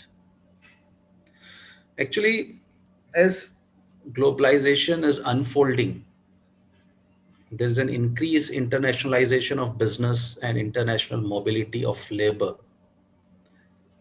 Globalization as a concept refers to an increasing worldwide interdependence, which involves integration of various economies, countries, and people worldwide.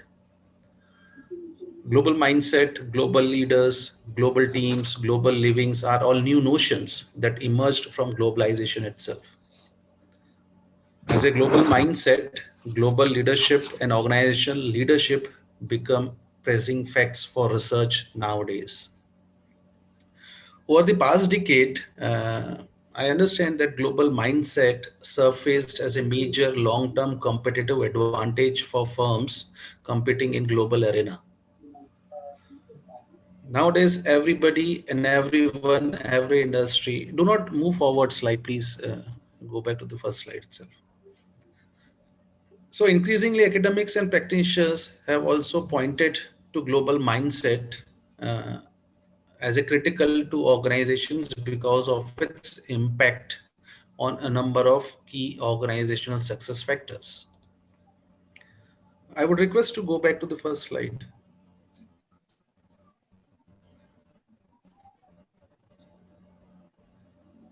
I would request go to the first slide back.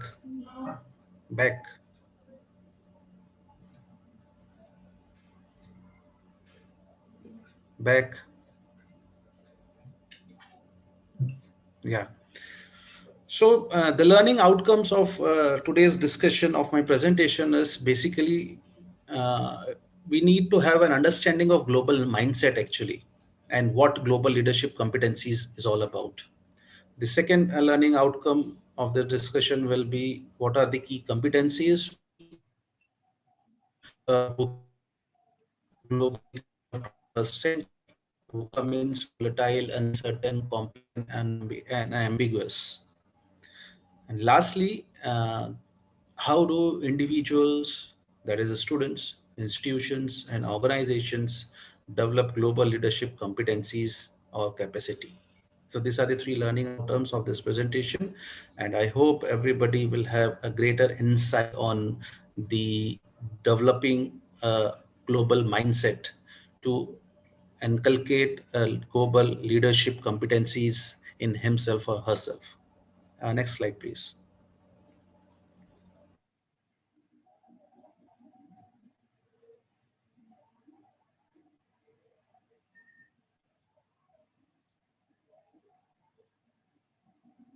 So the next slide, please.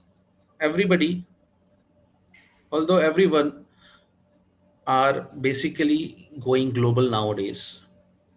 Moreover, the organizations have various reasons of going global.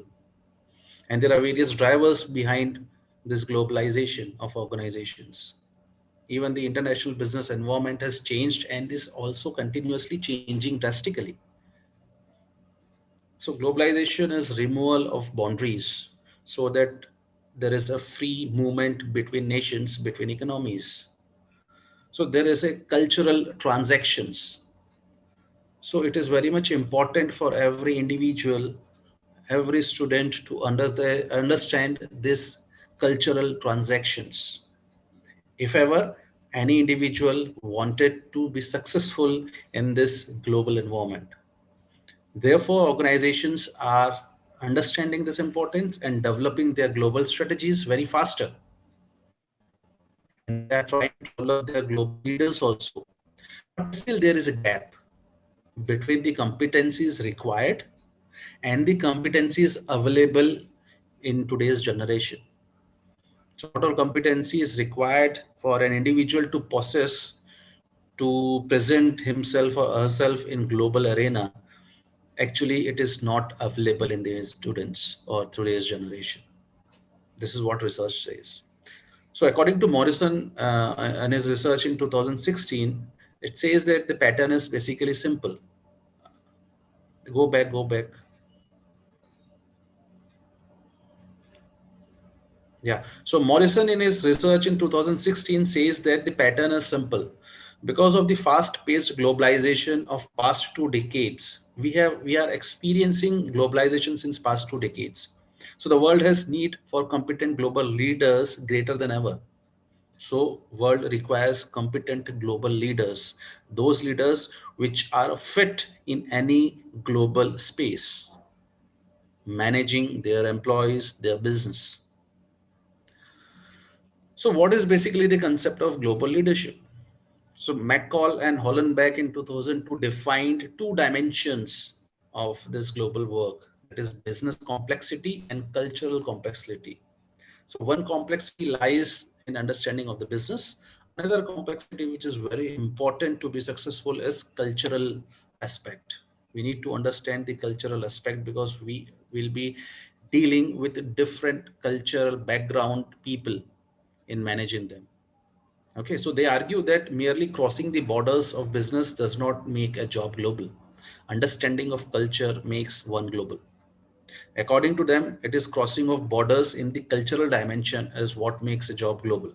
So cultural dimensions, transactions are very predominant and also alarms us to understand it. Otherwise, we will be a failure as a global leader. Next slide, please. There are certain facts why we need for global leaders, why there is a requirement. So 5% of Fortune 500 firms believe they lack an adequate number of global leaders. So there is a huge requirement of global leaders nowadays because everyone is going global now. 76% believe their organizations need to develop global leader capabilities. So here a need has arisen that there is a scope of development of global leadership capabilities. So this is how it talks about the training and development interventions to be applied in the organizations as well as in the educational institutes so that we create global leaders since start so that they will be able to adjust or cope up with the environmental global challenges. So it is very much required to have a developmental plan in the university level itself. Next slide, please. Next slide. Okay, so there is a changing nature of leadership also. Leadership is also drastically changing. Previously, it was solid leadership. Previously, it was siloed leadership. Now it has been mission-driven teams, project-driven teams. So each leader is handling a particular project, a particular team. There is a collaboration between the teams. Previously, there was one leader handling all the employees or managing all the employees in the organization. But now we are working on a project basis. We are working on a collaboration basis, on different locations, on different projects. So this is how nowadays the nature of leadership has come up. So every individual has to understand this project-based or team-based leadership. And this team can be based anywhere in the world as per the requirement. So understanding of cultural dimensions is very much important. For that, aligned mindset is required. An understanding of culture is very much required for a leader. The next slide, please. So what is global competence? So it is a term that refers to the knowledge, skills, and capacities used to examine, appreciate, understand, and use local, national, and international elements to navigate the world successfully. So it is the requirement of every individual in this world to develop a global competence skill. Without developing this competence, which is the knowledge, skills, and other capacities that has to be presented at an international level, without developing this competence, it is very much feasible that we would be failed. We will not be able to manage our teams, our projects in an international level. And it is very much required to adopt this because we are going global now. Next slide, please.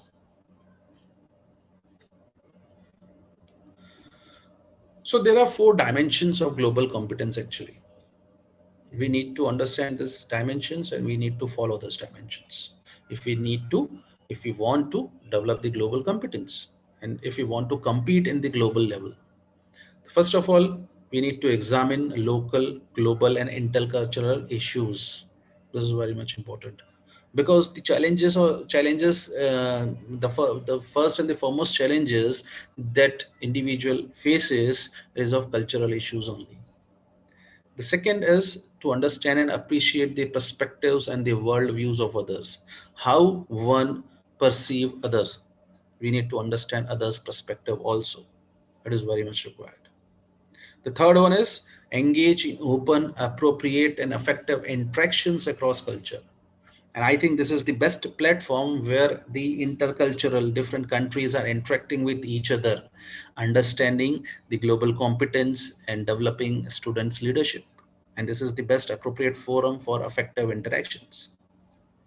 And the last one is take action for collective well-being and sustainable development. Inculcating these 4 important dimensions will help you to develop global competence. So understanding and inculcating these 4 dimensions will require an open mindset actually. So if you're open to learn, if you're open to interact, if you're open to understand different cultures, you will be able to develop this global competence and then you will be prepared enough to face the challenges globally. Right? Next slide, please.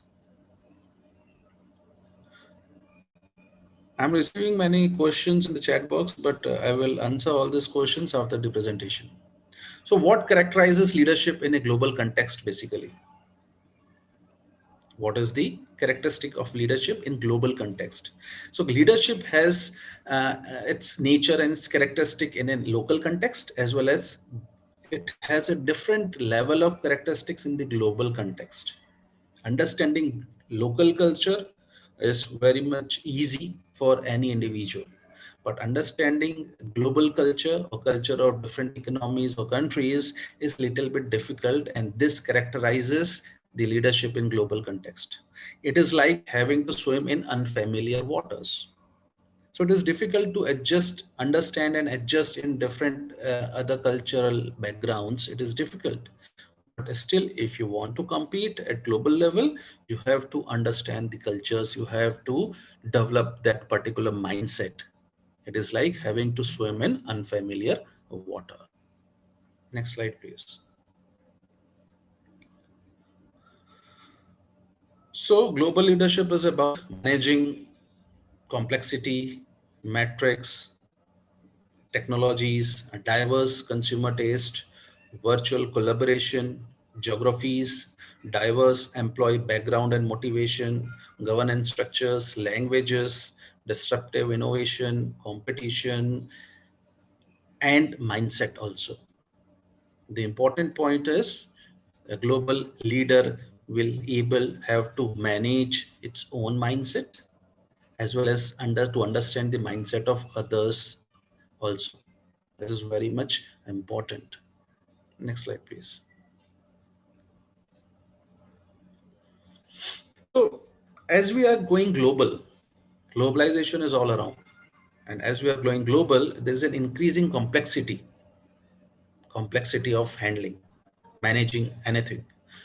And this complexity puts up higher demands on balancing our leadership skills as well. So the leadership skills we possess will not be applicable at the global level, I suppose. And we need to balance those demands which come up generally once we go global. So that leadership has to be balanced, has to be made appropriate for global level. So as compared to delivering short-term results, you need to think long-term. As compared to improving efficiency, you need to innovate if you need to compete globally. As compared to thinking and acting locally, you need to think and act globally.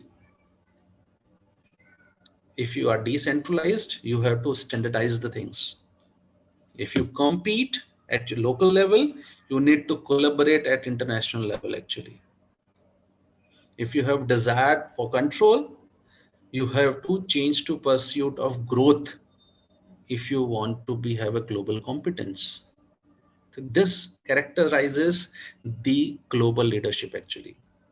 So leading in a global context is different from leading in a domestic context. In a local context, the leadership is characterized by different characteristics, whereas in global context, the leaders is being characterized by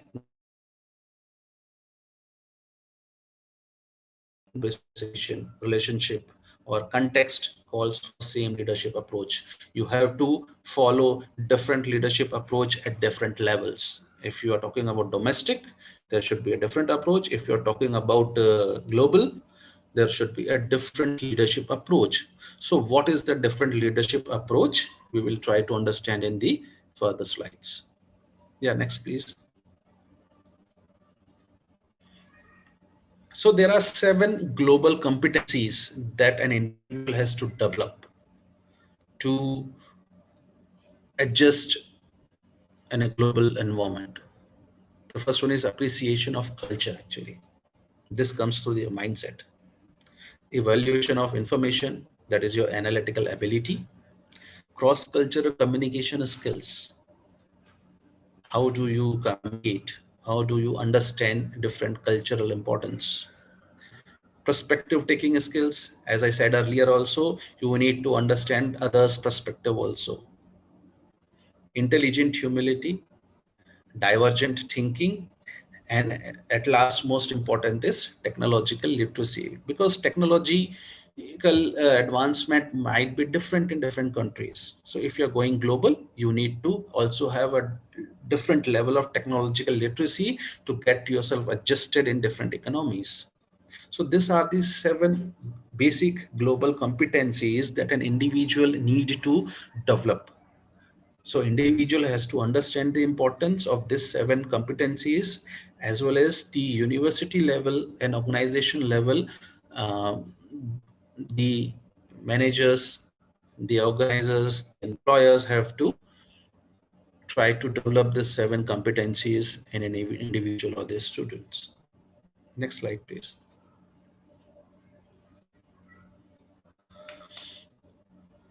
So the characteristics of global leadership has been characterized in 3 levels of competencies. One is local mindset, second is global mindset, and third is personal characteristics.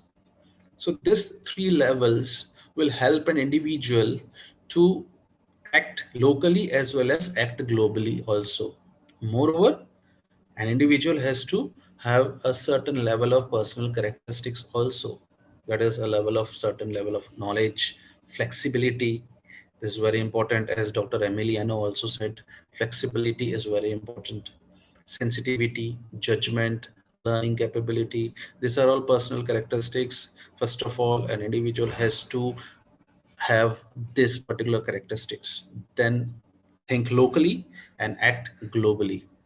So this are the 2 important mindsets. Next slide, please. So when we are talking about global, this is the theme of today's discussion. So more focus is on global mindset. We might be local, we might have a local mindset, and everybody has a local mindset. But having global mindset is really a tough job and a challenging task. So this global mindset can be developed in 3 different levels. The first is intellectual capital. The second is psychological capital, and the third one is social capital.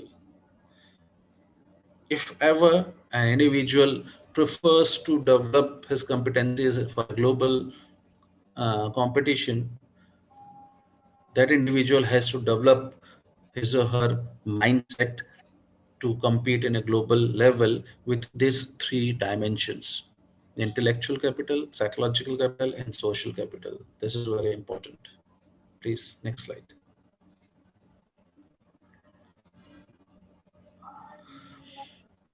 So there are a few domains of global competence also.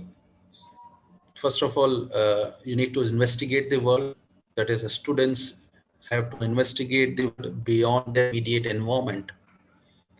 If you wanted to be successful in a global environment, you need to investigate the environment outside your own environment. Then you need to recognize the perspectives also, your own perspective and perspective of others. This is how you will have a global mindset. And then you need to communicate effectively. You need to communicate your ideas, whatever ideas you have in your mind. So you need to communicate to the diverse audience. Then only you will be considered as a global. So all the leaders in a global setup, this qualities has to be possessed. Otherwise, you will be local. You will be considered as a local leader, not the global leader. And then at last, take action. Students need to translate their ideas and actions to improve the decisions. So this is how you will be able to understand the global mindset. Next slide, please.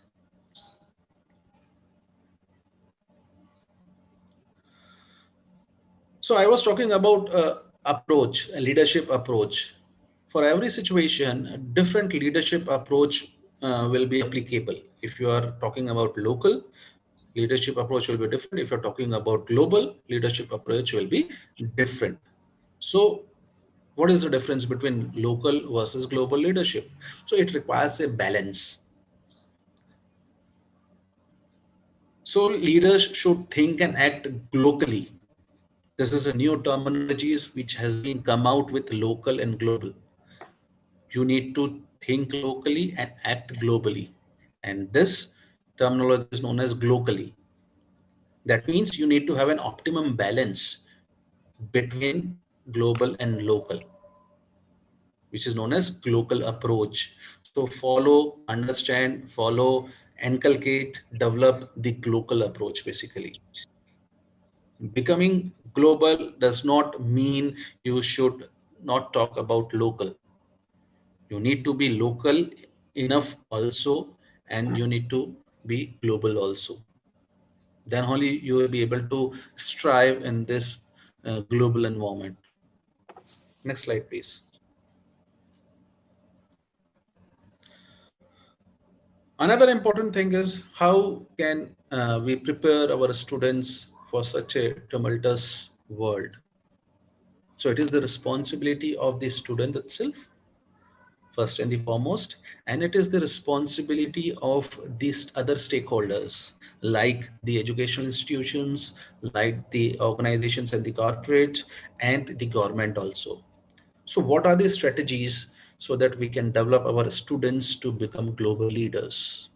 Next slide, please. So few strategies I have listed out that we need to understand, we need to promote to have a global competence. So first of all, we need to support the world language fluency. We need to take a big view. We need to have a big look, have a big picture.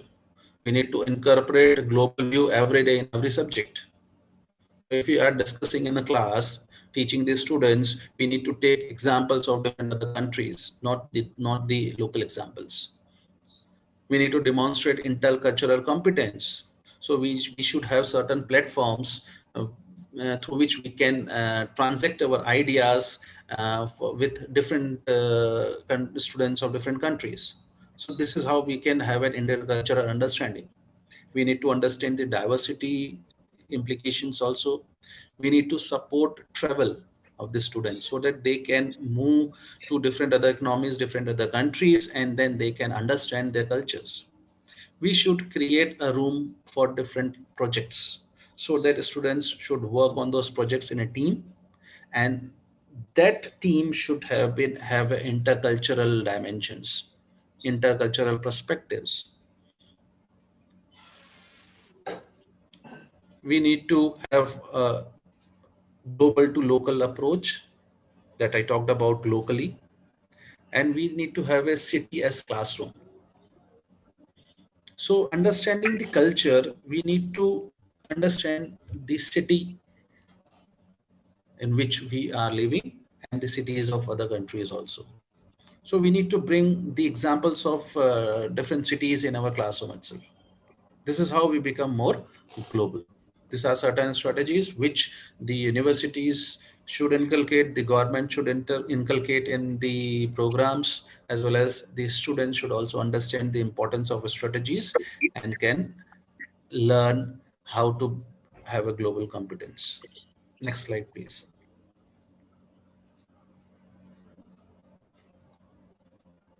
So there are 4 core competencies. As I'm talking about pre-assessment. This is the pre-assessment, how universities can develop global mindset in their students. So first of all, they should have a pre-assessment, that to what extent their students are global, they are globally fit.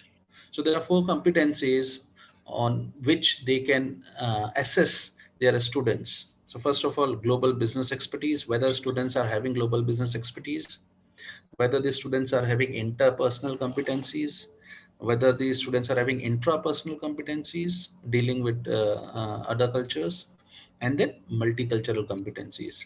So this 4 level of competencies can be tested to assess the level of global mindset in these students. On the basis of this pre-assessment, the planners can formulate strategies to develop the global mindset of the students accordingly. Next slide, please. Next slide, please. Yeah, so there is an intercultural effectiveness scale also. On the basis of this scale, the intercultural adaptability of the students can be measured, whether the students are adaptable in different other cultures or not. So few students might not be adaptable.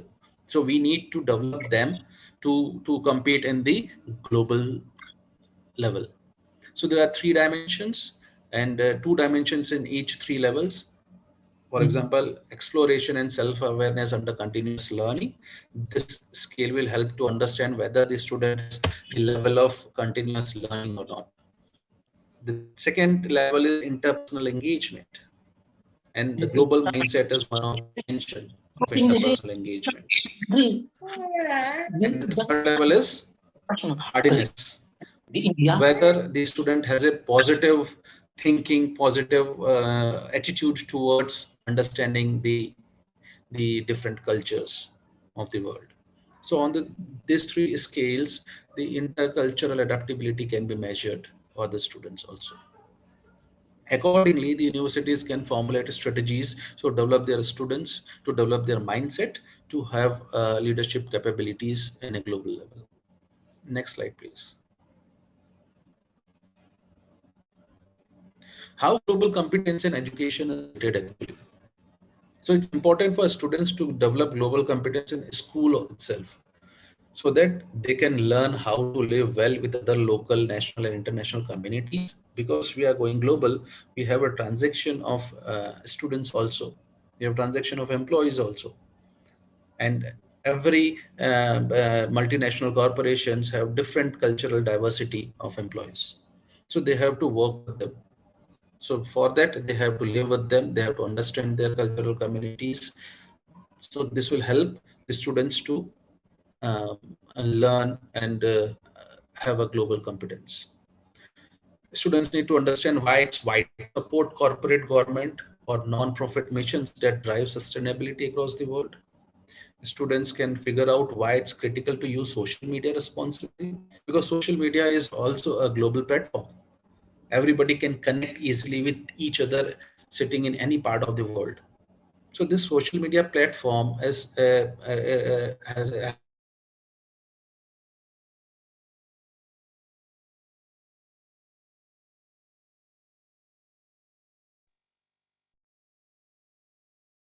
enough diversity. So students should learn how to interact. Have a globalized job market that can leave globally incompetent individuals in the dust. So we have an ever-changing environment.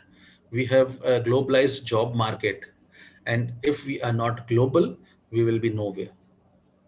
Next slide, please. So how institutes can develop global leadership competence among students? So what are the strategies that institutes or higher educations, organizations or universities can develop global leadership competence among students? So universities need to understand and address the competencies that are critical for global leaders. Universities need to understand what are the competencies required. Then they should provide extended immersion in a new culture. So students should be exposed in different new cultures also. So there should be student exchange programs also, so that they can learn the different cultures. Systematically analyze and leverage the global leadership opportunity during an overseas assignment. So it is also important to analyze what is the opportunity available in different countries. So handling and getting overseas assignment and working on those overseas assignment will help us to develop the competence. Even in through student exchange program, if not possible, faculty exchange program can be implemented within the universities. So the different faculties will come from different parts of the world and teach the students about the cultures of their own countries. Provide executive coaching for global leadership. This is what I'm talking about, the faculty exchange program. And making global collaborations and global project teams. So collaborations between different universities in different parts of the countries is very much important to create an understanding among students also, which will help them to enhance their global competence. So these are certain strategies which I suggest to the universities or the institutes to develop the global leadership competence among their own students. Next slide, please.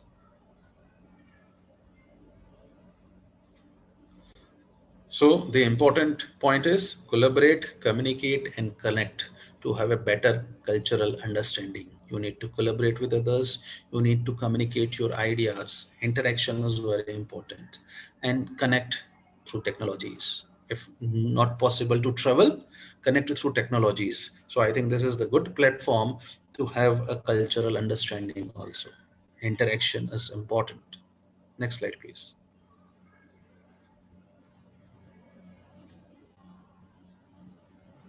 Next slide.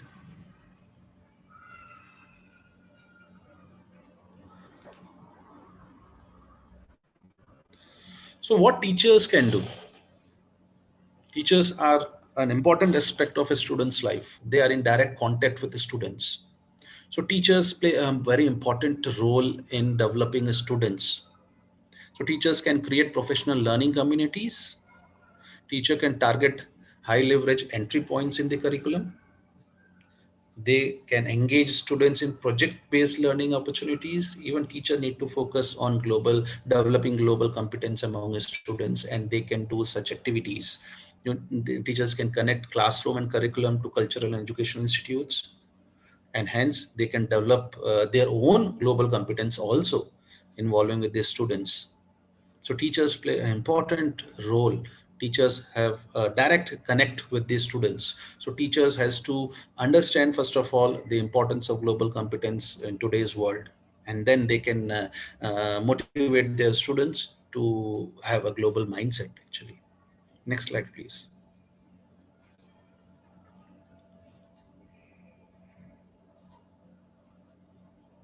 Next slide, please.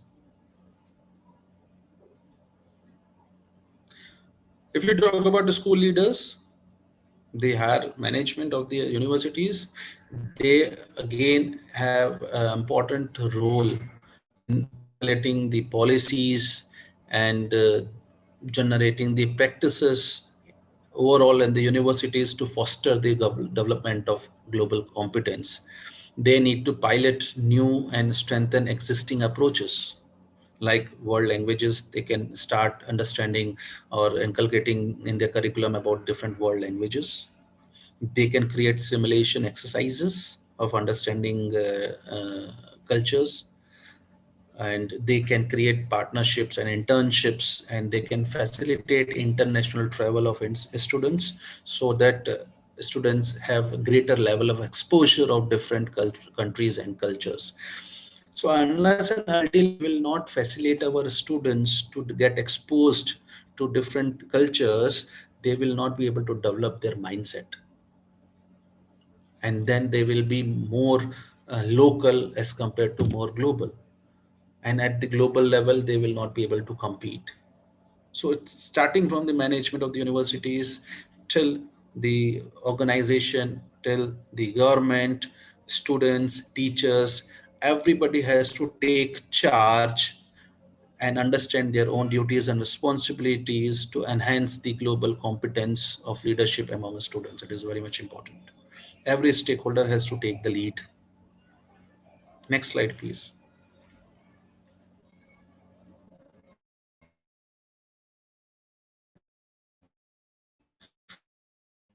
So leading a global doesn't automatically make you a global leader, actually. So if you're leading a team at the global level, it doesn't make you a global leader. You need to develop a mindset. This is more important. You need to have an attitude, global attitude, which will not come free. You will not get it free, but you have to actively pursue it to develop in yourself. So you need to hone that competencies. You need to develop those competencies gradually, then you will become a global leader. Otherwise, handling just a team is not a global leader. Next slide, please.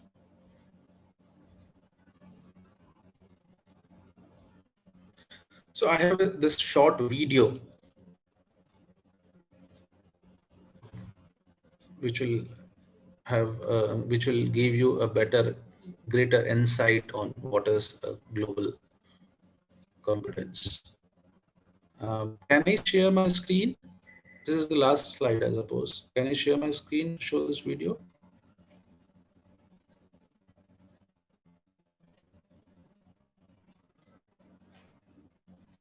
Which will give you a greater insight on what is a global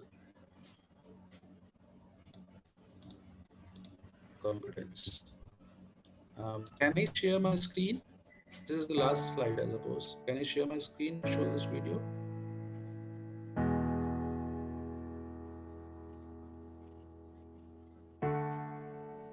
Which will give you a greater insight on what is global. Is the video open to everyone? Can I share my screen? This is the last slide, I suppose. Can I share my screen, show this video?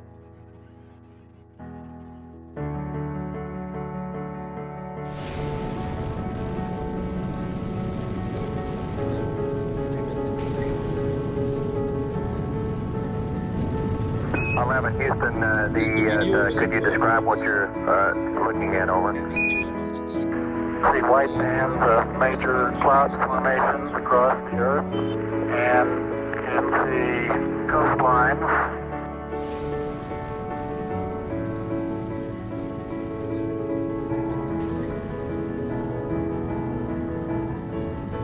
11 Houston, could you describe what you're looking at, over? See white bands of major cloud formations across the earth, and can see I think the video is not visible.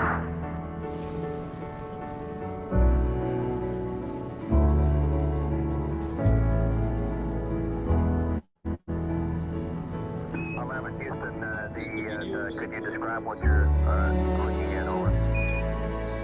See white bands of major cloud formations across the earth, and I think the video is not visible.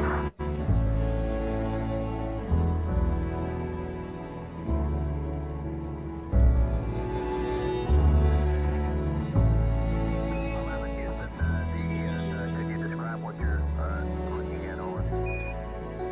See white bands of major cloud formations Is not visible.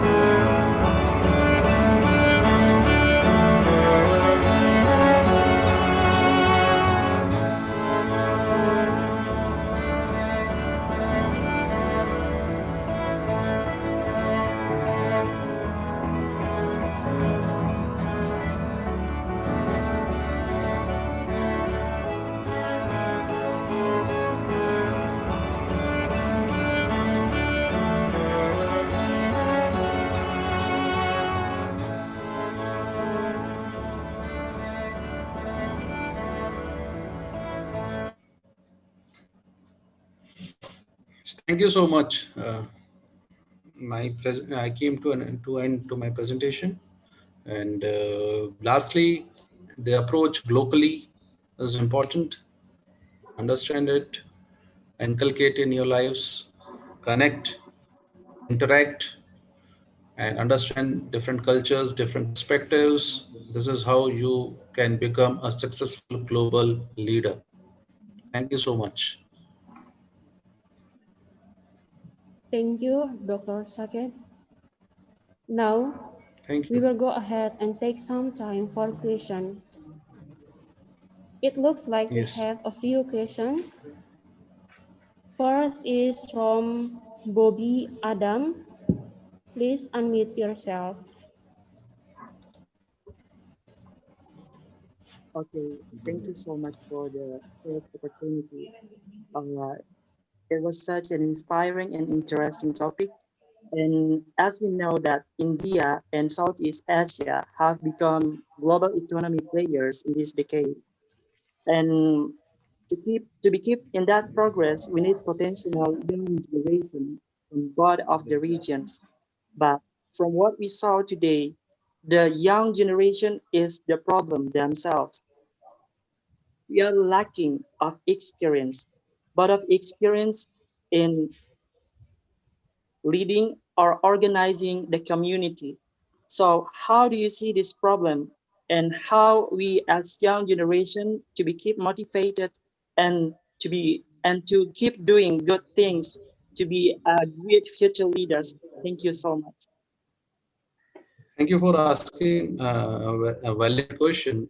And I agree with what you said, that today's generation is basically deviating from their objectives. They are not focused. So it is the responsibility of all the stakeholders. As we are getting global, the technologies are disrupting us, disrupting today's generation. Technology is boon as well as curse also. Moreover, the emotional intelligence level is very low nowadays.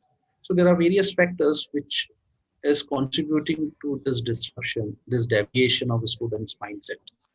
So it is the responsibility of all the stakeholders who are near to that particular individual, the parents, the teachers, the managers, the organizations, the government. They have to understand this deviations, these challenges, and then they have to formulate certain strategies so that we can motivate our today's generation to be focused enough for sustainable development of the society and the world as at large. It is it's the responsibility of each and every individual, you, myself, and everybody in this world. So we can only manage today's generation and help them not to deviate. This is how we can motivate. Thank you so much.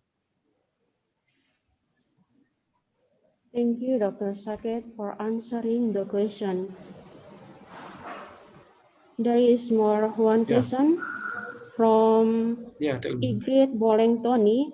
Actually, she has two questions. First one is how to treatment global competence.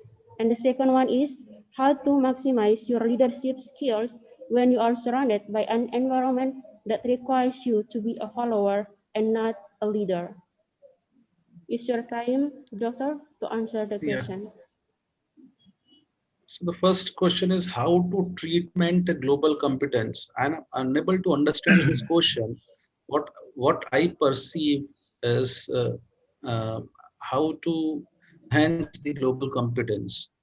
So I have mentioned various strategies in my presentation, that how an individual in his or her level can enhance or inculcate or develop global competence.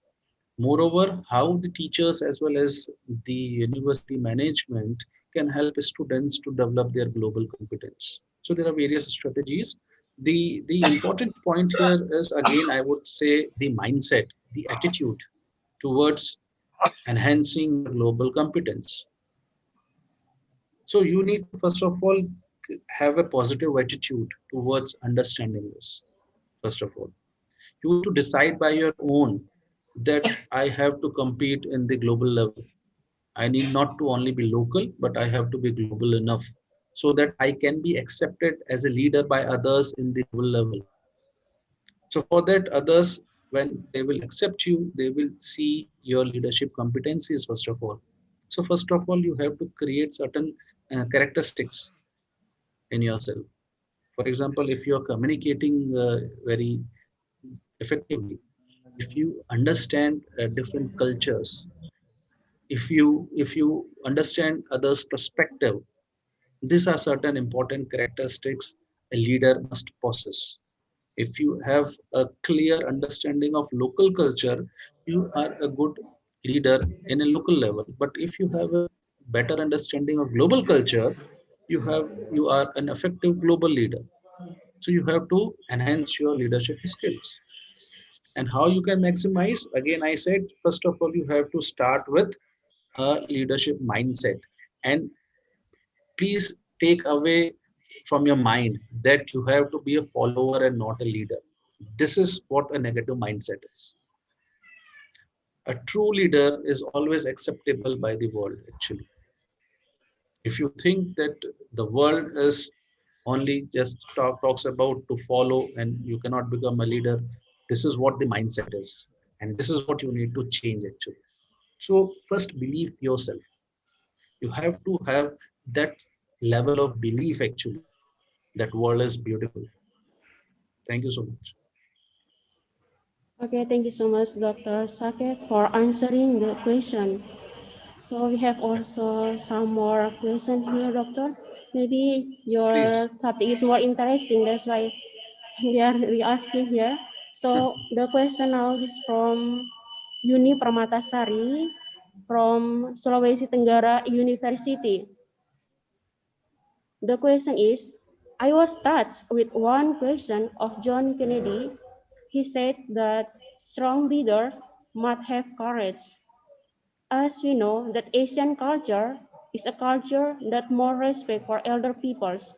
For example, in giving the suggestion, we tend to follow or more listen to the wisdom of older.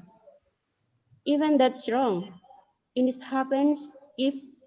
happens in the organization of the university, what kind of courageousness that the leader has to take? Is your time to answer, Dr. Saket? Yeah, I really appreciate that you are touched with the quotation of John F. Kennedy, that strong leaders must have courage. And this is also true. But courage is only one aspect. Obviously, I accept and understand that strong leaders must have courage to take decisions. But this is not the important or the first aspect of being a strong leader. I also agree that Asian culture has more respect for older people, and they give priority to the suggestions given by the elders. And this is true and important also, because effective decisions comes from experience, and older people have obviously more experience than the youngsters. They have experience of life. So whatever they will say or they will do will be better and effective as compared to what youngsters think and do. And we have in Asian culture, we have learned that we need to follow what our elders say, because they are saying out of their experience also, and experience is the best learning platform actually. So leader has to have various competencies actually. It's not only about courage, it's not only about the mindset, it's not only about the connection and the interaction. It's about a bundle of competencies. Only courage will not make you a good leader. Only mindset will not make you a good leader. You have to have a bundle of competencies. Okay. Moreover, learning, learning from the experience is also important. As soon as student will grow older, his experience will help to take better and effective decisions by the time. So only one aspect, if you're talking about, is important, but it is not complete actually. Thank you so much. Thank you so much, Dr. Saket, for answering the question. And here, one more question, Doctor, and this will be the last question. So the question is from Dr. Laode. Dr. Laode, please unmute yourself. Okay, thank you. I am I am from Halo University, lecturer in communication. Communication department. Yes. Oh yeah. Okay. The first this is suggestion to the committee of this conference, because talking about how to bring leadership of young generation in global competence. So I suggest that this forum from another country make collaboration with this participant of the seminar, maybe in seminar here, attend the chairman of university or maybe delegation of university to make a forum to support the young generation in try show the ability in international forum and to support the travel for them. This is my suggestion if able at university. Because if we just talking about this theory, how to prepare the material, but never practices, I think is not enough according to my experience. This is a suggestion. Right. And Definitely. the question is actually the formal leadership, is more powerful with the informal leadership, because formal leadership is supported by government. Without maybe from the content of the dimension what you mentioned earlier, the item of variable of competence of global. But if someone's position in government is like what I give example is like minister. If they speak in global forum, become a good collaboration to support the government from the government. But how to prove in informal leadership is very difficult, because there are some obstacles, because speak of local leadership is different with national leadership, and of course we cannot jump from local leadership to global leadership. We must follow step by step, local, national, and international. But if people from local leadership direct jump to global leadership, it is very good opportunity. But how to promote them? Who is to promote them? Who is to promote our student, our young generation? It's direct in international leadership or global leadership. And also the second, the last, I make the committee because I see just now Dr. Munir, Sani Munir. This is my best friend. And we the same together in Philippines last time. Maybe Dr. Munir, you still remember me? We always work together in Manila and Makati. And I know here, maybe where are you now? In Kendari or in Philippines? So maybe you can speak later. Thank you very much. Right. Thank you so much, sir.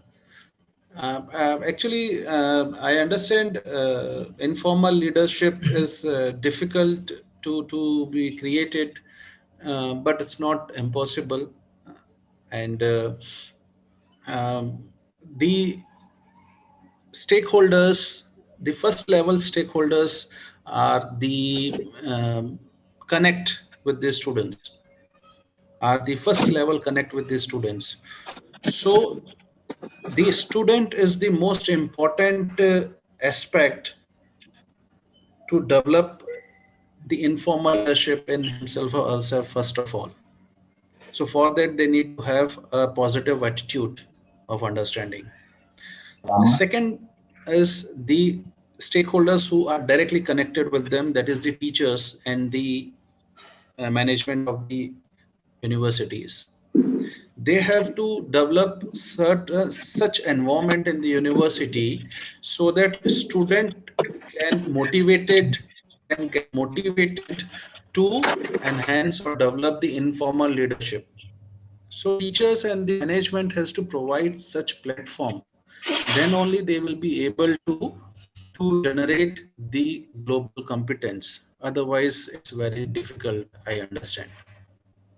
So everybody has to take charge to understand the importance of global competence, be it the student itself, be it the teachers or the management of the university. Government will not or may not interfere.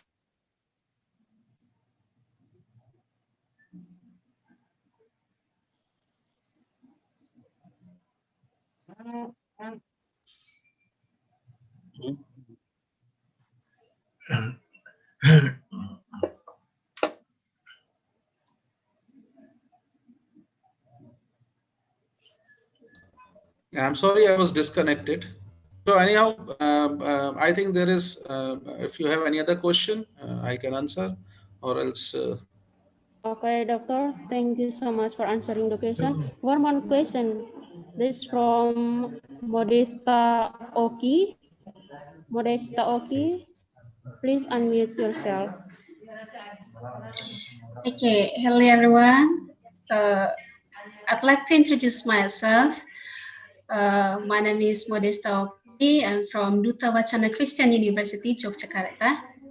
And it was very inspiring input from you, Dr. Saket, regarding with the global mindset. And I saw that some about the culture mindset and this create people, especially for young people at this generation. And I'd like to ask some questions regarding with this, not as a leader or as but as a young person or a young people at this generation. In the university, sometimes we encounter a friend, or we have like a lot of organizations that we joined, and regarding with this mindset, there are still some young people that still stay in some prejudices of the culture, and sometimes they think because of the past experiences that makes them unable to to put their mindset in this kind, like to be open-minded. Because of that, it makes them to be like, oh, I cannot be like this. Sometimes they think that because I'm not a leader, so I cannot speak. Yeah, sometimes they think like that. So in order to face this as a friend, how to face or how to handle this in order to inspire a friend, and in order to not to change them, but at least to lead them to this kind of changes of mindset. That's all. Thank you. See, according to me, an individual's mindset is the biggest hurdle for everything. In this world, it is nothing is difficult, but it's the mindset of the people only which keeps that individual not to do that thing. So few people, few individuals are extrovert, few are introvert. So the important strategy that you can adapt for those people, for those individuals who are introvert or they're lacking with their mindsets, you need to counsel them. You need to arrange coaching sessions with the expert, and you need to take their mindset from negative mode to positive mode. You have to conduct this gradually, and it will take some time, but I have seen in my life, I have also conducted various sessions, and you have to convert their mindset from negative mode to positive mode. First of all, you need to focus on their internal motivation. First of all, you need to find certain ways through which they what are the factors which enhance their internal motivation level. This is only possible through coaching and counseling sessions, one-to-one coaching and counseling sessions you need to conduct with those students. Okay, and then you need to find out their problems and then how they can overcome those problems. This is the only solution.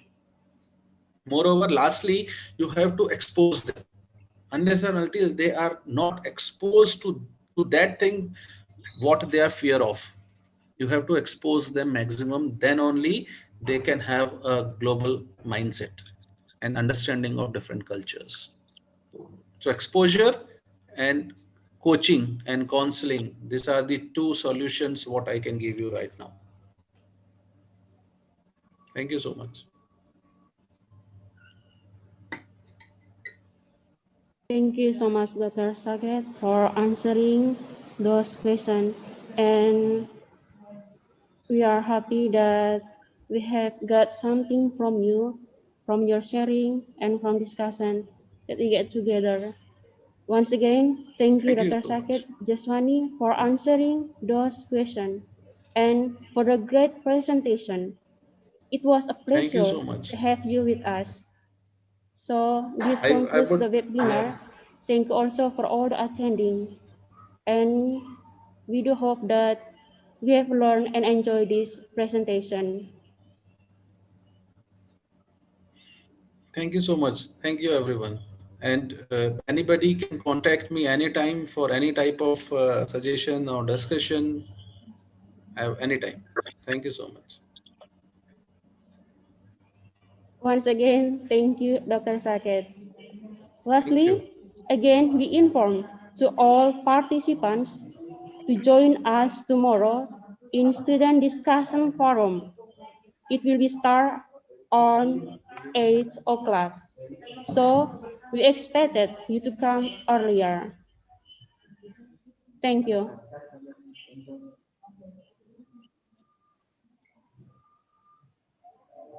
Thank you, everyone.